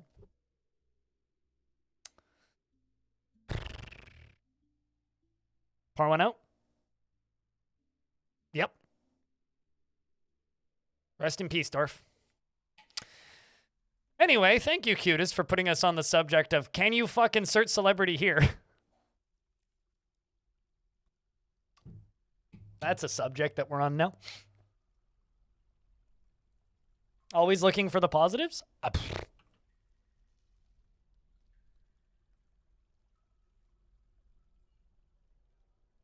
I'm more of a negatives kind of guy. All right, guess we could just continue filling in this flooring. We're going to go up here, and we're going to work on this side spot.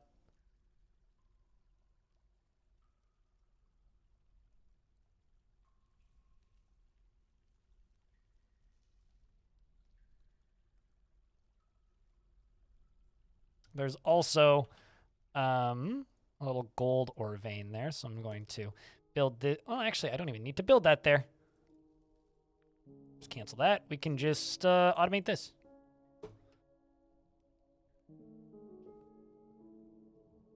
Budget beer? It's a pretty good budget beer, though. Sometimes you need a beer on a budget.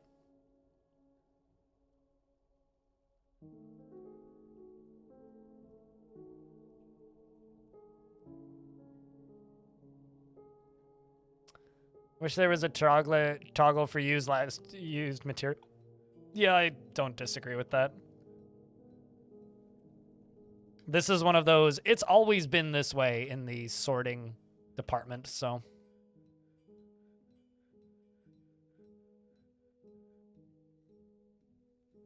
So I'm just kind of used to it, but yeah, it could be way better.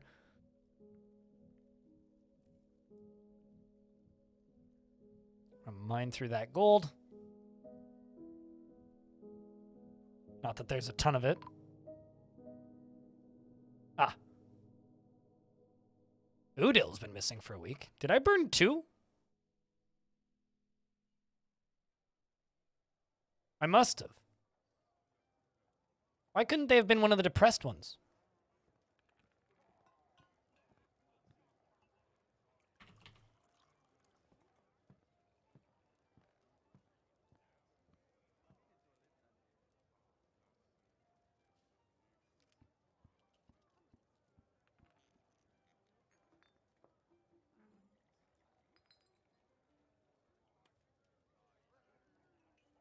You love and adore sours and saisons. It's getting into sour season, too. Sour season is summer. We've gotten through dark beer season. We're in IPA season. So for me, with beers, late summer, fall, IPA is IPA and ales. And winter is dark beer, and spring and summer are sours. Any plans to do fun stuff with the demons? Well, the ones that shoot fire, yes, I do have plans. Other dwarves, or the rest of them, I'm not sure. But the 2 that spit fire, I kind of have an idea. I want to make a tunnel that I make the enemies go through, that I burn them on either side. The problem is materials in this fort are very expensive. And places that I can build are very limited because this entire map, basically, including multiple cavern layers, are aquifers. So if I turn on this build tool, this is all an aquifer. And then there's another aquifer up here in this cavern layer. So 2 of the cavern layers are entirely aquifers. So I don't actually have that many places I can build in this fort currently, which makes it kind of tricky.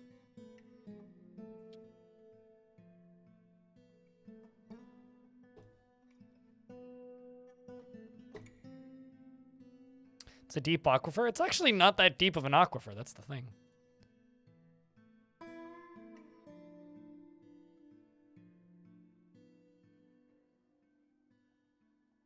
See how Boreas is doing. Oh, wow. Boreas really likes his job. He is enthusiastic after pondering incision, but wants to practice some martial art. Big fan of incision.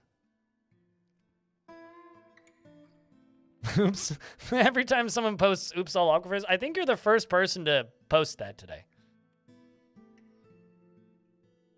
Just wanted to say that. I'm pretty sure you are actually the first person. Okay, maybe current project is let's give the military a bit of a nicer military spot.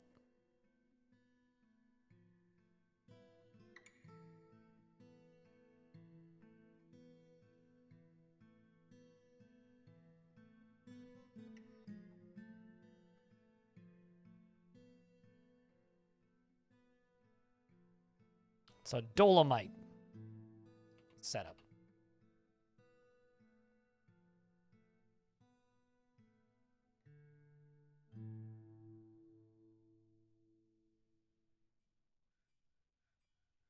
All berries, is that like an everything bagel?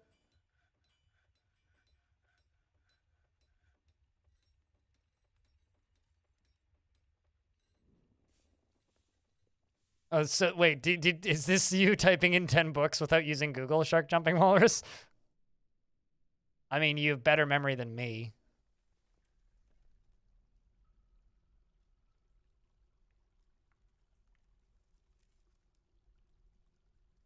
Also, I love how long it took you to do that.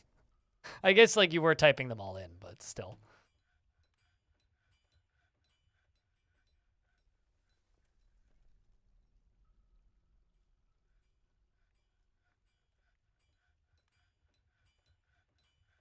You can name 10 books, but you're not sure if anyone would appreciate it? Ah, it's fine.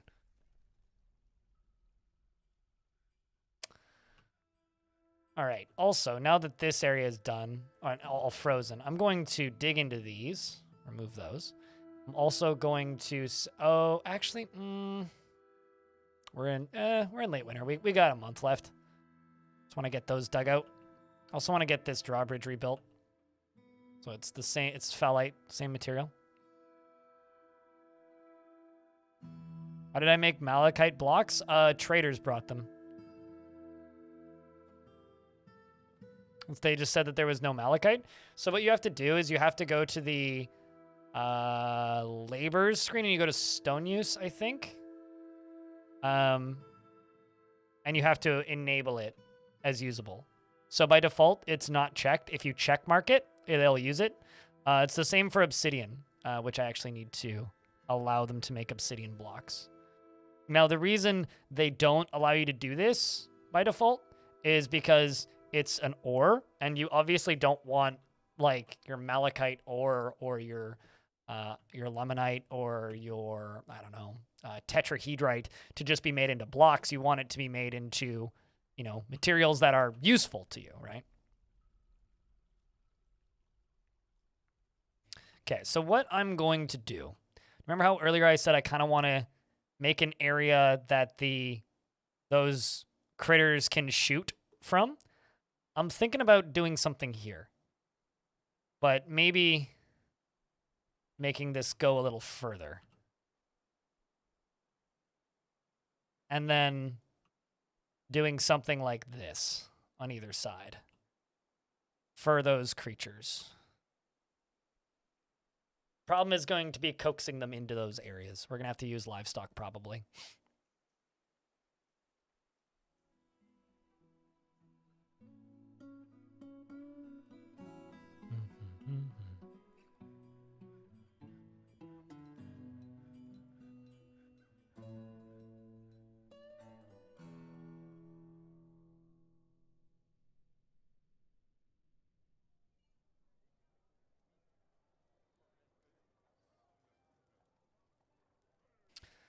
You locked yourself out of your apartment for an hour at 11:30 p.m. with no phone AMA.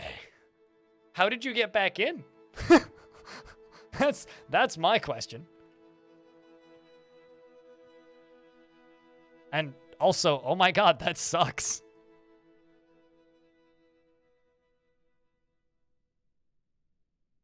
How's the temperature in Finland? It's the next question I have.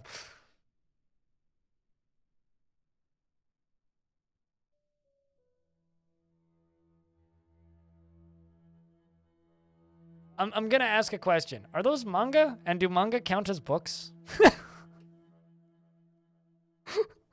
But well done, Saber. Weeb cred increased at the very least. They're light novels? Okay. Yeah, fair. Those are books. But your weeb status increased 3 times today.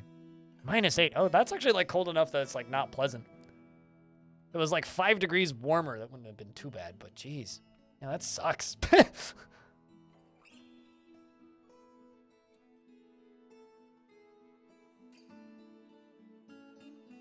Looks like just about everybody has beds, finally.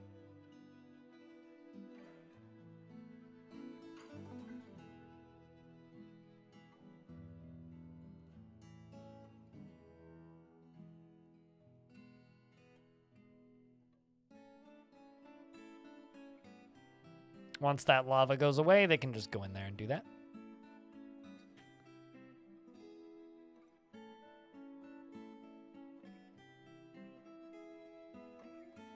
An entire volume of a particular manga would be comparable to a book? I don't know.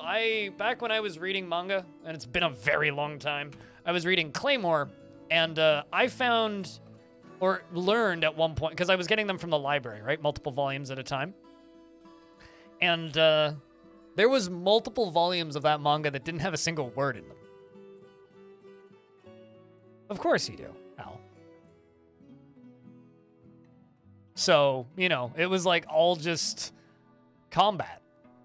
And so when you have like a full manga volume of nothing but combat, nothing actually happens.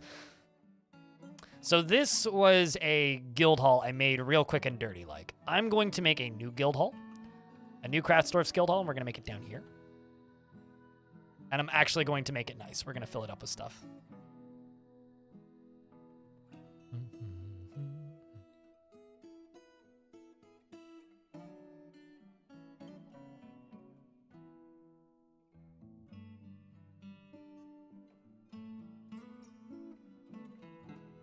Pew, pew, pew, pew.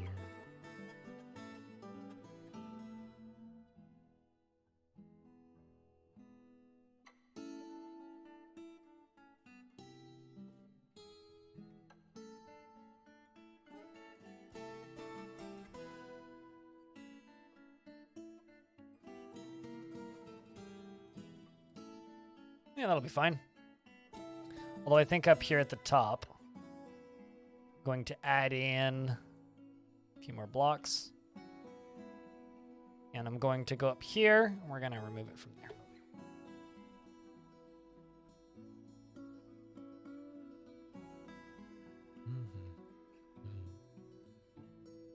You just read through the Wheel of Time series and you're on the second pass through and you're midway through Dune, VFast reader? I'm an extremely slow reader. You're a pretty heavily tattooed dude, but nobody but your wife knows how much you love anime and manga, and you like it that way. What? It's just like your own little hobby, your own personal secret. Yeah, I don't know. I never fully understood the. There's some people that act like they are ashamed to like anime and manga, and it's a little odd to me. It's sort of like those people who act like cagey and coy about the fact that they like video games. It's like, what?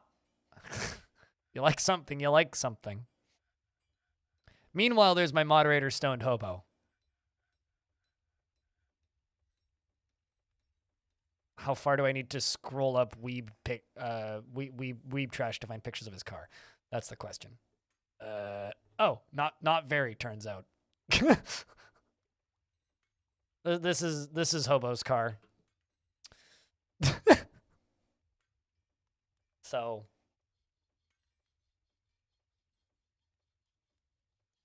blame kids in school for that? Yeah, I suppose. Oh my god. Yeah, watch.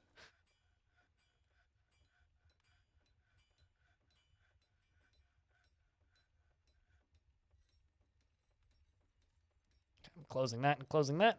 Popping this back up.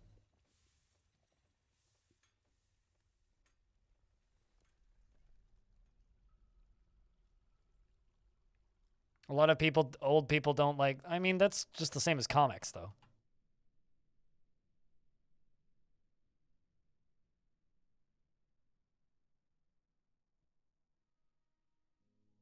So I wouldn't necessarily... It's not that old people have illegitimate dislikes of things, but that seems like a pretty illegitimate dislike, or poorly founded dislike of a thing.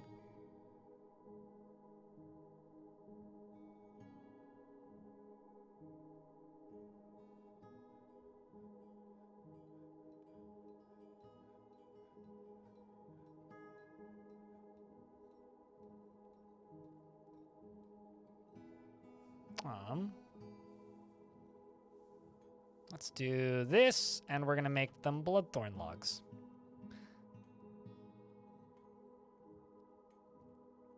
And down there. And that. Sup, casual elephant? What kind of dwarf would you like? I will scroll down the jobs slowly-ish. RSG, what's up? As well.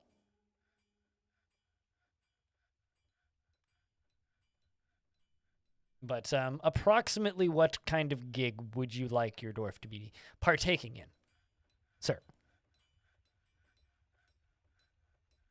Also, hello, Kiwi Pie. You had a grandparent bring a kid and promise them a book and then took them out to cry because they wouldn't choose a real book. That kind of blows.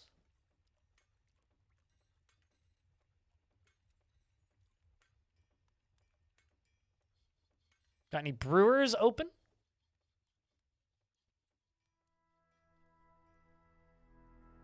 It's funny because, like, I feel like I almost never actually end up with dwarves at the brewing job in this version. Because in older versions, what I would do is I would manually assign one dwarf as a brewer. And that's it. But here's what I can do.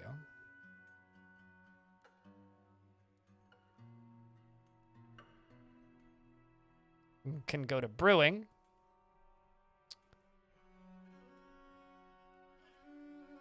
And give it to a handful of dwarves. But we'll give you this Boyer. This dwarf. Casual Elefante. Casual Elefante. Elephant. A vile force of darkness has arrived.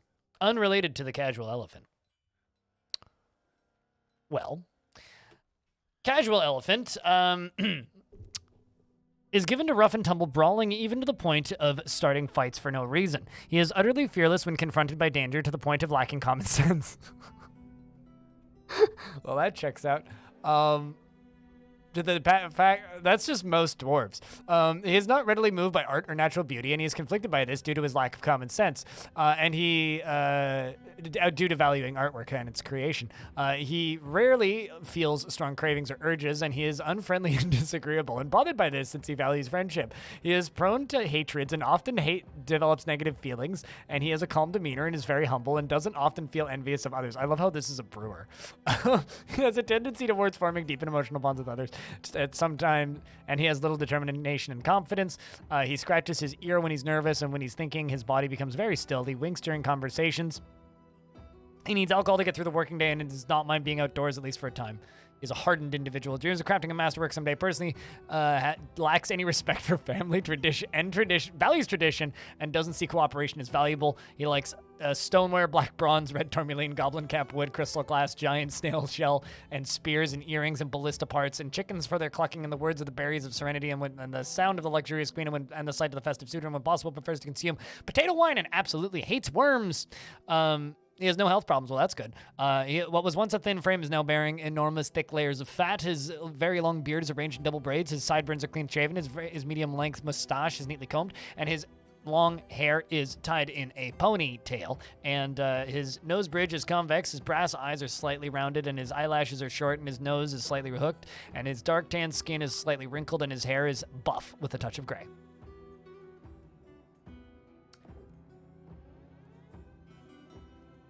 We'll see you when we see you.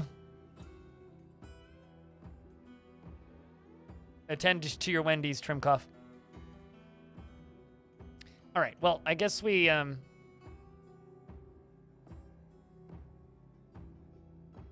it's time to train the military a little more.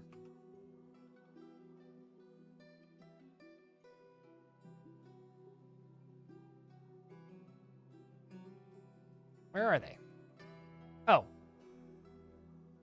Why even, like... Why even send the parlay?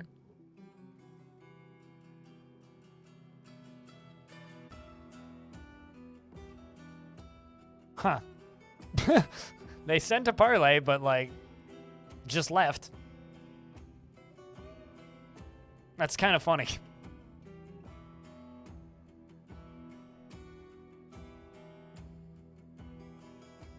They're like, we're going to make you give us your stuff also by...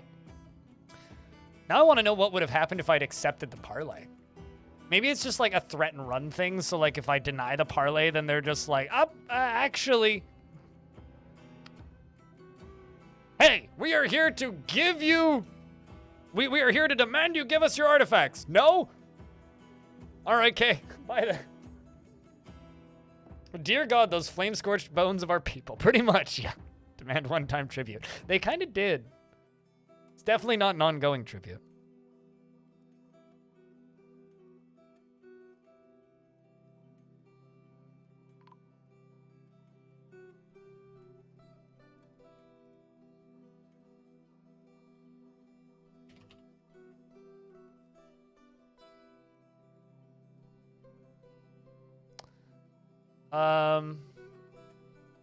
And an elven caravan has arrived.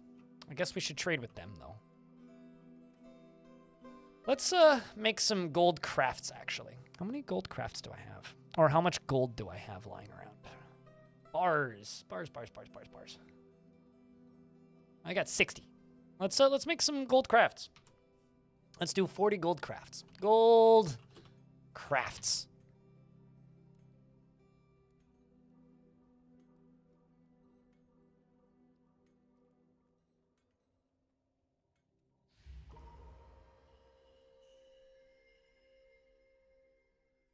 What? No, I'm telling pretty much, yeah.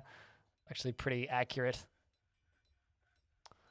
Dwarf has been taken by a fey mood. What's your job? Leather worker.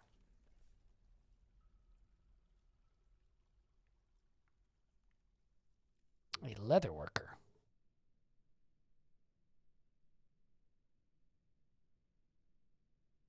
Speaking of, since we just got attacked, now might not be a bad time to send out my squads. Where are we? We are right here.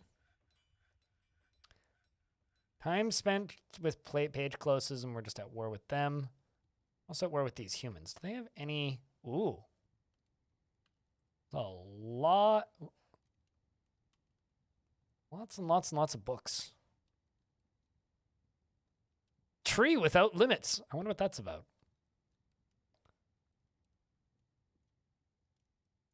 I think we're going to attack this human fort.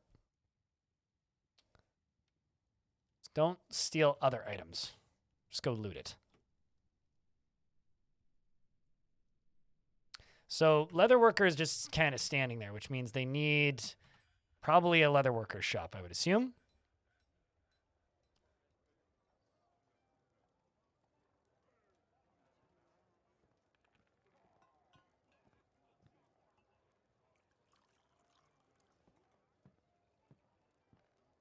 It's like when you try to assassinate someone and they, in a coup, and they say, I am the Countess, and you say, I accept.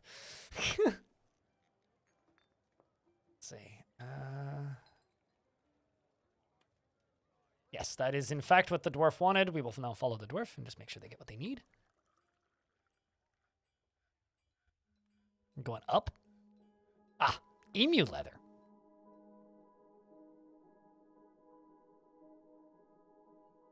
So I need to figure out a place to use those creatures as defense.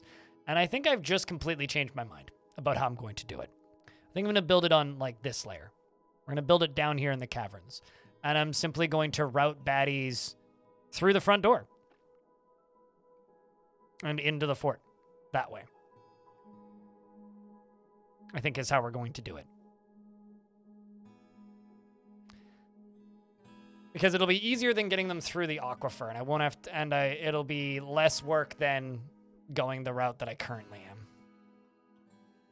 You must have bones. All right. Well, we must slaughter an animal.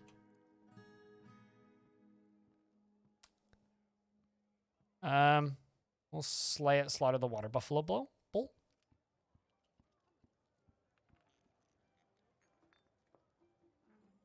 Man, I really hope that my tummy starts to feel better at some point. Because I'm getting hungry, but gut doesn't feel great.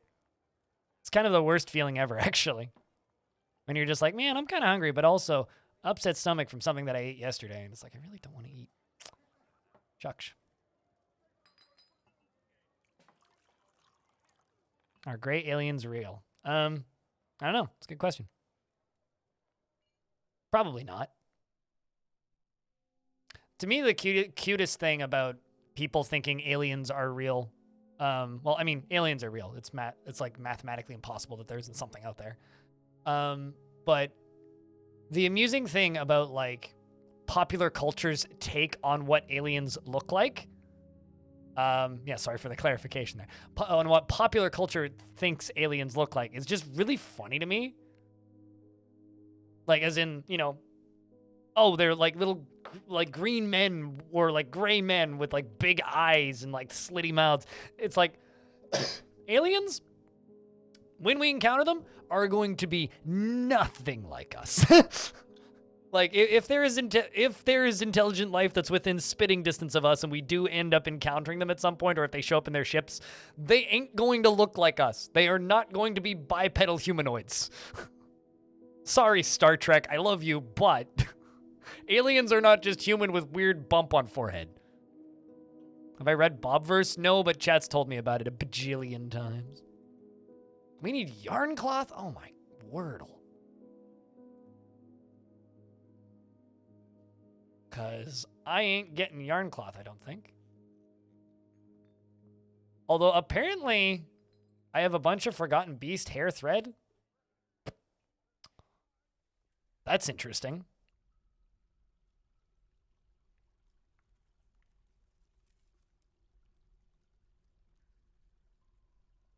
I don't think I have anything I can shear. Yep. Well, that dwarf might just die.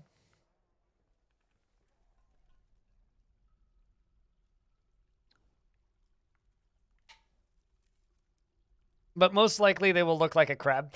Yeah, exactly. It's like they ain't gonna be like fleshy humanoids. So are gray aliens real? Probably not. But I don't know. Thanks for coming to my very informative information dense science talk.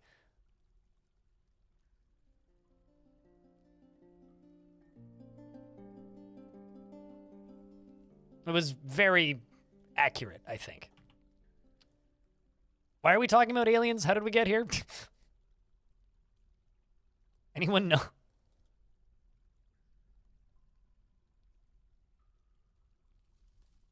In appearance and behavior? Oh, I'm sure. Like, there's plenty of books with good alien things in them. Like The Expanse and The Redacted.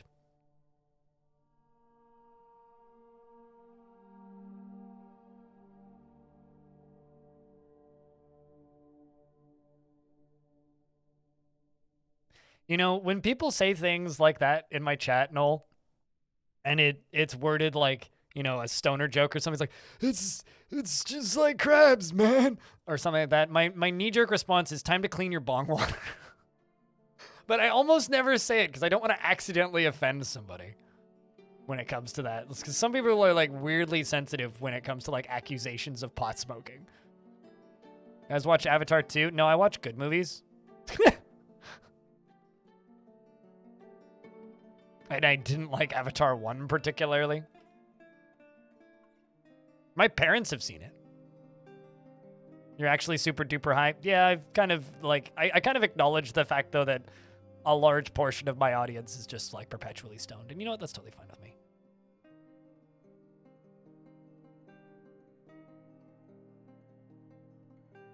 Picard seems to be not that bad. This is like this is how every single Star Trek show works, Cutest. Do you not know this?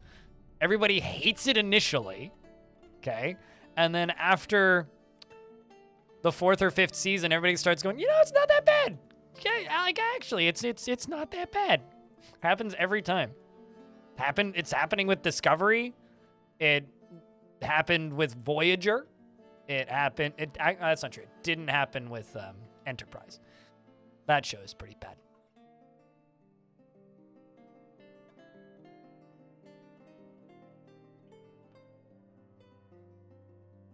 There's this. Everybody loves to bring up about this weird thing in evolution that everything returns to crab. Yes, that's why it's a meme. It's also not that weird. It's just more how evolution works.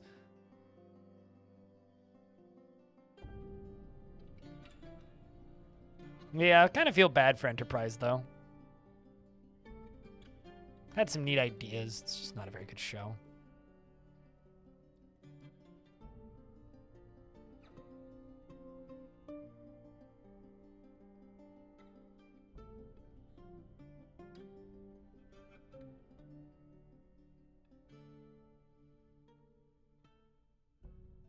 Also that, too.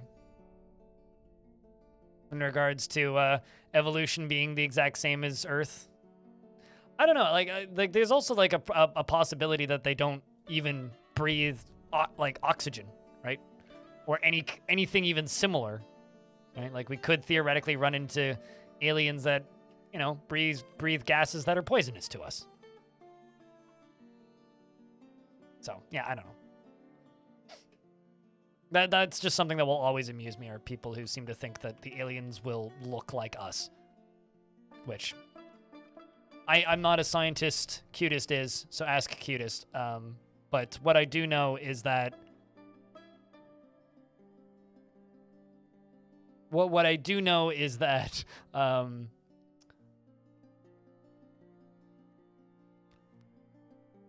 humans are certainly not the center of the universe like some religions would like you to believe. But I also would be pretty shocked if there's other things out there that look like us. It takes a lifetime to kill us. Everybody who breathes dies. Gasp.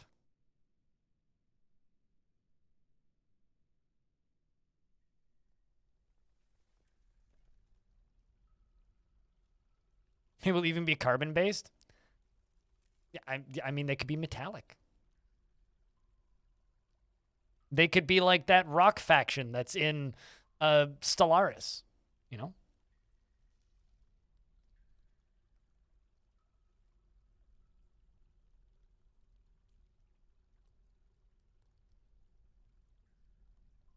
Is that we won't even recognize them at first? You know, I love this I'm not a scientist, but line of speaking that's happening in chat right now. It's pretty good. Also, like, the first aliens we're going to find are definitely, like, just going to be bacteria. Like, there's... This is a statement that I genuinely believe. There is life in our solar system, and it's probably swimming in some ocean around one of the big gas giants. I am convinced of that. Is it intelligent? Nah. But I will be shocked if there isn't some sort of microbe.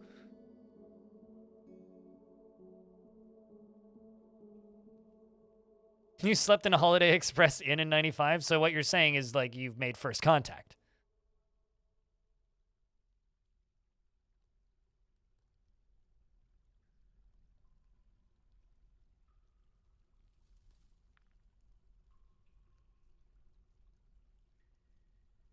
Could be some kind of sentient gas. Yep.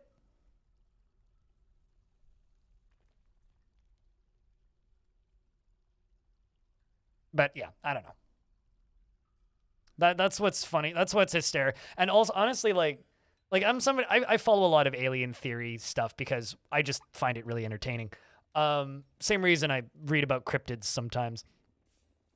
And what amuses the hell out of me when it comes to like alien theories is the more you read them, the more they just kind of start to turn into, oh, this is just a bunch of racists trying to explain why they think that white people are better. Right. It turns into that weirdly quickly. In a lot of cases.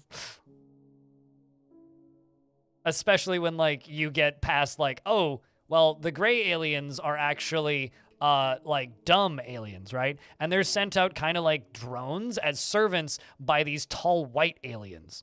And it very quickly turns into that. And when the second you start hitting that, it's like, oh, okay. I see what's happening here. Yes, the Norse, the Nordics, yes, absolutely, yes. Hope you're doing well. Oh, I'm doing great. How are you? Thank you very much for the tier 2 for the second month. Shillaholic. Means a lot. Thank you very much for helping keep this channel funded.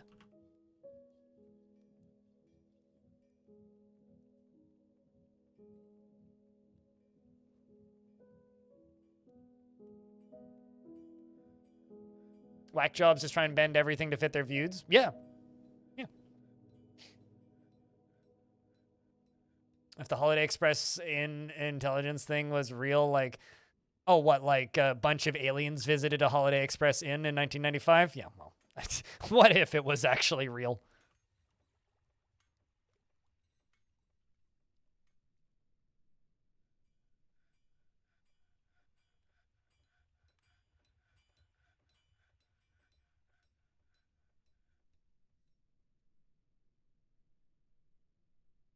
But yeah, no, the gray aliens thing, like they are supposedly like one of the theories is that they're genetically modified humans from the future,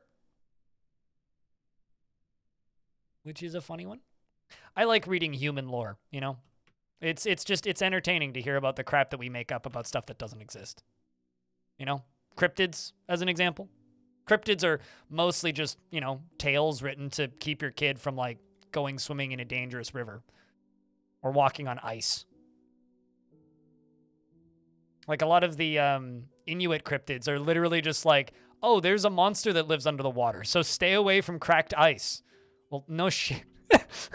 Duh. Of course that's smart. You should stay away from cracked ice. We'll bring 2 gold crowns and a gold earring.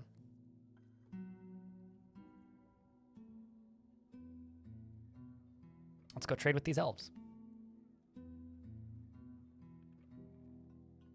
Also, let's see how the dwarves did on that attack. They went out. The accidental sealing attacked the reclusive fellowship at the cavernous confederacy at Wave Tempest, and the dwarf Shortast led the attack, and the defenders were led by the elf Yunmi. The dwarf Shortast outmatched the elf with a cunning plan, and the attackers had a strong positional advantage. The machines of shielding led by the dwarf Shortast clashed with 53 humans, slaying 9. The wife of the shadow horror. Ooh. Does anybody happen to have legends for this save open? Or an install with it? Because I would like to know what the wife of the shadow horror is.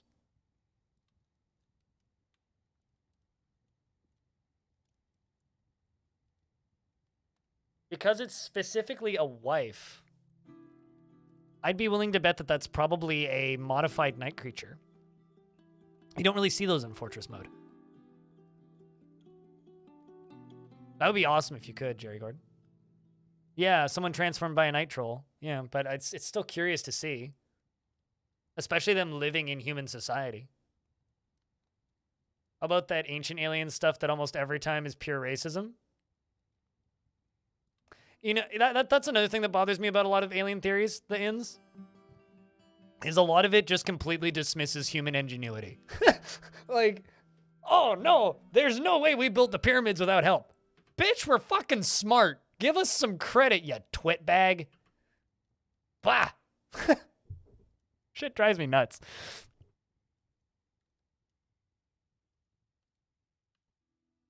That's not even like, I mean, yes, but also it's not even just specifically that. It's like, it's just ingenuity. Like the Egyptians were fucking smart. So were the Romans. They had plumbing. Like, come on. Christ. Like, we could do that. Like, one of my favorite things to remind people about when it comes to like historical theories like that is, remember, in ancient times, there is still graffiti of dicks on walls. We haven't changed that much. Like, yes, our tech got fancy and the tools got better, but we haven't changed that much. Not one you've seen before? Were they transformed by a night creature or by a night troll?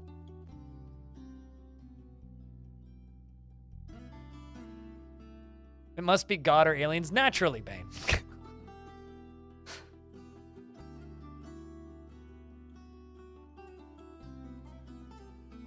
Saw an article that Roman concrete has finally been reverse engineered. Oh, that's kind of cool.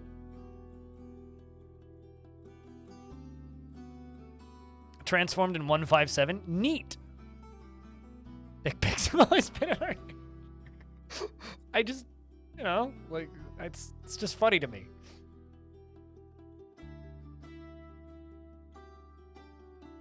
They also made French fries, but they didn't use potatoes because they didn't have potatoes. But they would take root vegetables and they would fry them in fat. In strips. Lots of statues of boobs. I mean, come on. People know what they like.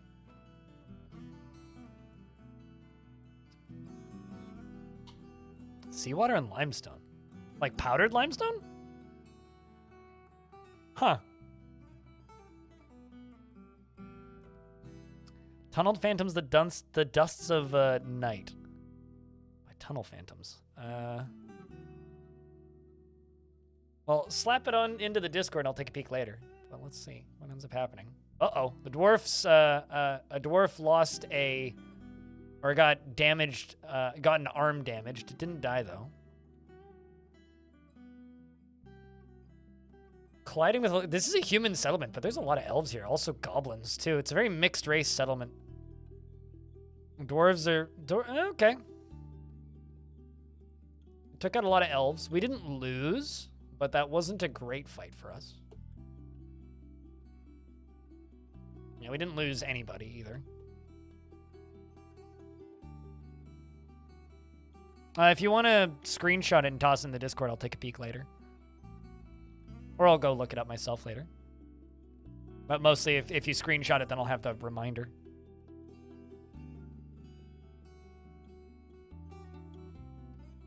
Greek fire is just napalm. I mean, I'm not going to start speculating on that.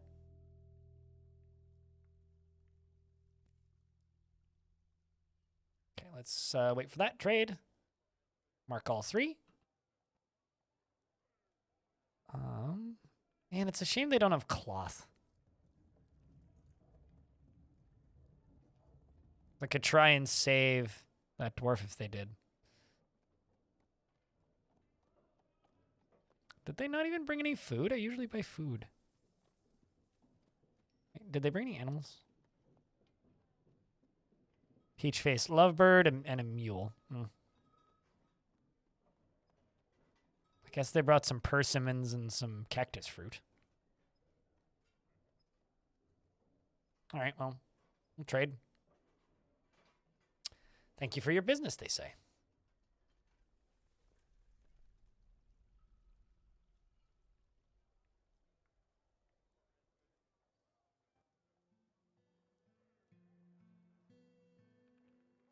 All the megafauna we hunted to extinction?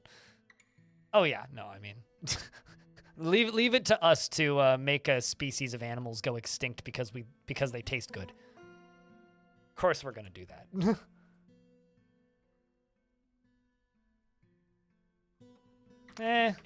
Let's, instead of doing that, let's do a iron altar. We're gonna make 3 of them.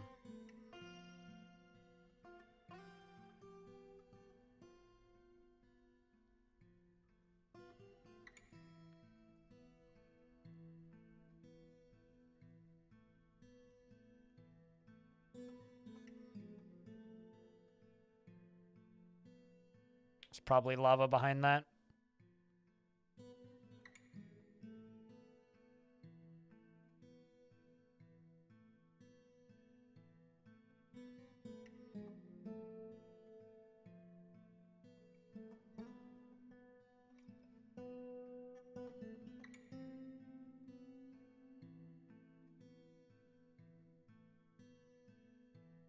Do you think you get put on a watch list if you know how to make Greek fire?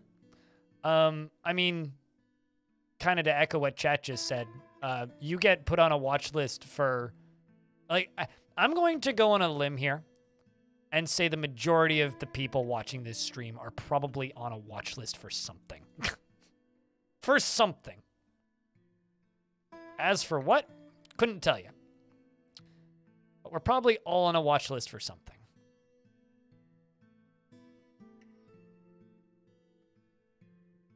How do you use a rabbit? In Dwarf Fortress, or are we talking about something else? I mean, I'm certainly on a watch list because I've Googled how to make a nuclear bomb before. I know exactly why I'm on a watch list. And mostly out of curiosity. Legalize nuclear bombs? That sounds like the name of a System of a Down album. Also, L&B, Legalize Nuclear Bombs, is my new indie band, by the way. We write exclusively, I don't know, power pop? There we go. Posted and tagged you. Thank you. Appreciate you.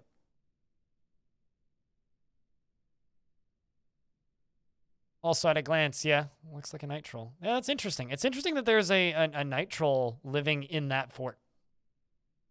Jerry Gord, who am I giving a dwarf to?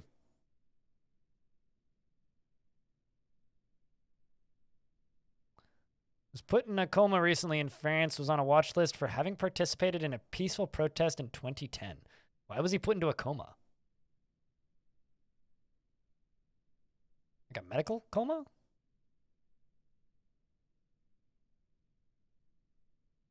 Can I give my daughter? I don't... So you're dead. I don't know who your daughter was. You'd have to go look up their name. I think, because currently in the game...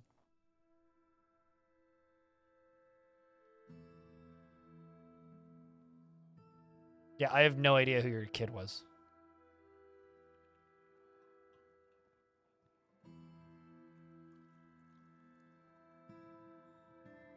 I mean, your dwarf died today. So I don't know how to find out who your kid was.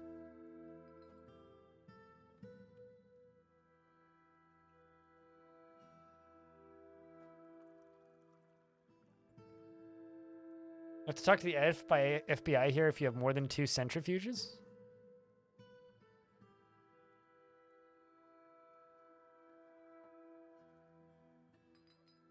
Oh, so you just want me to give just a random lady dwarf to your daughter then? Because I read that as like you wanted me to give it to your dwarves kid, which I'm not certain your dwarf had one. Do you know what kind of job you want me to give that dwarf? Okay, I understand what you're asking for now.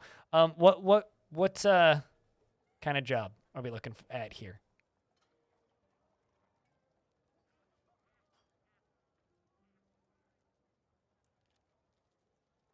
But yeah, absolutely, you can give it to anybody. You could give a dwarf to Brad Pitt if you want. As long as we're not like going for like state officials or real life politicians, which would get weird. Crafts dwarf? Okay. Not that leather worker. How about this one? 76 years old and is currently sleeping.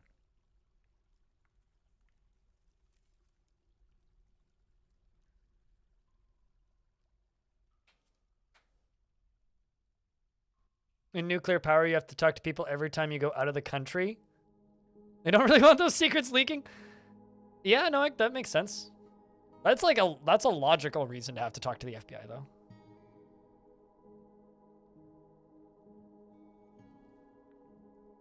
That dwarf works? Sweet.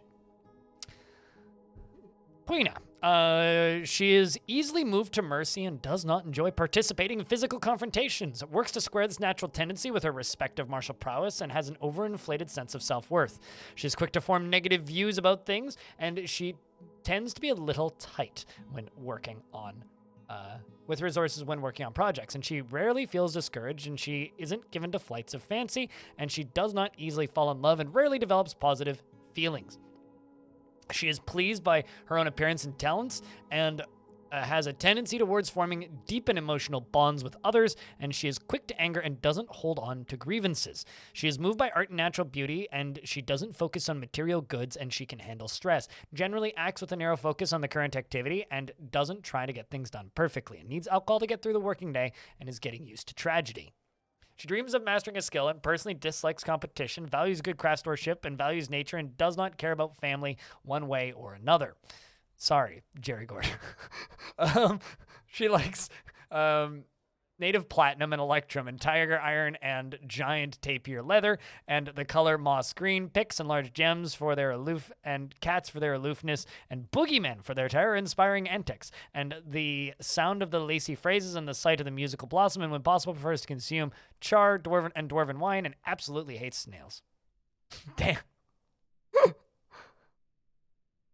You hope you get possessed and make something stupid? What, like an earring? She was in awe, being near a completely sublime door. You like doors. She wants to make a worthless legendary artifact? Well, I mean, good luck.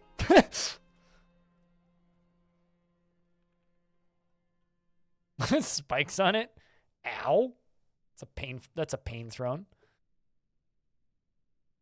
All right, let's man, there's a bunch of things I need to do right now. Let's work on a new squad, I think.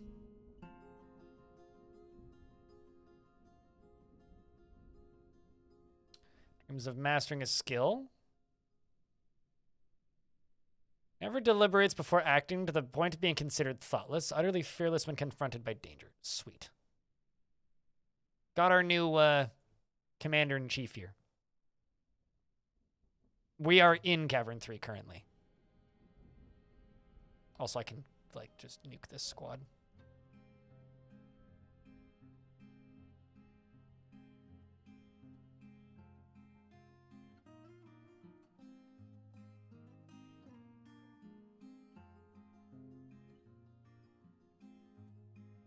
There he is.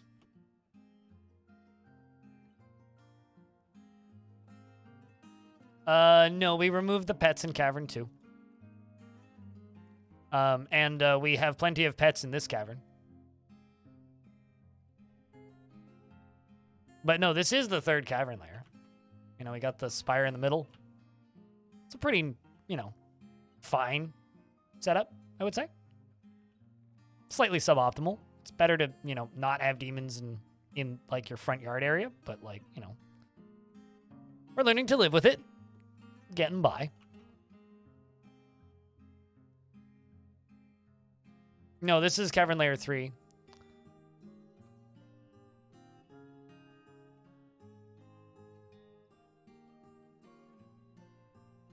Curious about what he's going to go equip. Imagine the screams. Well, cavern level 2 is this one. This is cavern level 2, which has access to cavern level 3. And then cavern level 1 is up here. So we are in 3 right now. We are down here. And it had an open hole directly down into this spire, which I'm building around. Yeah, no, it's all good.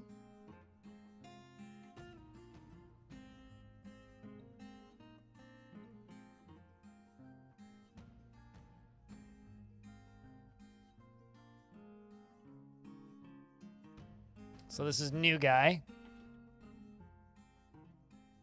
It's got an iron cap equipped, a steel shield. Steel short sword. Okay.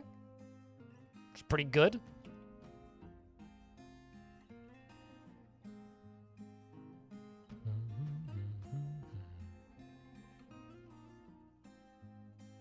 Goes all the way up to level -1. Yeah, and the map only goes down to -50. So that also is kind of odd. Which is actually like a pretty deep hell zone.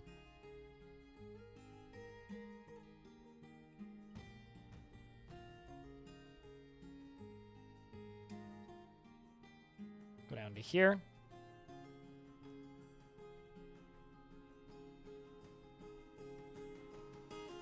I'm going to just... Ooh, now that's... Nah, that's fine. Should be fine. Should be fine. Should be fine. I'm trying to get rid of lava in here that may kill dwarves.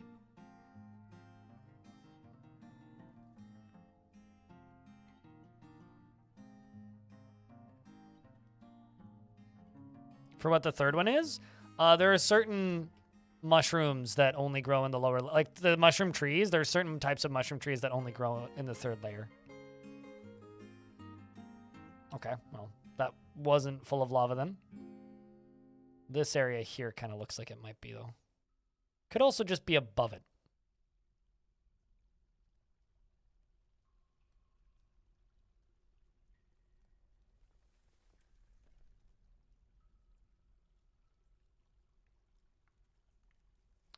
Do you get the thing where the military come back without a shield or weapon and they just don't equip a weapon anymore after that? If it's named, it might just be invisible.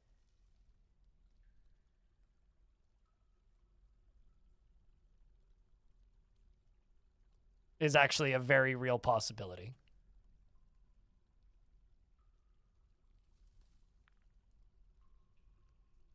So sprites disappear for named items because named items are supposed to have their own sprites.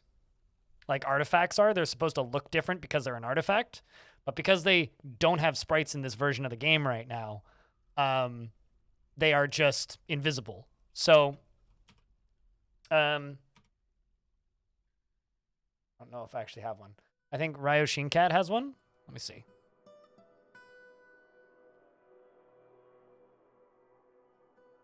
So if I jump to this dwarf and I look at their items, they're wielding a sword. It's in their left hand, but there's no sword.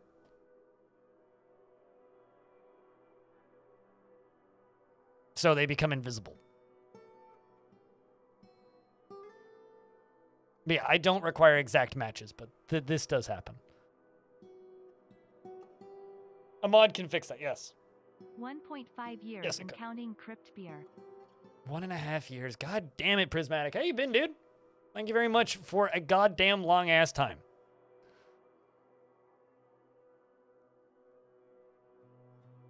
Because that is a goddamn long-ass time.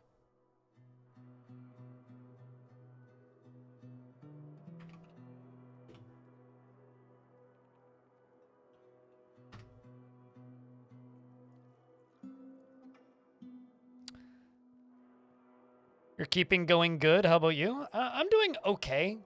Got a bit of an upset stomach, which isn't pleasant, but doing fine. Getting by. We're certainly in, like, the calm after the storm of premium release, which, you know, has positives and negatives. Positives, of course, being that You know, it did get released. The game's out now. Negatives being, things have gotten a little quiet in places. But nothing I'm going to complain about. Can you mention something off topic? Absolutely not. I mean, when are we on topic? Of course you can ask something that's off topic. What?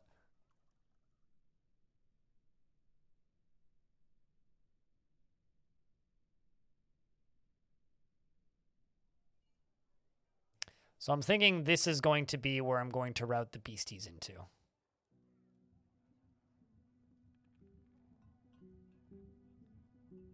Donald Trump is going to be arrested? Wait, really?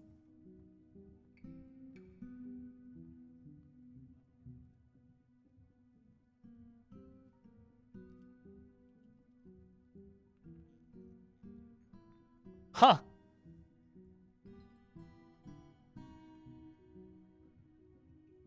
No shit.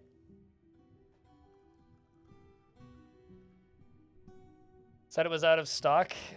Twitch, what's it called? Syncing and lag is bad. Oh, sorry, Signal. Geek 2 Games. What kind of dwarf am I giving you?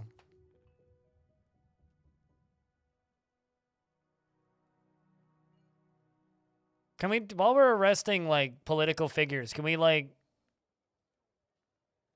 arrest Putin while we're at it? That would be nice. Speaking of people that have warrants out for their arrest already.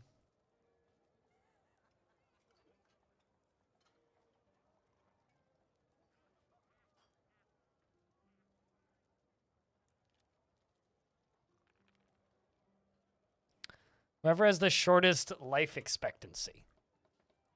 So you want to be a miner? Here, I'll give you this one.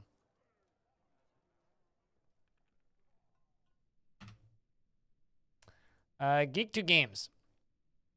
He is easily moved to mercy after seeing a Warrior of Treachery's dead body in 285. Okay.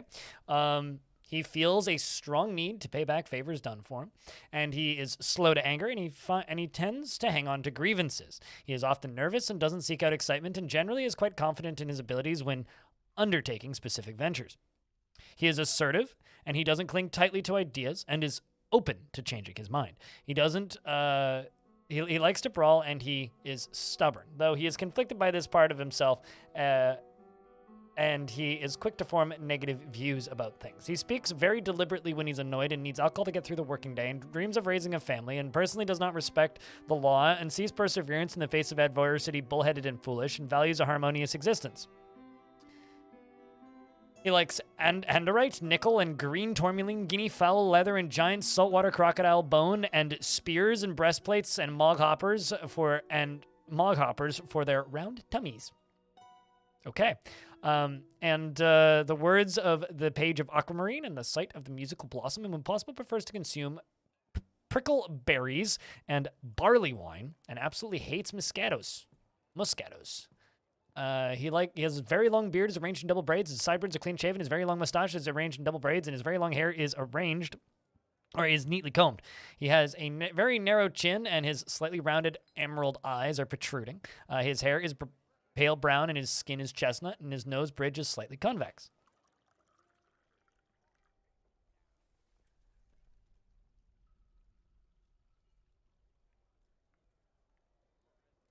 Well, I mean, one of the few things that makes me smile about Russia right now is this.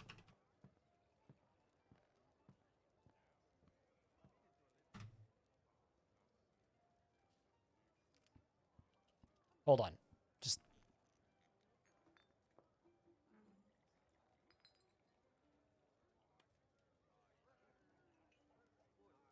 There's just something about this that makes me smile every time I see it.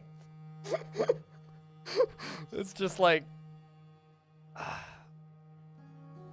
there's something about that. It was into giant ticks for their ability to expand, yes.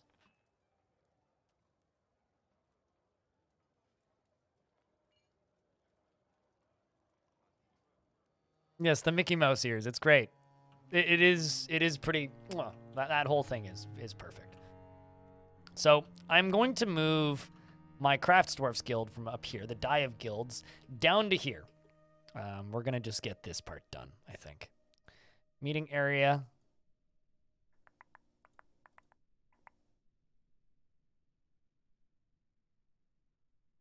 We're also gonna have a dwarf go insane in a moment. The reason we're gonna have a dwarf go insane is because I don't have yarn cloth. I don't plan on making any, so.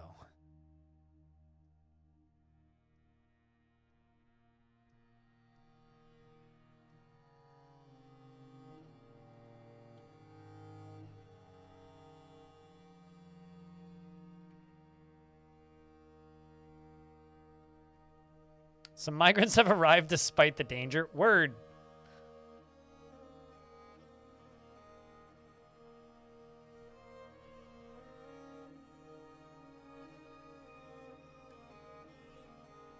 So it really was a yarn cloth thong they were trying to make. Well, actually, hold on. If they just brought a sheep, I'll have to check the pets and livestock after this migrant wave is done. Because if they brought sheep, I can save it. Or something that's shearable. But I lost all of my livestock when the Fire Nation attacked, so.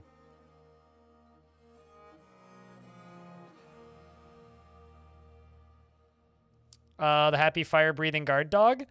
I was in the process of trying to recapture it, and my militia commander at the time, Shark Jumping Walrus, decided to run up to the surface, and managed to kill it while also burning to death. So,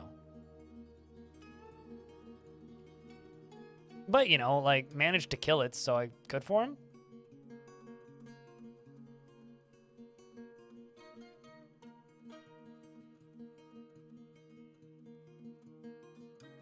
It's a pretty good way to go. Yeah, I mean, if you're a dwarf and you're gonna die, that's one way to do it.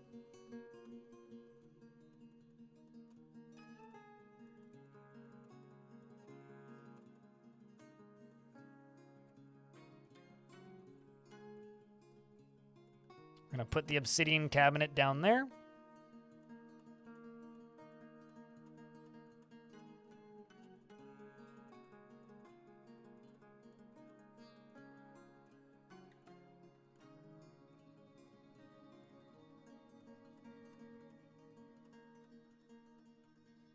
I would take that statement, Baron, and simply respond with, they don't really try very hard to maintain positive vibes with other countries. It's not a one-way street on that. So, and at this point, no, we don't. And this comes from somebody who wishes he didn't have to say that. But unfortunately, it's not what recent history allows for. I just feel bad for anybody that I know who lives in Russia right now. It's nice that, you know, to be able to know people on a global scale through the internet. It's really genuinely quite nice. But man, it sucks sometimes. I just wish that, you know, everybody could just live in a peaceful country. But, you know.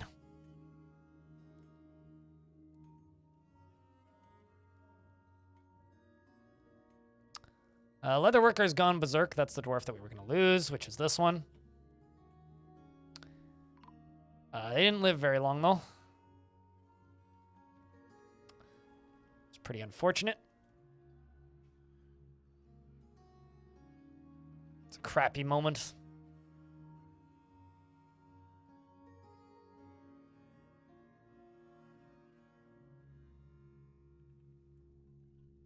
Rip.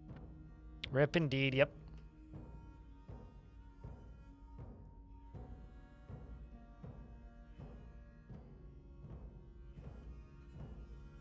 And we're going to go here, and we're going to go place some tombs.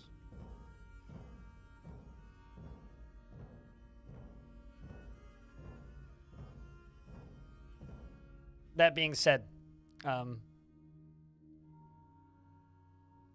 I'm also, you know, somebody who lives in Canada, who's very fortunate to not have to be anywhere near any kind of conflict.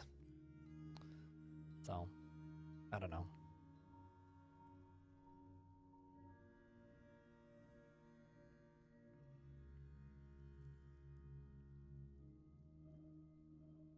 Yeah, but here's the thing, right? You can throw somebody...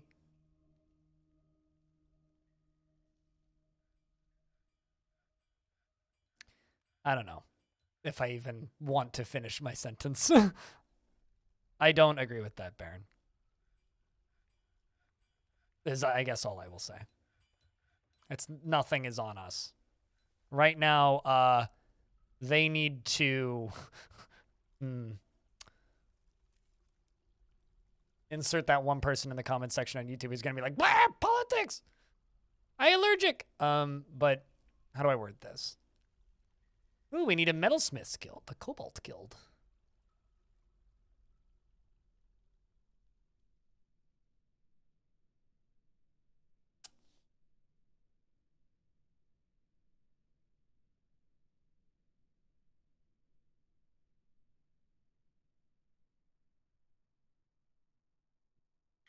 That country needs some very, very, very, very, very serious governmental changes and a lot of arrests before there will be any talking that gets anywhere.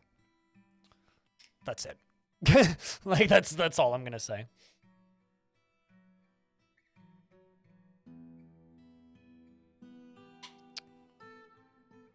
Cobalt Guild? I would be so happy if it was a Cobalt Guild. No, a Metalsmiths Guild. So, let's build a Metalsmiths Guild.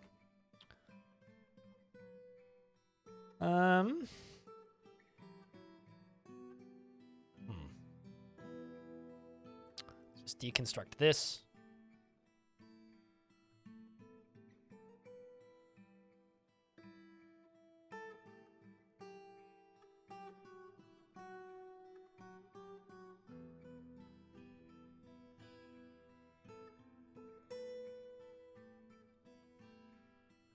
This is madness! Madness. Finally time for some Zambo shooting? Zambo shooting? Yeet. In what video game are you shooting Zambos? Question is, where do I put my Metalsmiths Guild? I kind of just want to put it down here, but...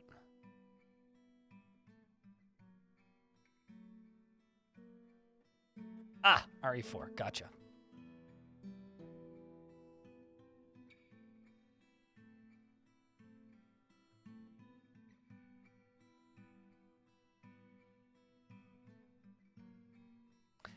You know, I could put it right here.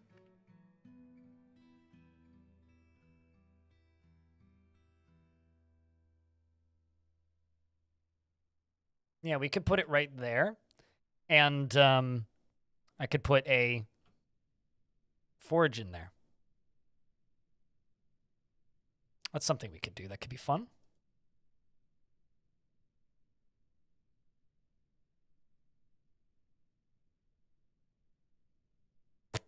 Never mind. Don't have enough rock salt.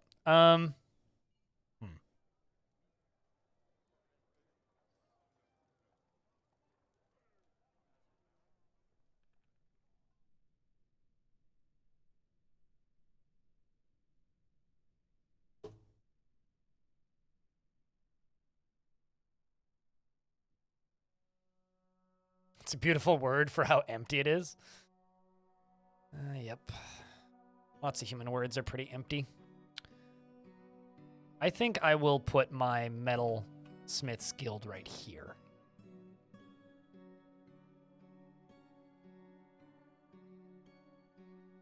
RE4 looks fun.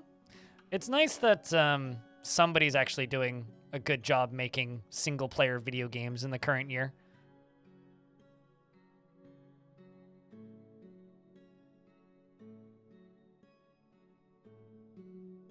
It's just nice to see.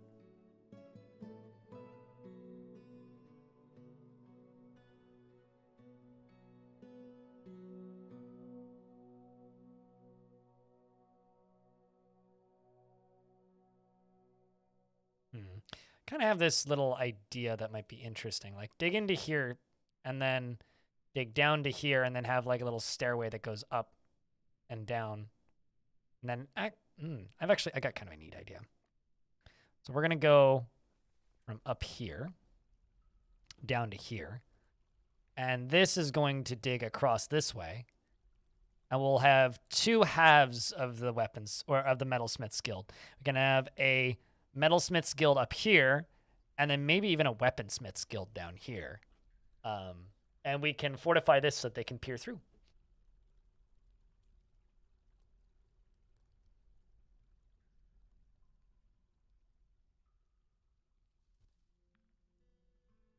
Isn't too long and grueling? Or are you like playing them in order?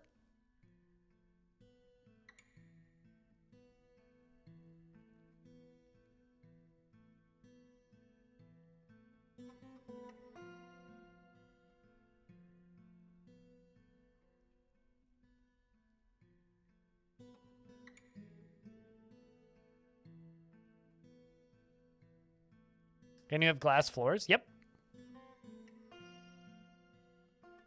If you can make blocks out of it, you can make floors out of it. And this goes for glass.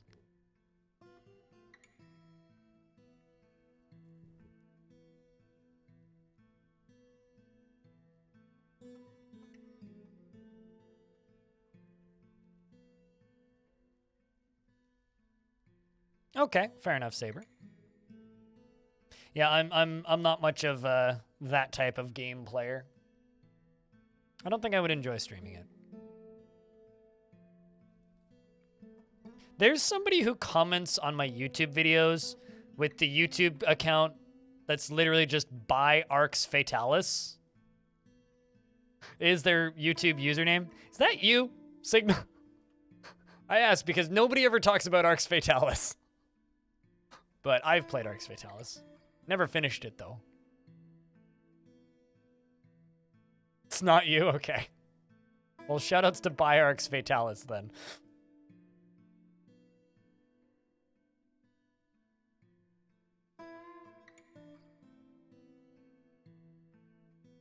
Comments pretty frequently.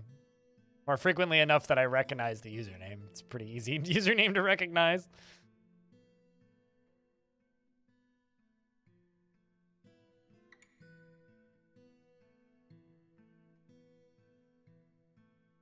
We should all buy Arx Fatalis. Well, it's very cheap, so there is that. It's very old. It's this. I mean, it's $5 these days for Arx Fatalis. Immersive sim from Arcane. Some people say it's their Morrowind. You can make pies. This is true. You can in fact cook in that game. It's actually on Game Pass, sure, but like you don't have to use a Microsoft installer if you buy it on Steam. Which personally to me is like a selling point for just buying the thing. Your wife is obsessed with Morrowind? Morrowind is a very good game. One might even say that it was Bethesda's last great game. Also, chat, I think I'm just going to do this every couple hours. Reminder for everybody, Kit Fox is hiring.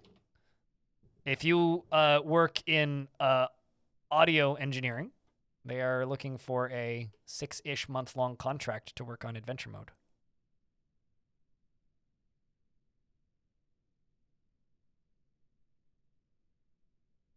So if you're all like, man, I'd love to work on Dwarf, maybe now there's an opportunity.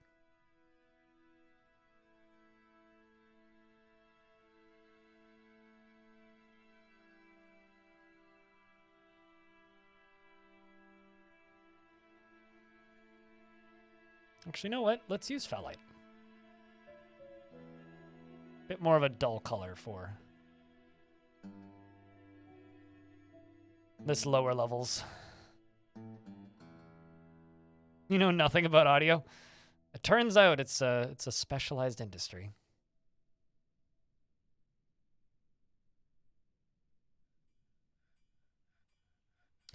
Did I never memorialize shark jumping walrus? Apparently I didn't.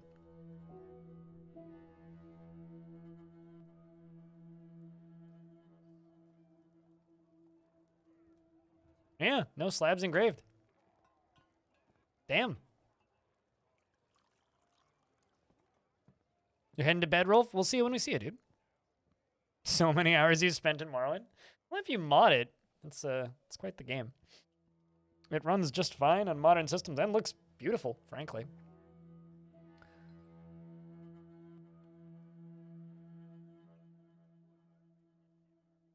Oh, absolutely, yeah.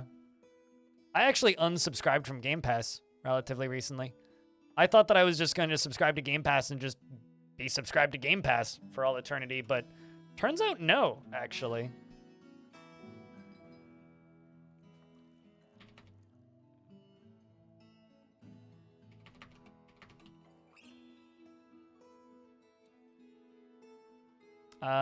Making tables and thrones, and we're going to make them out of obsidian. Turns out I need to go mine more obsidian. We'll just let those cancel for a little bit. It's fine. But I will be mining more obsidian as time goes. You don't have their charred remains to marry? Nope. No, there was nothing left of that dwarf. That dwarf burned up entirely.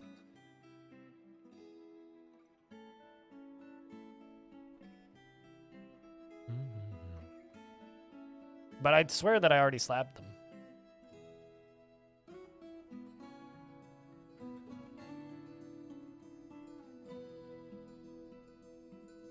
Bum, bum, bum, bum, bum.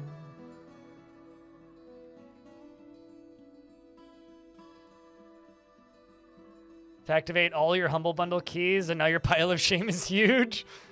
You should see mine, because this is my job, right? So video games are, 1, a tax deduction, and 2, I get video games sent to me constantly. Most of which I just say, please send this key to somebody else. I'm not interested. Unless it's a bad mobile game, in which case, then I just delete the email and don't respond. And hope that they get cost money somehow for sending me crap. And yeah, so I have way too many goddamn video games.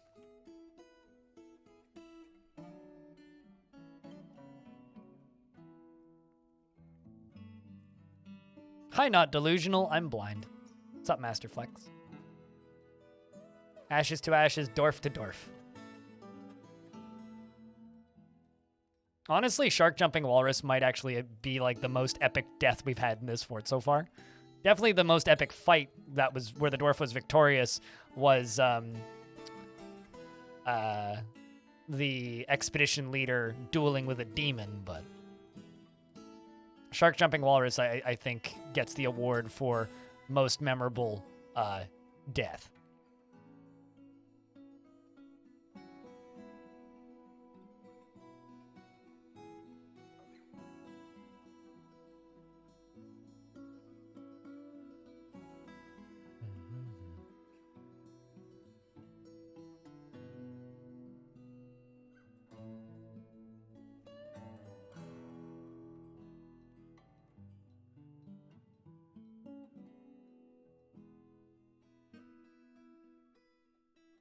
Just using the boulders because I'm lazy.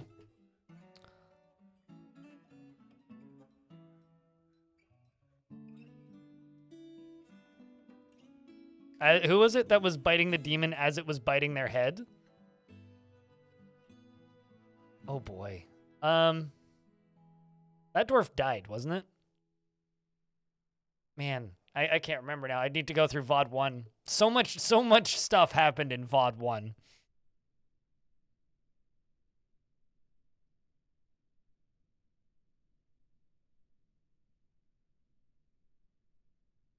Sounds like it died. Yeah.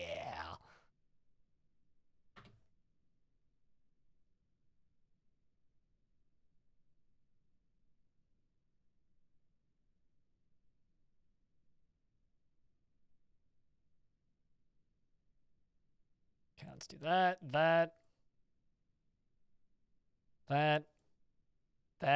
Sweet.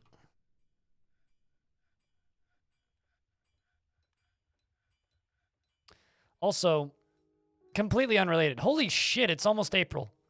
I'm so happy I don't have to stream on April 1st. It's the worst day of the year to stream on.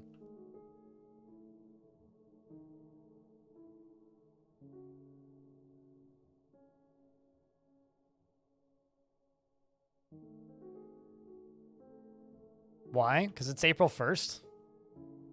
Because everybody tries to get their one funny April 1st joke and it's never funny?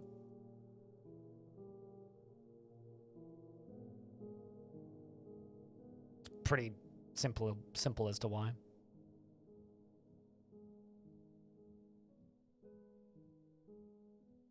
It's just one of the worst days of the year is all. Does it make a difference in the mining speed for pick material? I don't think so, but someone can feel free to correct me if I'm wrong.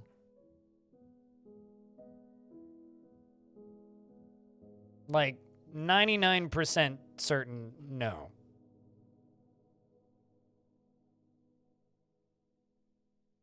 I know that it makes a difference in the damage that it does to enemies. I think it's mostly like Dwarven skill related.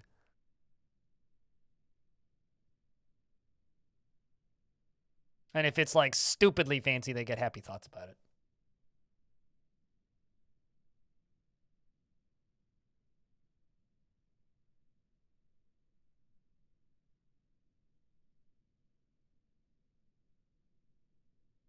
What, matter in mining speed? Yeah, probably. I don't disagree with that.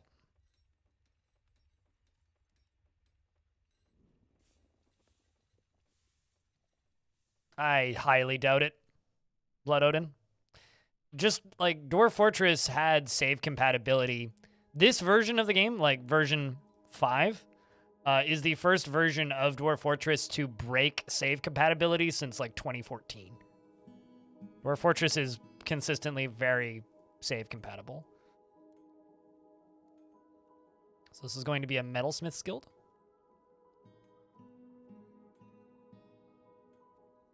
New guild hall. Metalsmith.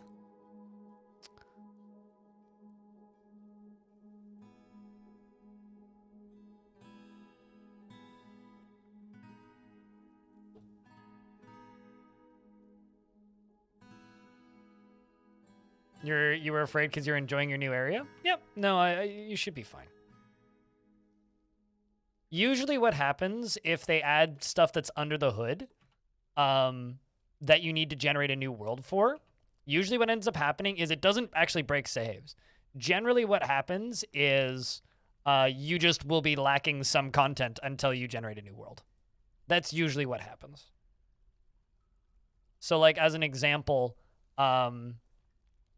say the update changed some, I don't know, spawn rate of temples or something, then you won't notice a difference until you generate a new world.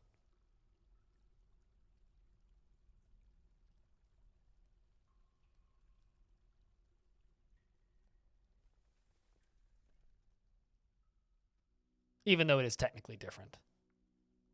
Let's bring...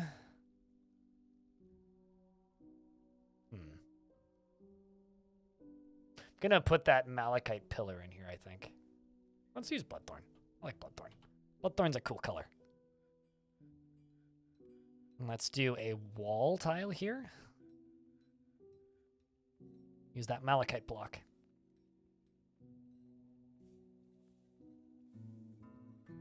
Well, I mean, it won't make more stuff appear on the overworld, right? And also, if you are actually worried, go to Steam. Assuming you have it on Steam. Right-click, go to Properties, go to Local Files, go Browse. It'll pop up and look like this.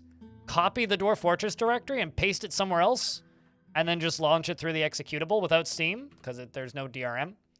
And you'll have 2 installs. And then when the updated one comes in, you can just keep playing your old one.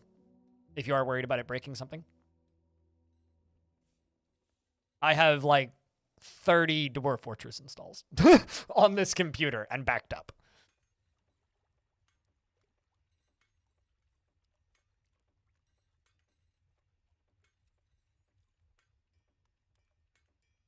Man, what a day for weird news, hey? E3's canceled, Kit Fox is hiring, and Trump's getting arrested. Weird day.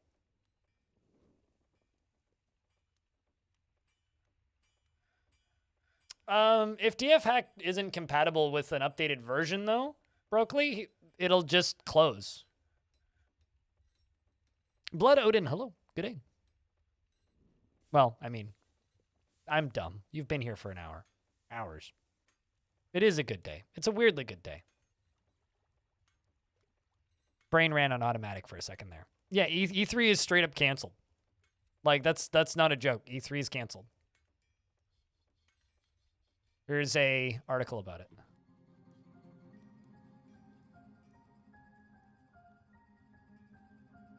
Indicted. You know, well, there could possibly be arrested. It's a weird day. Now, if like Putin could just drop dead, it'd be a great day.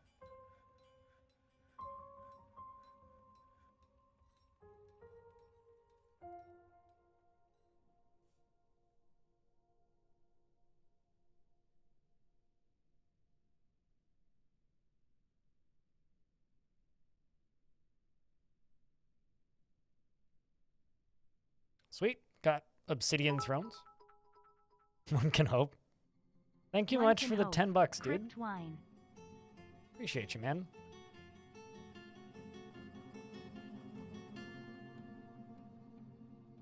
Chat, can I get a round of Crypt Wine for Jazz here?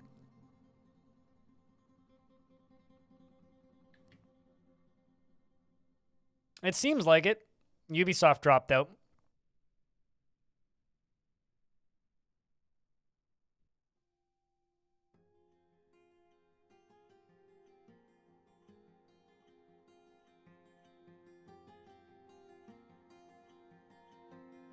E3 is canceled. Yeah, no, E3 is just completely canceled here. I'll show the article briefly.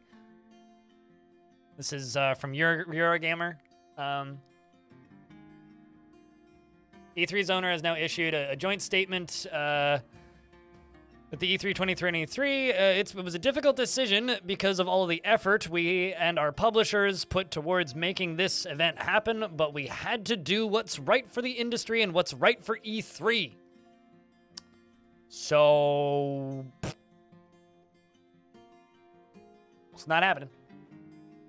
And Kit Fox is hiring an audio engineer. So if you're an audio engineer, you might be able to go work on Dwarf Fort.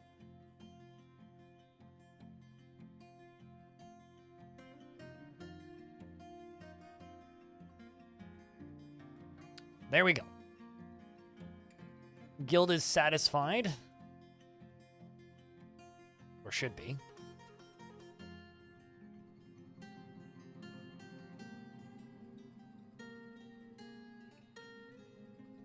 How soon was E3 supposed to be? It's usually in June.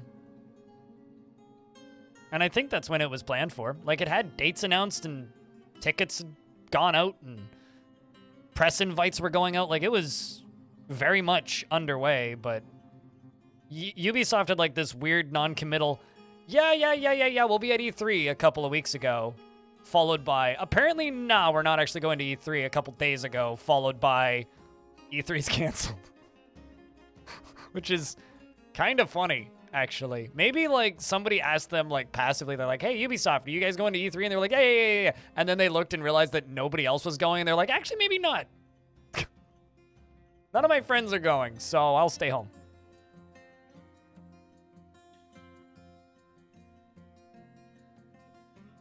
Pay for a booth? Honestly, I don't know how that works.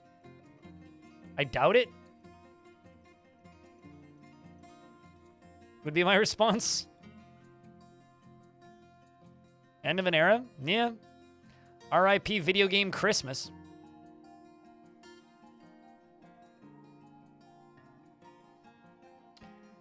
Well, I'm an idiot.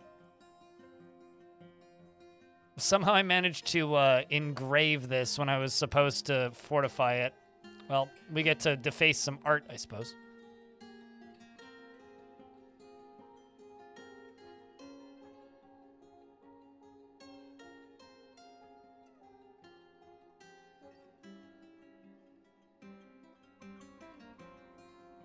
You're glad no E3?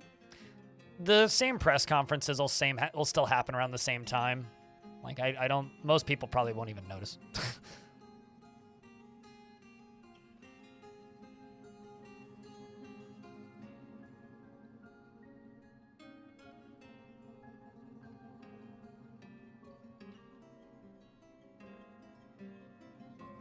Lies? It's not lies.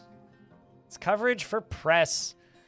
Audience members just don't know the difference between just don't know the definition of unfinished products and work in progress. It's not lying. It's just... How do I word this?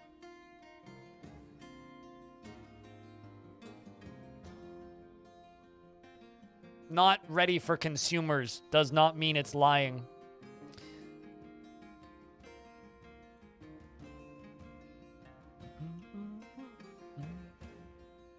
Yeah, there's a difference because press understand that stuff shown at events like that are not representative of final products.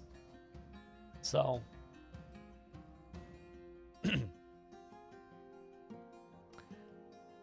All I'm saying is I very much disagree with that take.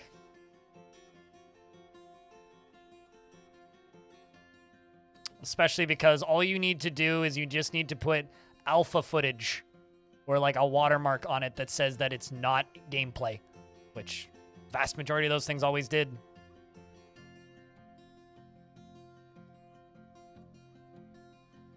It's all that you need to do. And legally, they are in the clear.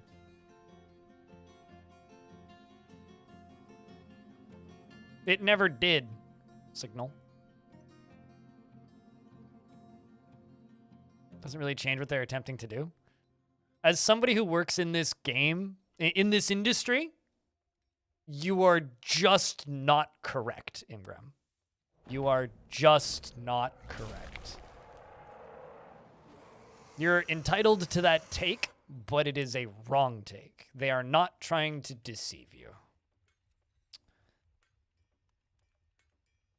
With some very rare exceptions.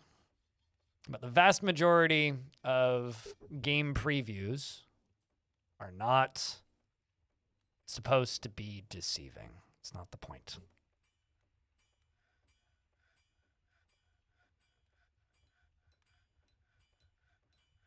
They are trying to, like, and this kind of goes hand in hand with just like, oh, they lied. It's like game developers and game studios want to make the best game possible. And they prototype and they work on it and they prototype and they work on it and they go, okay, I think this is what we can do. We can probably pull this off.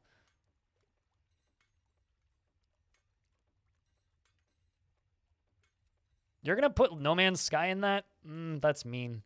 I disagree with the No Man's Sky take. That game got fucked by Sony. But also, what about Titanfall 2? Titanfall 2 is a great video game.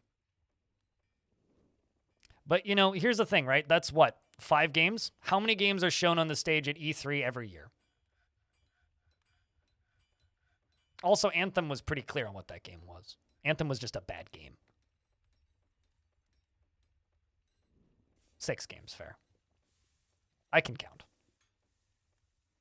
Although I didn't count Cyberpunk in that list.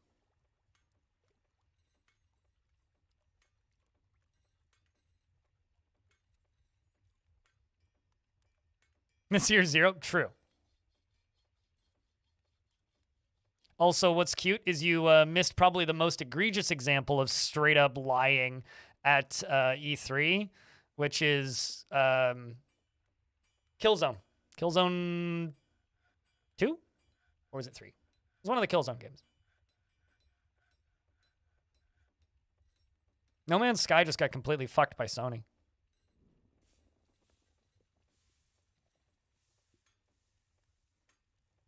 I don't understand why people are already anticipating another Elder Scrolls. Just keep playing Skyrim.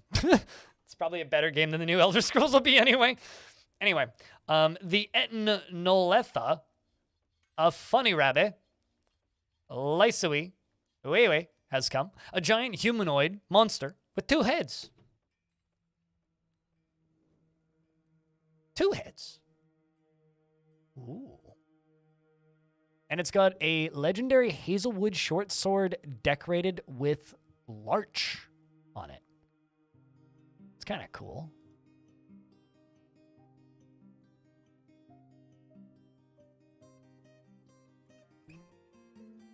Yeah, I don't know. I do not really agree with that take. 12 years later, still Skyrim? Games take a long time to make, dude.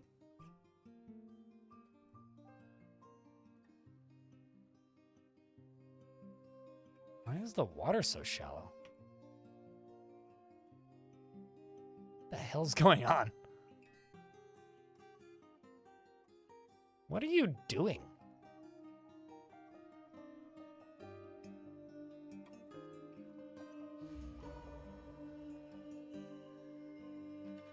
All right.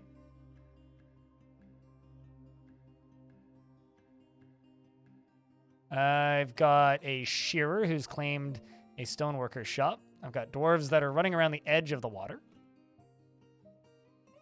And is now suddenly bleeding.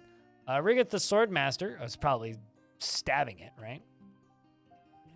Slashes the Etten in the right foot with her adamantine short sword, tearing apart the muscle. And the sword is firmly lodged in the wound. And begins cutting it up. And, wow. The guts are spilled. And the creature is dead. We can dump both of these. And, congrats to this dwarf here for acquiring a notable kill. The Petal of Imagination, the Etten.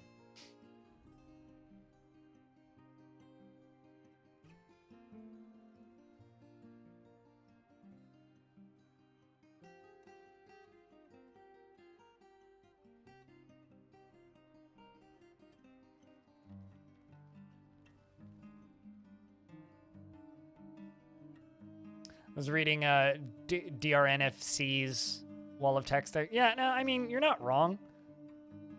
I think the problem with Bethesda games is they suffer from limitations of modern game design. Modern games have to look pretty, have a lot of assets in them.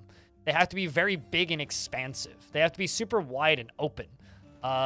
They need to be heavily replayable and super duper duper, you know, that is such a simple artifact. What?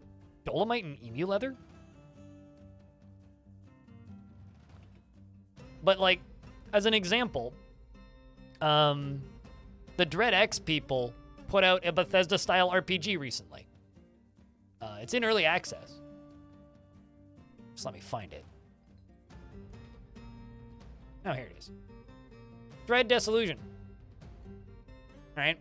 And this game is very Morrowindy, but like in like a grimdark cyber horror kind of way.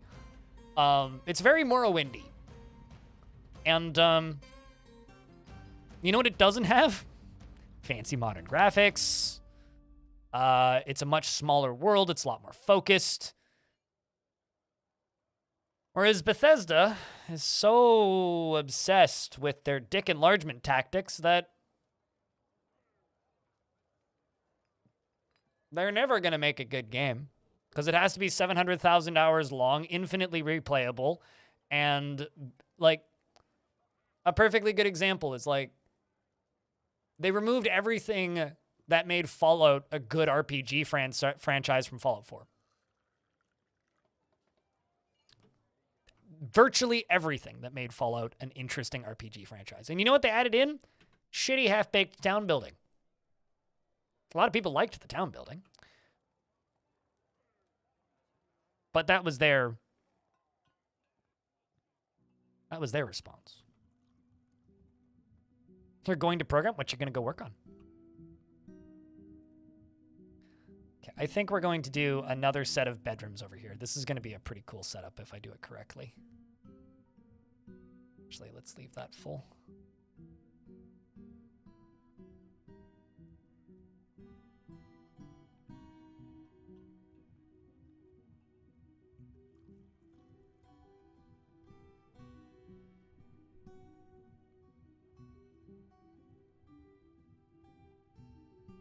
What's the equivalent of a microwave dinner? What, when it comes to, like, RPG depth? But yeah, I don't know. The only way to make good RPGs in the modern world is to throw away modern game limitations.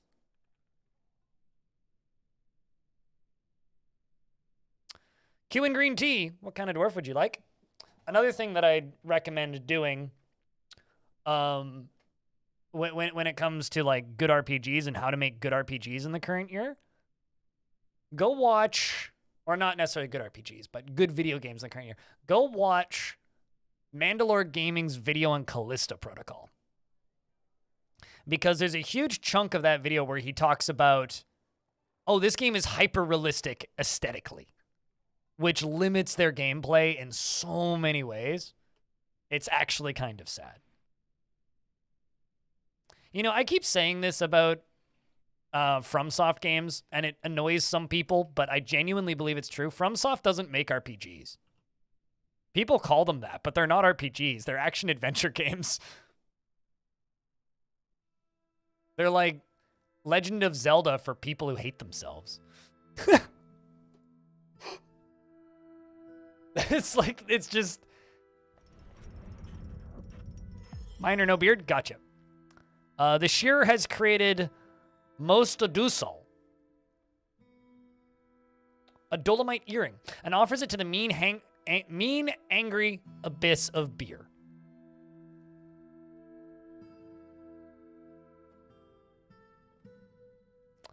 This is the least expensive artifact we've had in this fort. It's a dolomite earring. All craftsmanship is of the highest quality. It is decorated with emu leather and encircled with bands of round dolomite cabochons.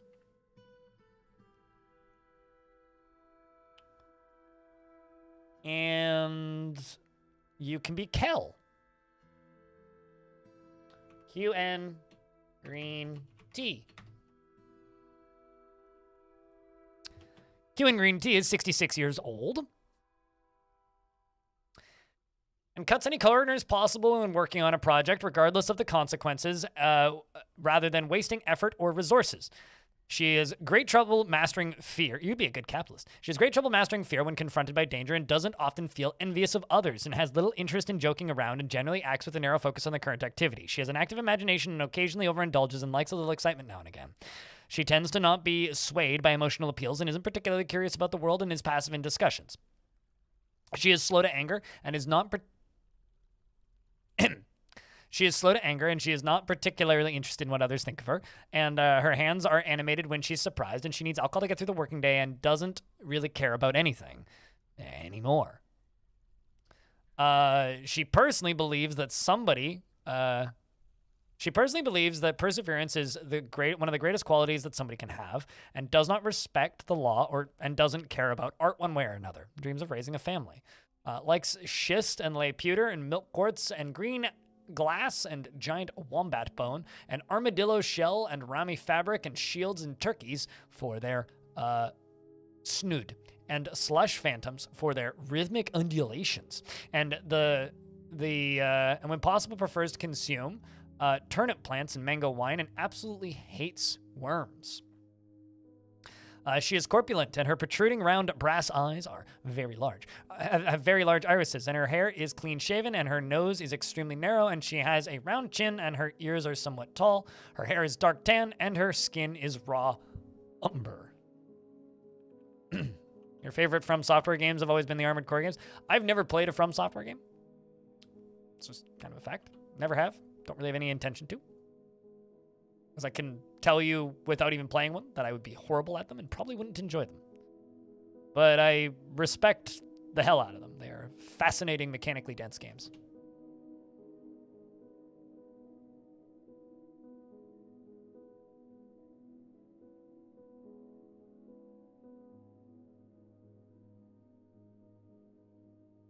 Got your nihilism? Well, I mean, it's got to get something right, right?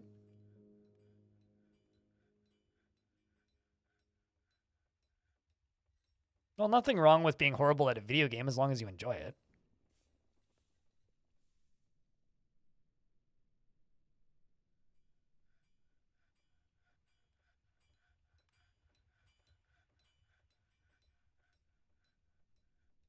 That's so many gem formations? Well, I mean, every map has one of these. Sometimes more than one. So it's not that crazy.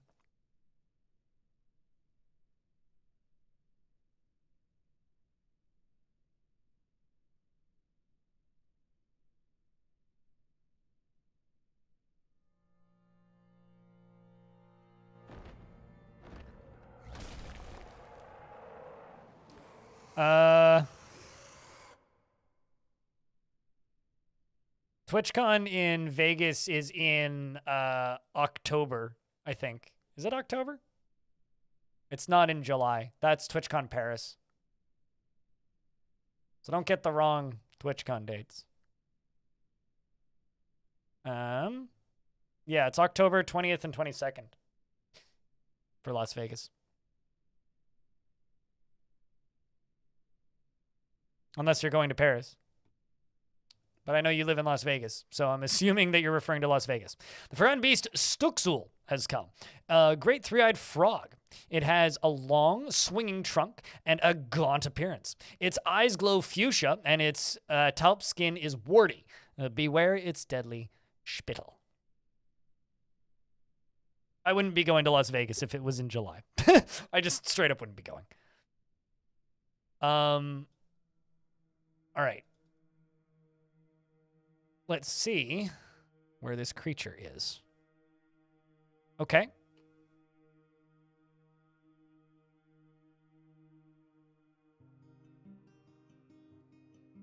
Currently, it doesn't have access to the surface.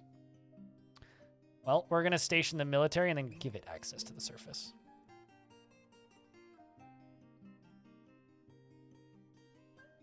Or give it access to us. Why don't I play with DF Hack? Because it makes it too easy to cheat. And in certain builds of the game, makes it crashy. There's absolutely no benefit to having it running at all times either. I don't think that the features that it adds are something that I actually need in my game, like at all.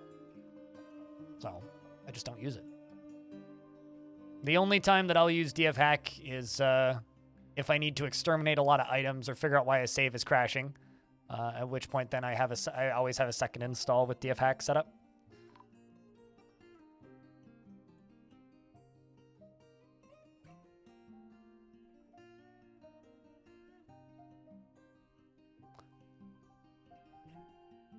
Oh. Jerry Gord, your daughter's dead.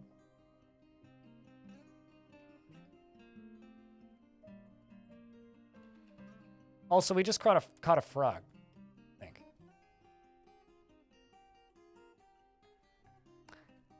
Well, I feel dumb.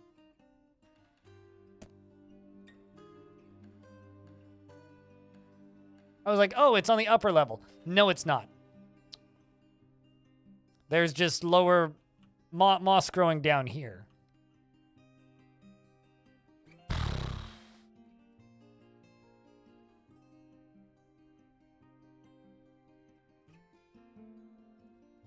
I mean, you can use DF Hack for all kinds of things. I don't need those features. And I generally don't like playing with things that just make the game crash more.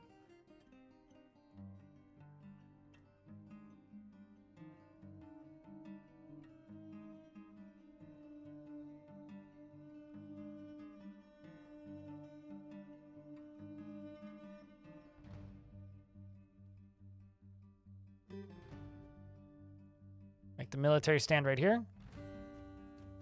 Ever had a brass monkey? Nope. What's in it?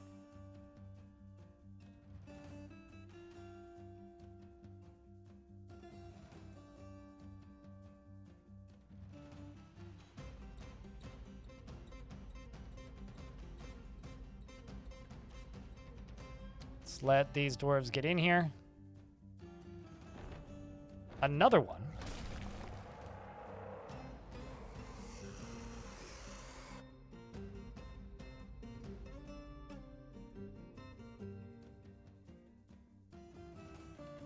But yeah, no, I don't like DF hack, so I don't use it. The Forgotten Beast Engo Stotsu has come, an enormous three-eyed warbler. Bird. Has a pair of long antennae and it appears to be emaciated. Its egg-plant feathers are long and narrow. Beware its fire. Where is it? Okay, this one is on the upper levels.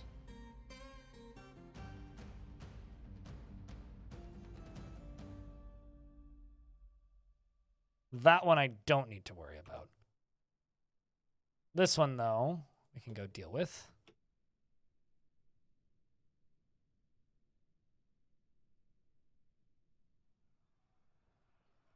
Dwarves are cutting it up pretty effectively. Okay, cool. Good to see. Seems like that was mostly a one-on-one fight. Oh, shit. Cave Swallow Spearman? Hold on a second. So, you know how there was a bird with fire? Yeah, it's dead because some Cave Swallow Spearman killed it. Not only did it get killed by a Cave Swallow Spearman, but a Cave Swallow Spearman that is currently stealthed that I can't see. Huh. That is funny. Well, at least we don't need to worry about that bird. But as for that, for what even happened? Yeah, no, literally, like a Cave Swallow Spearman just like attacked it. That's funny. The other one, Stockzul, Swordsmaster stabs it, so it seems like it was this dwarf here who probably got the kill with an adamantine short sword. I mean, not too surprised. Yep, looks like our dwarf here got him. He's actually killed two. He's killed Icky as well as Stockzul. So hell yeah, 2 kills on this dwarf.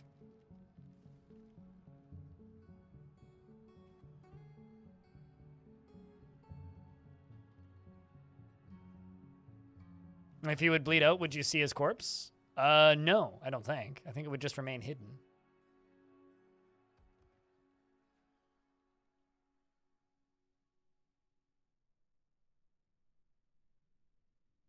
We jump up here and I go, butcher an animal. Ah, it's not butcherable. What a shame.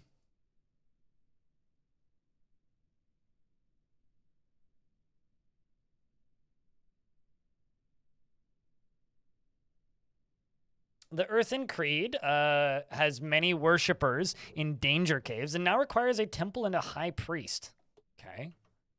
Earthen Creed is...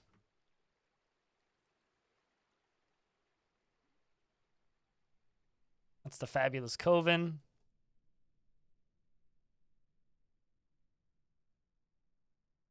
Oh. Well, I can just recognize the high priest because there's an artifact in this room which gives it high enough value. So... Captain Armius is moving up to become the Exalted Wonder, and the new Holy Flute is going to be... Okay, it could be Geek 2 Games. It could... we'll go with Neil, I think, because Geek 2 Games wants to die. So we'll go with Neil.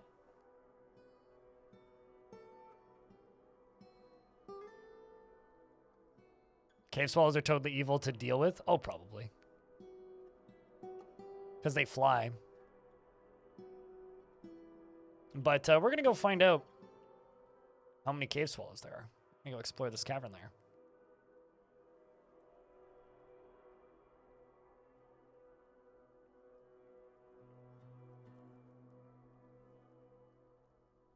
I'm going to lock all of these dwarves down in the lower levels.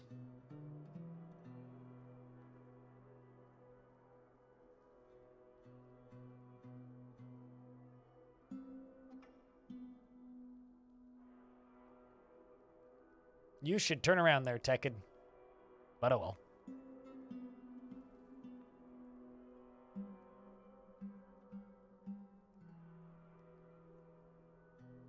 Oh my. You know, they might actually just be dead. Also, apparently, scratch that. You do actually see their bodies if they die. Also, it looks like this one got a name. And they're using bronze. Well, at least this cavern's cleaning itself.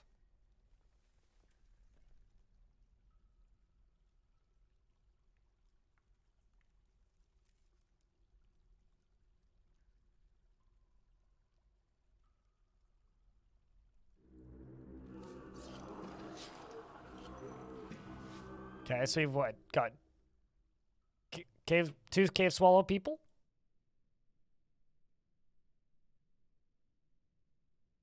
Are you a layer above? Why can't I click you? There you are. Spearmen, yeah, okay, they're just using copper. They're not so bad. Bits and pieces fly everywhere.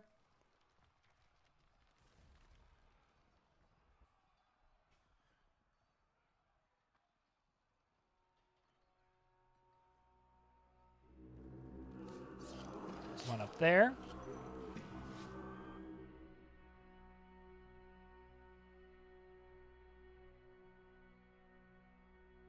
It appears that there's two of them once again. We cut them up.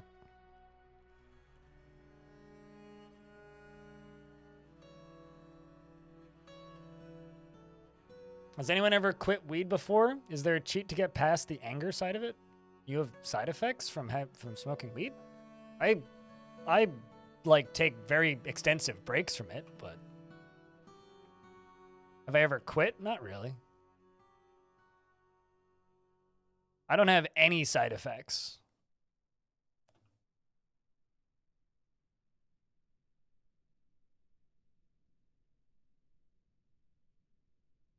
Then just stop smoking. There's no withdrawal symptoms from not smoking. Weed, anyway.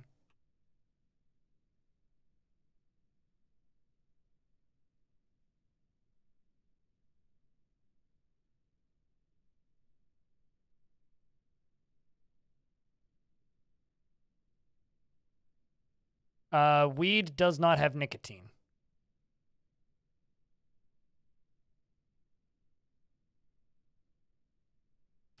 You also take extensive breaks, but it's easy that your girlfriend doesn't like weed. You know, it's kind of funny. Every now and again, people ask me about dating bullshit, and all I can say is don't think I could ever have a long-term relationship with somebody who doesn't smoke weed again. Because it's just the way brain work.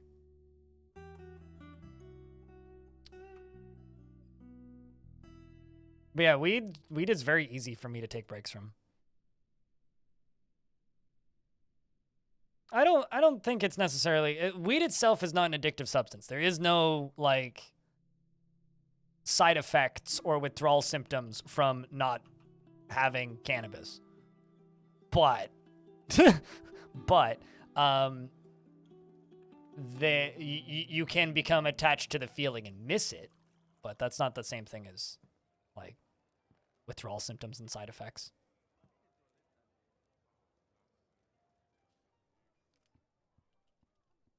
Let's actually go this way. It's just like, you know, there's no withdrawal symptoms from not playing a video game. Which is why I personally kind of disagree with the whole video games can be addictive thing. Because unless there's side effects or withdrawal symptoms, to me it's not addictive. Party time! Unlike alcohol, caffeine, sugar.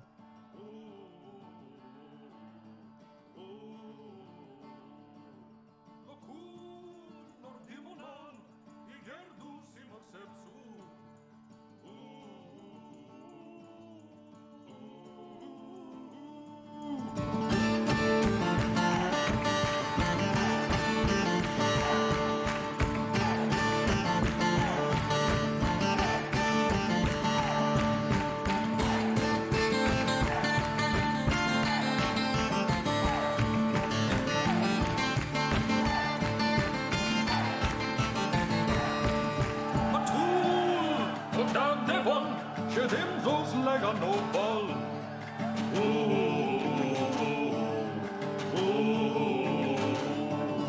Legon, wo Schlamm rappel, und Mama Sirap gatoll.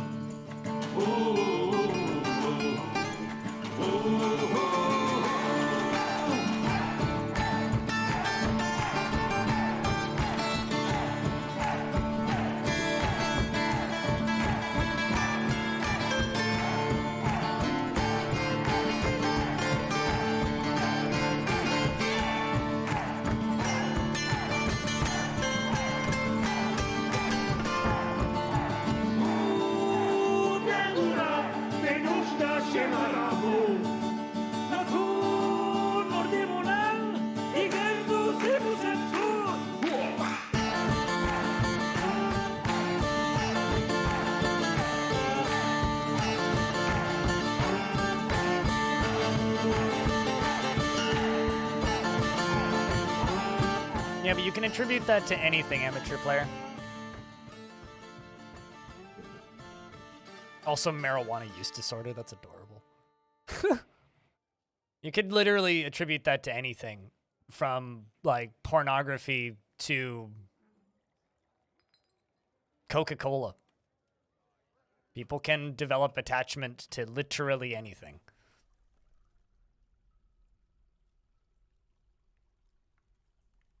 It's still not addicting.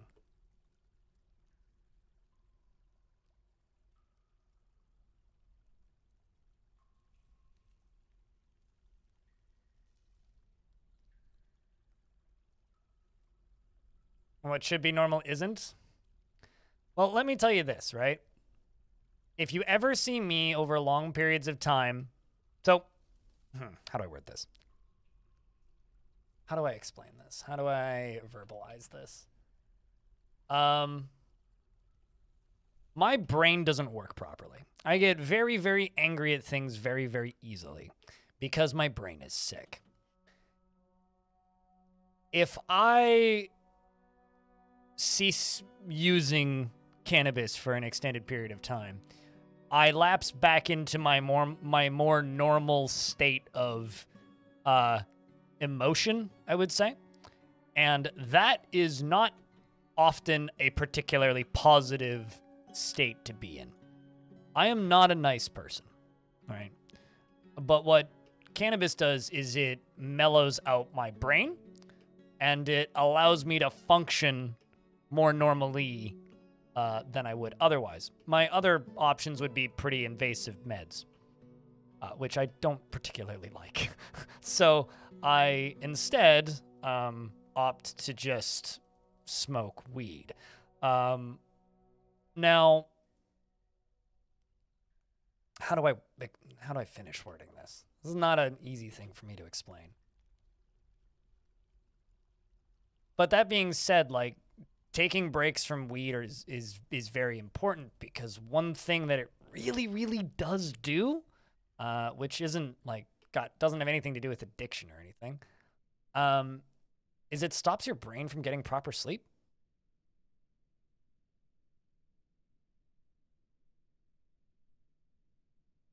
Like, you can't get proper REM sleep.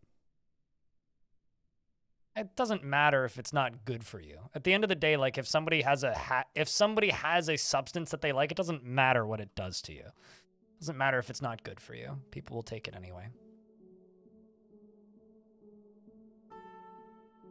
Eventually use it as less of a coping mechanism. I don't think my brain is going to suddenly rewire itself. Like, that's not going to change.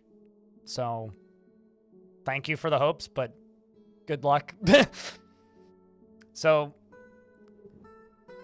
when you say that it's just like your normal isn't normal anymore, normal is when you feel comfortable in your own skin.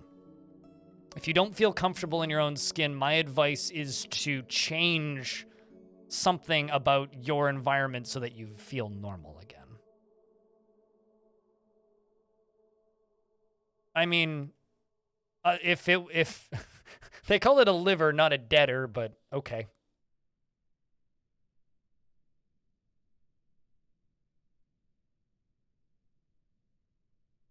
That's why you don't smoke during the week. You need to sleep well to be able to work properly. Yeah, but also what's even more hysterical is I also kind of use it as a sleep aid because I have pretty bad insomnia and can't always get sleeping pills. So if I can't get sleeping pills, it's like, well, I guess I'm just not sleeping for a few days. You guys have definitely seen me when I'm short on sleep. Oh, I was like, why are they not digging this area out? Right, because, yeah, I'm digging this out.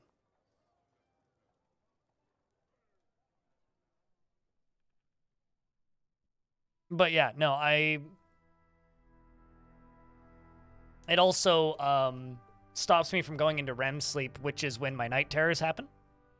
So it's like, if I don't smoke weed for a few weeks and all of the THC gets out of my system, I sleep a lot better for a few days, and then I start having nightmares. And I start smoking weed again.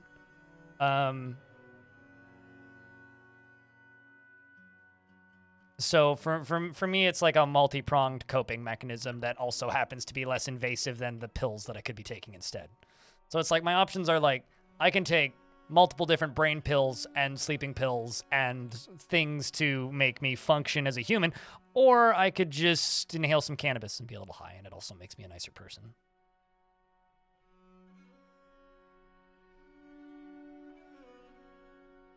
THC stops your brain from going into REM sleep, and it makes it impossible to dream. Conk.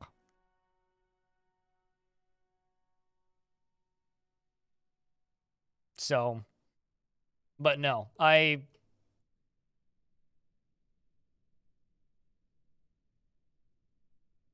weed is weird, but it's not addicting.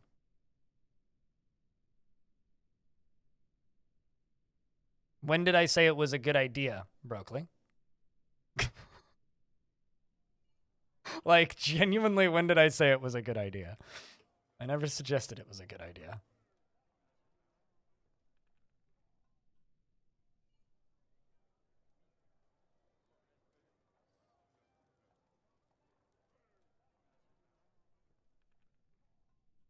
The concept of being a Five Nights at Freddy's fan at a young age is very strange to me.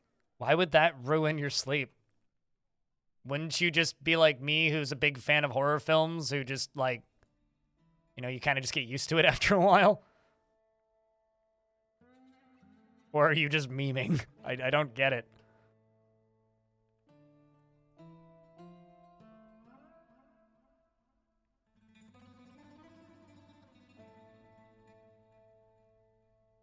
Great movie. What are you talking about? That movie was hysterical. Sorry. They might also be making a sequel to it.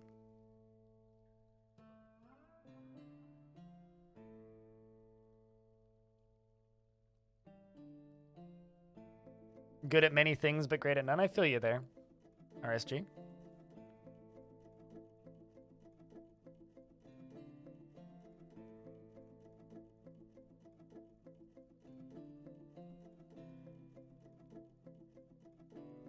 Has 5 legendary gelders? Do you just have, like, rampant cat breeding problems or something?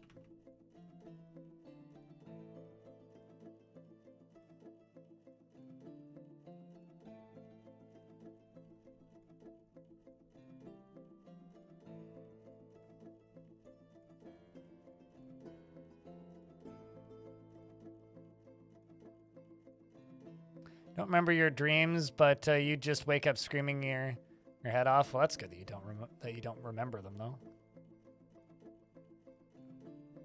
You wish that you could smoke weed, but you're allergic to it. Ah, darn. I've heard it. That's always something that's kind of bizarre to me is weed allergies. Like, how do you find out that you're allergic to weed? I guess probably smoking weed. You set up a Gelder skill? That's funny. I gotta respect the Gelders Guild. The legendary Guild of Gelders. This is very funny. Never trust a legendary Gelder? Yeah, just like you should never trust a man who owns two toothbrushes. You're slightly allergic to weed? What are the symptoms? Clogs up your naval passage? Why do I feel like this is like actually a cocaine joke that you're making? Stop snorting your weed is all I want to say to you. But wow, it's not too bad.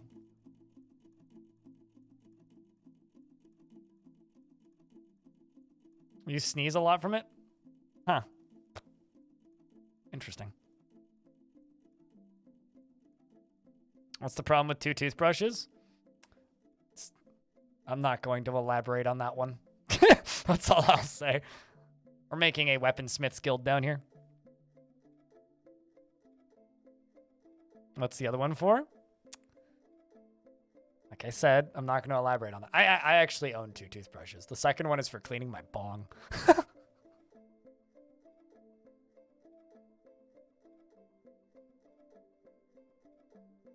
But that's not where the quote comes from.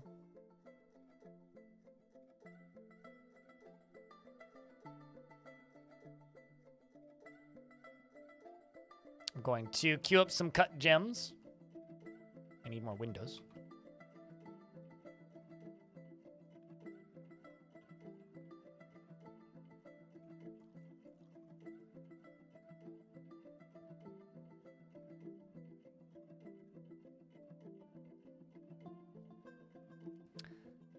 Oh, the second for you is cleaning hard to reach corners in the shower and other tiles, etc. I mean, yeah, you could use it for that too.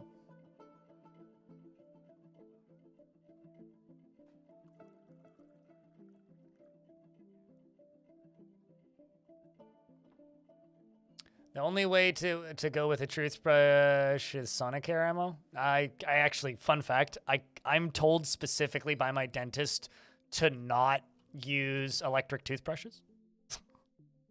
Like I can't. I have to use soft bristle manual brushes or I will destroy my gums. I never ever get cavities, it seems like, in my life, but I absolutely have weak gums. Didn't know that I had one.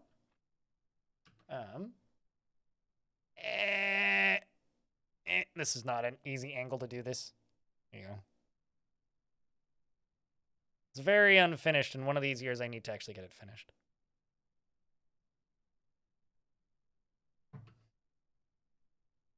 I also promised Chat a dwarf tattoo, which I'll get eventually. Is it a boat? It's a scene from, or it's a piece of concept art from Portal 2. It's eventually going to turn into a Portal 2 / Half-Life 2 collage.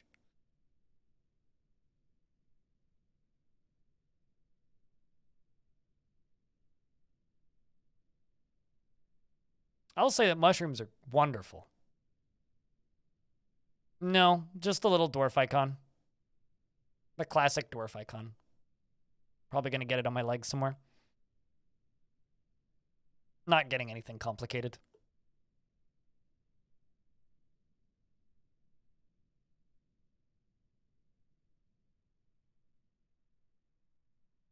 And no, you guys don't get to decide where I put it.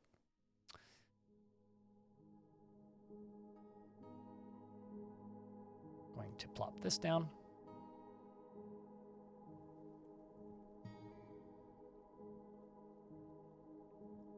How do you figure out where to pass through? When the water stops flowing from the walls.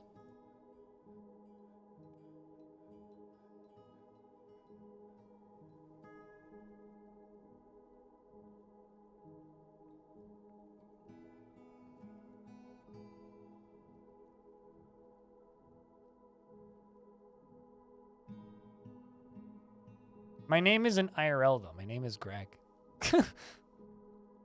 And also the username is blind. So Mr. IRL doesn't live here.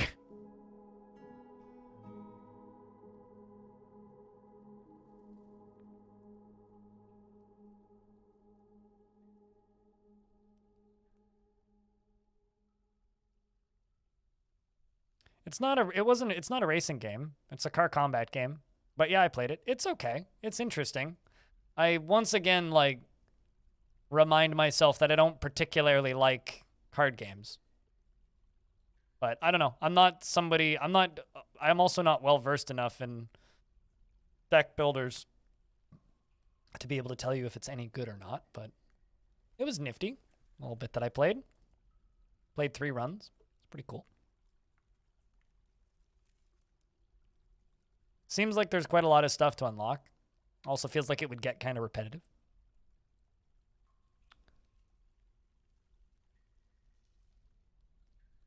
Or do you have to go to stock and click each ones? When you're, well, double X ones just get thrown into refuse piles if they're not owned by a dwarf. But when traders show up, just search by X and just sell all the damaged clothes.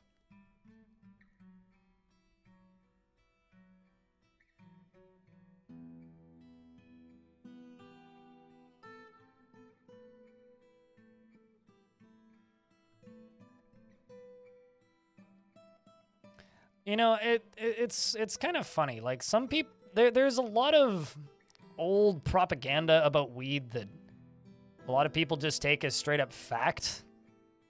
Like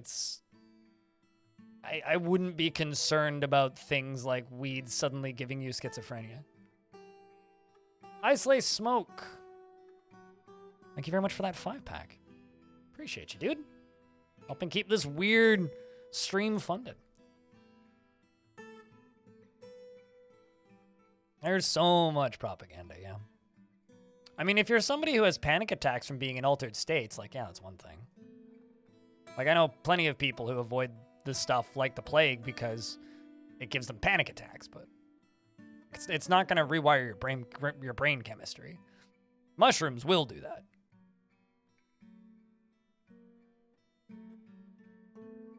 I mean, if you already have schizophrenia, then yes, it's a concern, but still not going to rewire your brain chemistry.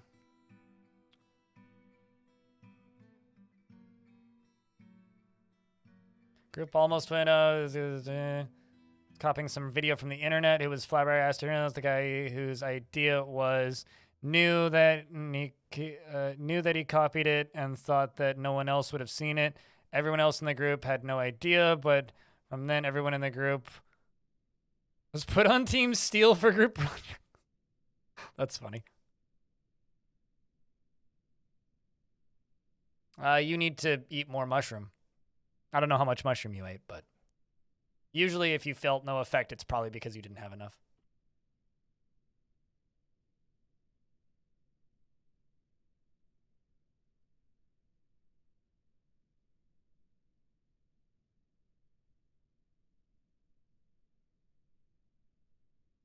It's going pretty good. Having a healthy conversation about recreational drug use. How's things?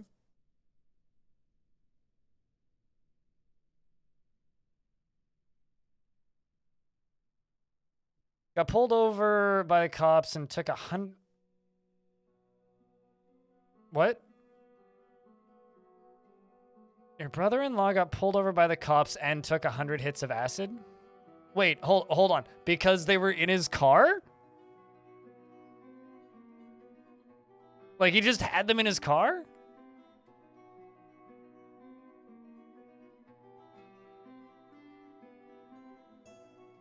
Oh, my word. That's like my friend forgetting that he had mushrooms in his pocket when we were going to PAX. And instead of, like, you know, just keeping them in his pocket and walking across the border because, like, you'll be fine. He ate them. So he ate, like, 4 pretty heavy doses of mushrooms and then was tripping for, like, the first day of PAX East. Or PAX West, rather, not East. Time to go Super Mario, pretty much. Time to grow.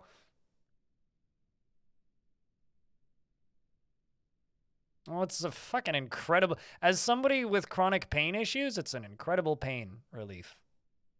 An incredible source of pain relief.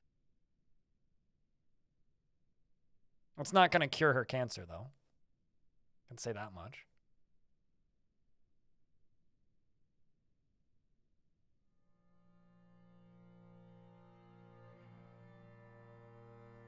He got paranoid, so he just grabbed the sheet. Well, I'm glad he's okay.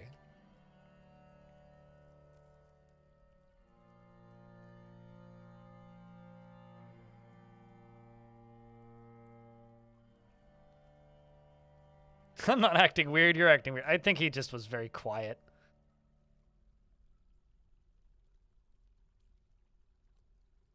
No, but it will help with pain. Yeah, well, I'll say this about weed. It helps with pain, and it also, for most people, picks their mood up quite a bit. The hardest I've ever laughed in my entire life is while stoned. And it's really hard to make me laugh. I was at a music I went to a music festival in 2019, and me and my friend Kevin were in his sister's basement, very stoned, like very stoned, and he found this pillow, which, and this is a very funny pillow. He found this pillow, and it's one of those ones with like the little chiclet shaped circular like shells on the outside, almost made of plastic, that on one side they're like shiny silver and the other side it's like a picture, so you push your hand along it and it changes, and one side had Nicolas Cage on it. Weed's legal in Canada, so there's no concerns there.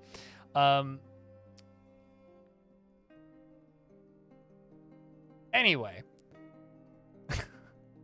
also we were still in Canada at the time. But anyway, he found this pillow and just like started going back and forth, and I swear he like just sat there laughing hysterically for 30 minutes. You get hyper focused on pain more when you're stoned and it sucks. Oh, that sucks. I don't even know what that is. Moex, I've never watched that, so no, I haven't watched it while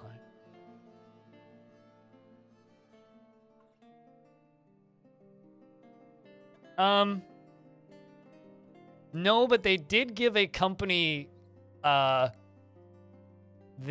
permits to make it legally, which is odd.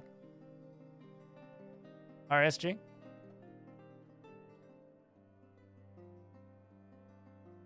No, I did not say Nicolas Cage body pillow. You know those pillows where you brush it one way and it's silver, and then you brush it the other way and it changes colors, or like it has a picture or something on it?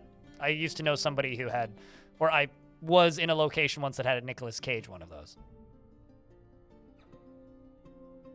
But no, not a body pillow. Sorry if I got you excited.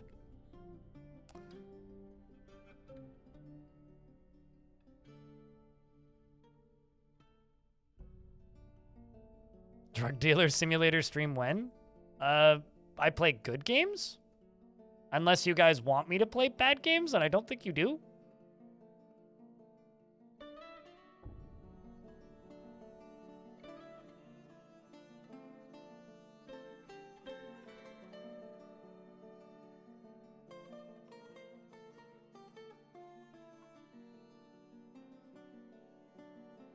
Is that what they're called? Squins? Odd.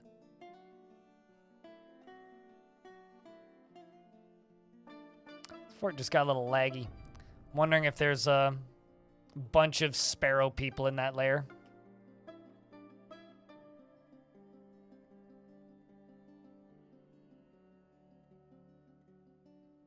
It's like laggy enough that it's like, I wonder if a bunch of elves just showed up on the map. I wonder. Okay, no, hitting that button didn't change it, so.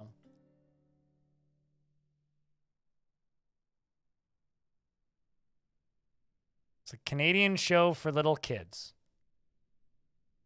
Well, I mean, most kids' shows are pretty trippy, but no, I don't watch shows for little kids. I can't say that I've ever seen anything like that.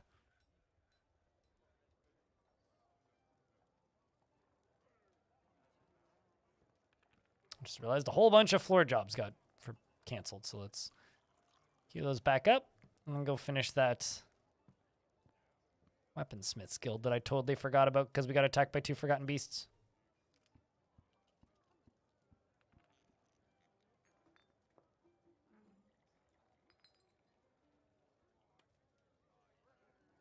I mean, that's not a child's show. I was going to say, that's a good show. Okay, again, yes, good show, but that's not for kids. What?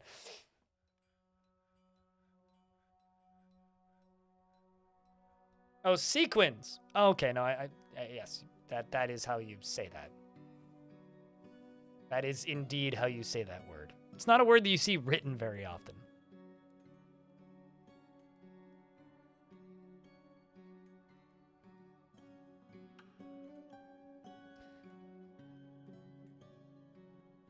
I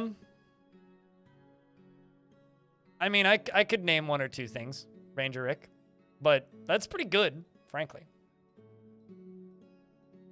Where's Quinn? In the most recent People Make Games video. That's where Quinn is. Also, People Make Games. Great YouTube channel. I recommend. Claiborne. Who are you taking off my hands? Who are you claiming as your very ownsome? Who becomes bestoweth with your legendary internet handle?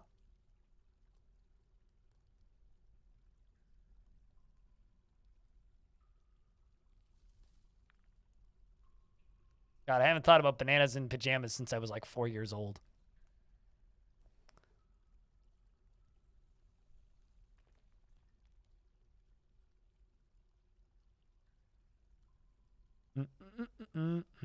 Closest to danger, furthest from harm, military beard, dwarf, Pliz. Okay.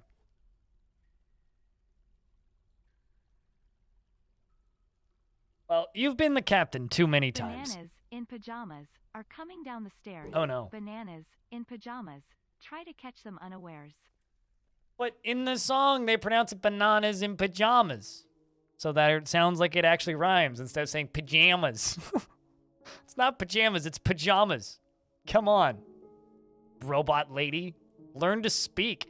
Arch, thanks for the 31st month. Welcome back. It's good to see you, man. How's things? C1I born, I think is how this is said, right?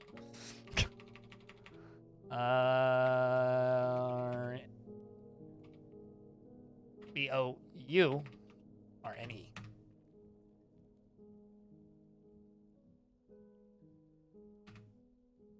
All right, you are wielding an adamantine short sword.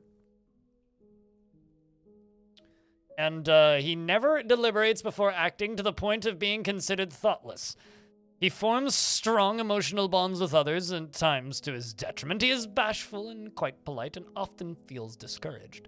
He is rarely happy or enthusiastic, and he is conflicted by this since he values parties and merrymaking in the abstract. He tends to avoid any physical confrontations and works to square this natural tendency with his respect of martial prowess. He tends to be swayed by emotional appeals, and he generally acts with a narrow focus on the current activity. He tends to be a bit stubborn in changing his mind about things, and I don't know why I'm doing a voice like this. He does not easily fall in love or develop positive sentiments, and he can often handle stress, and he doesn't often experience strong cravings or urges, and does not reveal personal information. He dreams of raising a fam, and personally values decorum and dignity and proper behavior, and values peace over war, and does not think one way or another about leisure time. He likes andesite, bloodstone, great barracuda, bone, bracelets, and puzzle boxes, and boogeymen for their terror-inspiring attics. I know that says antics, but attics is funnier to me. And the sound of the luxurious queen, and when possible, prefers to consume carrot wine and naff seeds, and absolutely hates bats. And military-wise, you've killed a goblin, an elf, and a human. You got the hat trick. You're a member of the Fabulous Coven, and you are a militia dwarf of the mean, angry abyss of beer.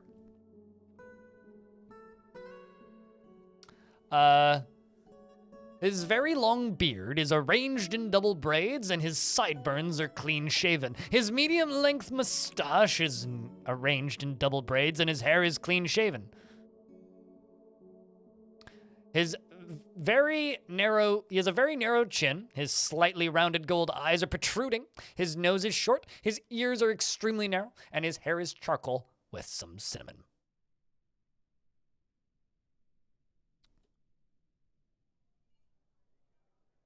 We're going to go back to bedrooms.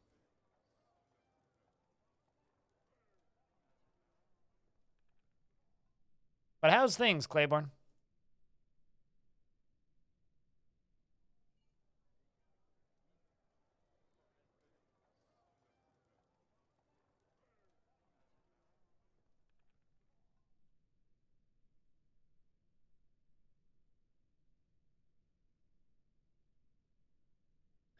Okay, I don't like this pathing. We're going to give them this way.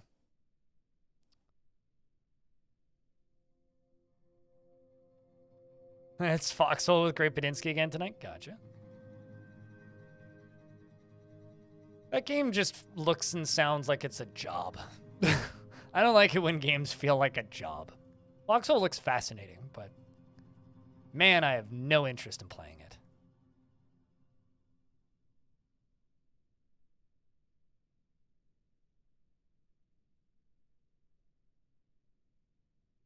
Week's been rough, but doing okay.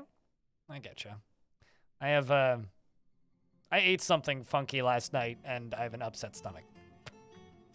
Ate leftovers. Guess maybe I let the leftovers last too long. So I kind of feel blech today.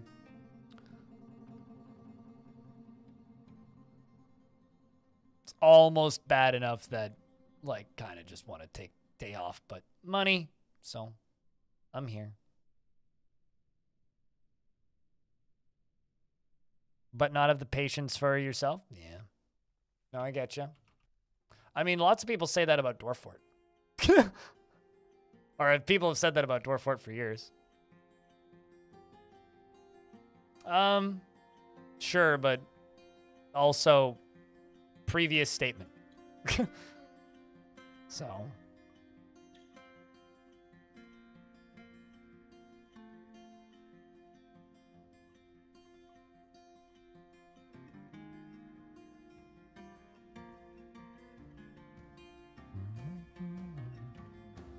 Like, today's been fine, but it's still been kind of slow. Plop. What, did I not plop a door there? Come on, me. No. Do that. It's the end of the month, though. Hello, Deep Space. How goes the man with the lovely dancing wizard emotes?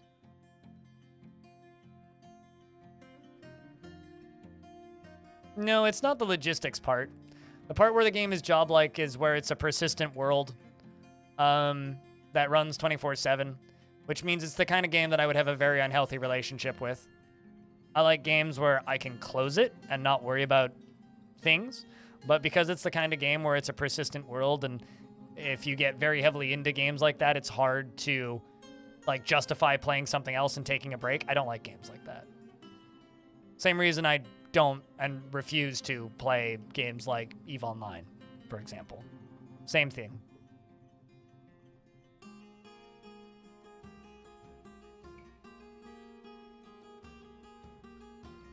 Isn't that like Animal Crossing? I don't own a Nintendo console, but I also wouldn't play Animal Crossing, not because of that mechanic, but just because I find games like Animal Crossing absurdly boring. So it would that is just a game that wouldn't be for me.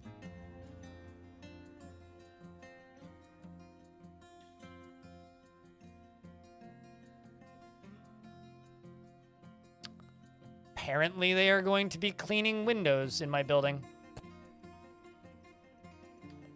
Interesting. I wonder if that includes bottom floors.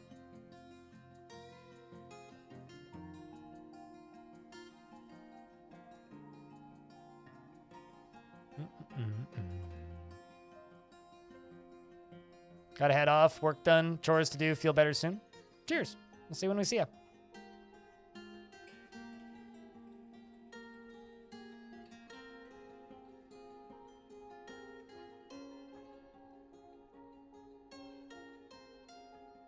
That's a long save, once again. Come on, game. You can do it.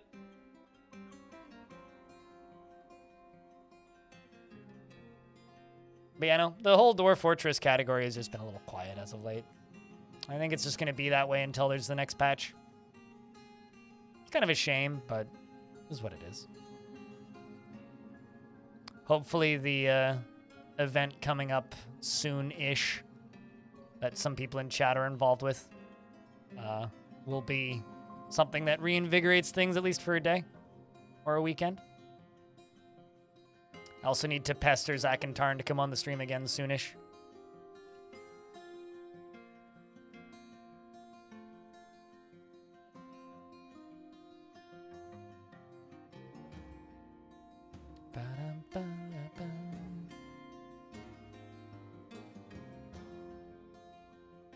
Let's mine into that. This is a fun spot.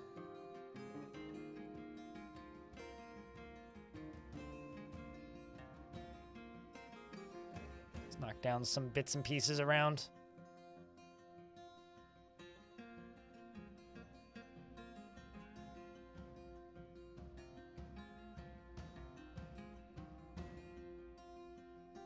Let's get more bedrooms marked. Done.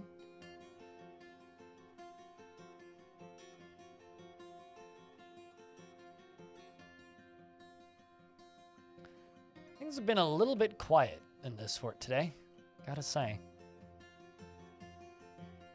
Let's get a bunch of this stuff knocked down. This is a really cool little fort design, though, because it's like surrounding this gem pillar. Really enjoying staring at this fort.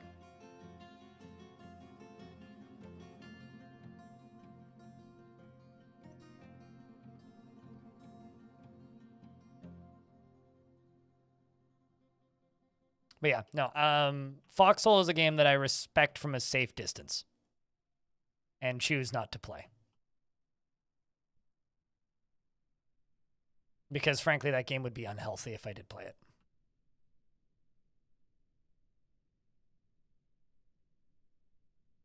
Especially the first breakthrough. I made it into a short on YouTube, and it's one of those shorts that I'm more proud of as of late.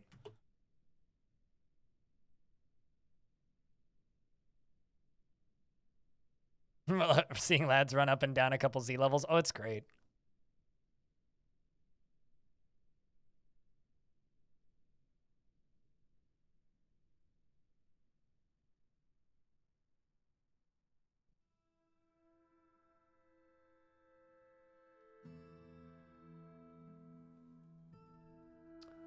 Beyond Moist. Thank you very much for that second month. Welcome back. Very kind of you. All right, let's do that. See what we got for gems. Pipe opals it is.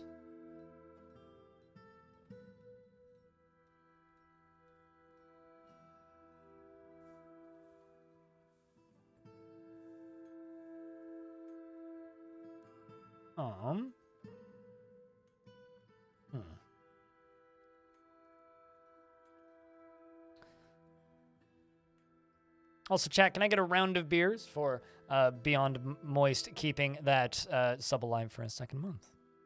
Are you going to keep the gem spire or mine it out for the gems to cut? I'm going to keep large chunks of it, but it's quite large. Okay, so a vile force of darkness has arrived. That's interesting. There was a bunch of humans there, but they just immediately left. I don't know if any of you guys saw that, but there was a bunch of humans there too. It's kind of wild. Well, it's a lot of beer. Yeah, moist. The ones are walking towards, probably going for my livestock first. That's the right thing to do, Kiwi Pie. Oh, interesting.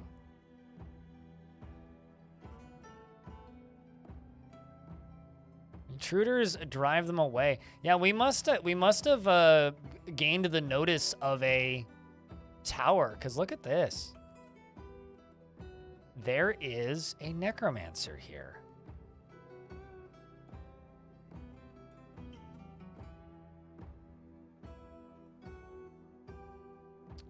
That is slightly concerning. We're gonna put the kill order out on kill the Necromancer.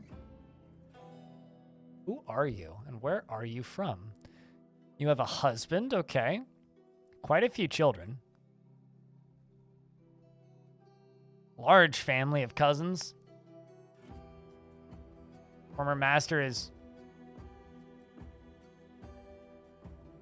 What's the name of my king?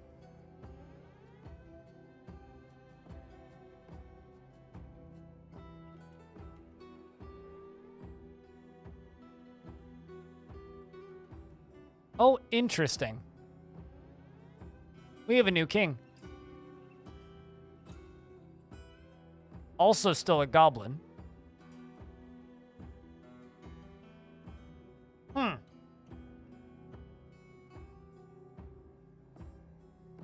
Erel Kogan Cud.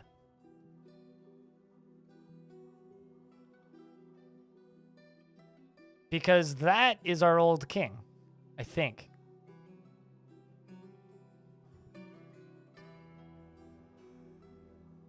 Thank you very much for those gift subs, Nice Slice Smoke. Very much helped improve my day.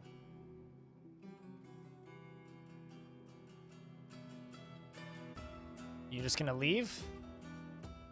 Yep. Well, that's a little bit unfortunate. Shoutouts to Time Ninja here for carrying her kid. She runs out straight at this other dwarf, right, or at this goblin here. Appears to immediately send that cuts mob here's upper arm flying. Cuts it off instantly. It just flies right off. Sails right off. Hammer Ninja stabs the crossbowman in the lower body with her adamantine short sword, tearing the muscle and tearing the guts through the badger leather leggings. Clayborn, thanks for gifting a sub to MOX11. That's 99 subs, sir. Thank you very much. The goblin looks sick, and the hammer ninja stabs, or Time Ninja stabs the goblin crossbowman in the right foot. Time Ninja then strikes the goblin crossbowman in the left upper arm with the pommel of her adamantine short sword, bruising the muscle, and the force pulls the left shoulder. The Hammer Ninja then stabs the goblin crossbowman in the right upper arm with her adamantine short sword, and the severed part sails off in an arc. Let's just simply move a few turns forward. The arm, as you can see, went flying and is still moving. In fact, it's still moving, and the goblin is now dead.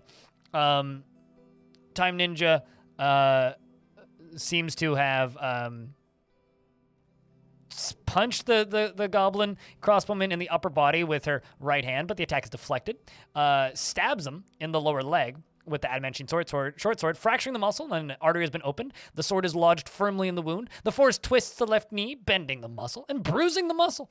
The hammer ninja then kicks the goblin crossbowman in the upper left leg, in the upper leg. Also, by the way, this dwarf immigrated here from 2 forts ago from Waterlungs.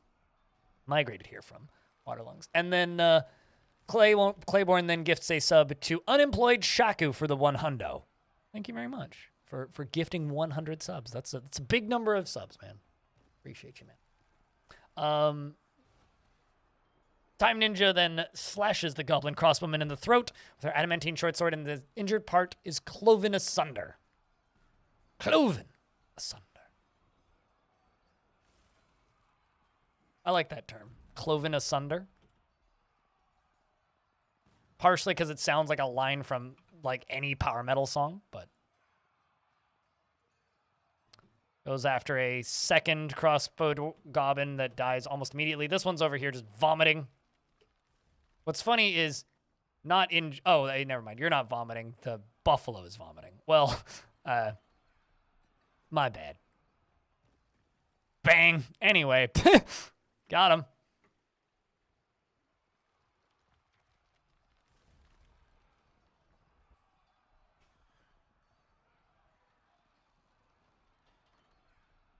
A badass game or 3?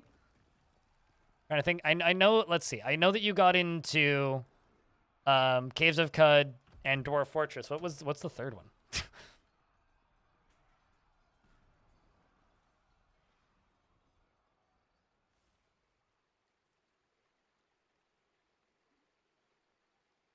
That is, in fact, a bee colony in the middle of the river. Yes. It's because it formed during the winter, and then the river thawed. And now it just floats there. Or Sim, Jupiter Hell, you're also warming up to? Gotcha. Jupiter Hell is probably maybe the hardest to get into. Like, the rest of them all make really good first impressions. Jupiter Hell kind of takes a little bit. Needs to like boil a little bit in your brain stuffs to really show how good of a game it is.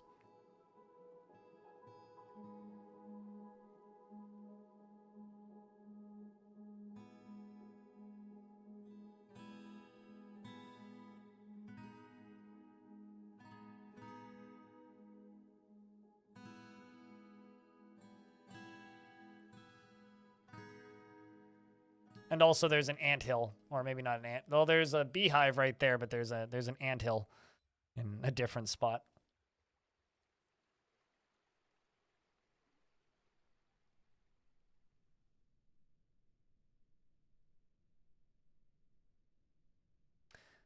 Just accidentally pop a hole in the volcano and now your FPS is gone. No, just wait. Well, here, actually, hold on a second. Is the volcano blocking the pathing of a dwarf? Dan's Labyrinth. Because if it's blocking the pathing of a dwarf, that would be why your FPS is gone and it'll come back. Like, that's not a permanent FPS loss. Like, you can reclaim those frames.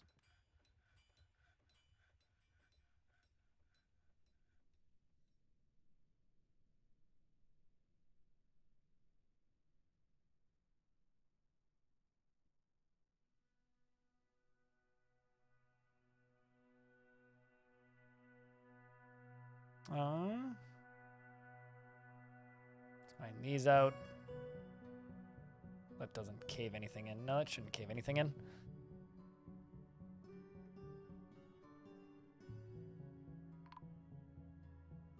Caravan from the mountain homes have arrived.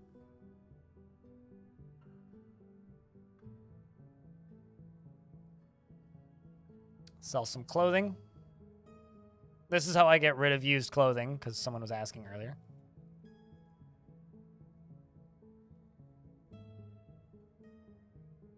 Yeah, we'll sell the sheer Screaming Mouths clothing.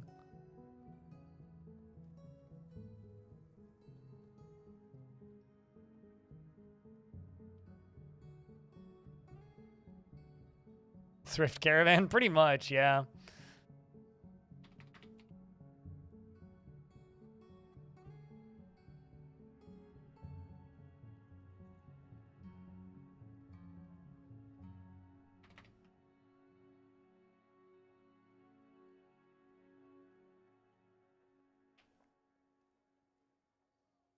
Goodbye, wonderful Screaming Mouths clothing. One of my military dwarf did equip the Screaming Mouths gloves, which is kind of great. I think I might just sell all of this ammo, except for the frosty metal bolts, but I will sell all those bolts.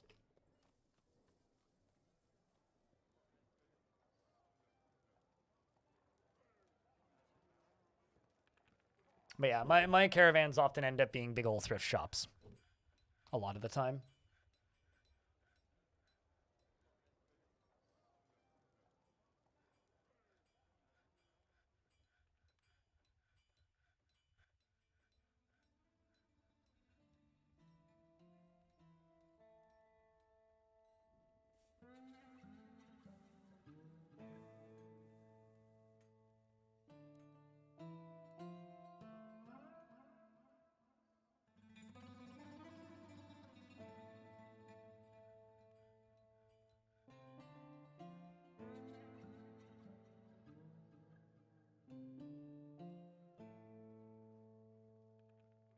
On that note, good night. There's no turning off all of the communications for accursed 1st of April. Yeah, no, April 1st is going to be fun, as it always is. But we will see you when we see you, Corn. We will see you when we see you. Yep.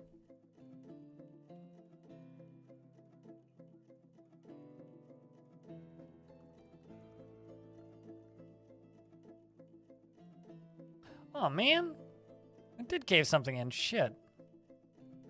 We lost Geek2 Games, who wanted to die, and a rum. Well, that's awkward. Was there even any body? Oh, yeah, there is. Well, that's a shame. Mining accident. Plus a bunch of dwarves are, like, out cold, unconscious. Well, the spire claims more lives, it seems. What a shame. 2 named dwarves. 1 splat. What a shame.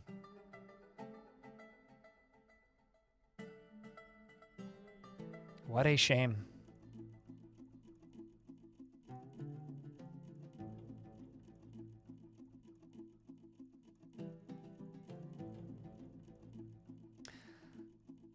But yeah, chat room, I kind of sort of was told to do this earlier by chat, but I think I'm going to call it early today because, like I said, I do have a bit of a stomach ache.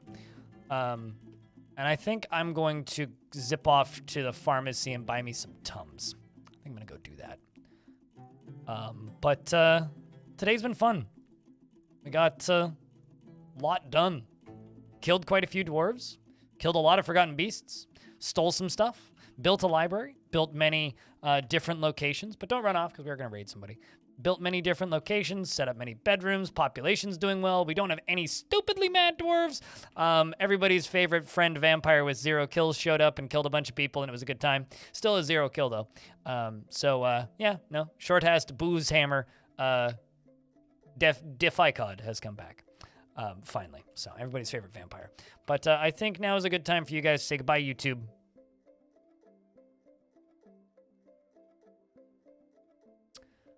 Definitely Indian food. Definitely Indian food. I mean, I'm gonna make myself some rice and curry for dinner because it's easy on the gut. But, yeah, the past,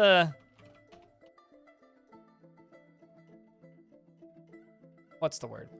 Past week has been a little quiet in some ways, but it was a pretty good week. I'm still working on bringing Mondays back into the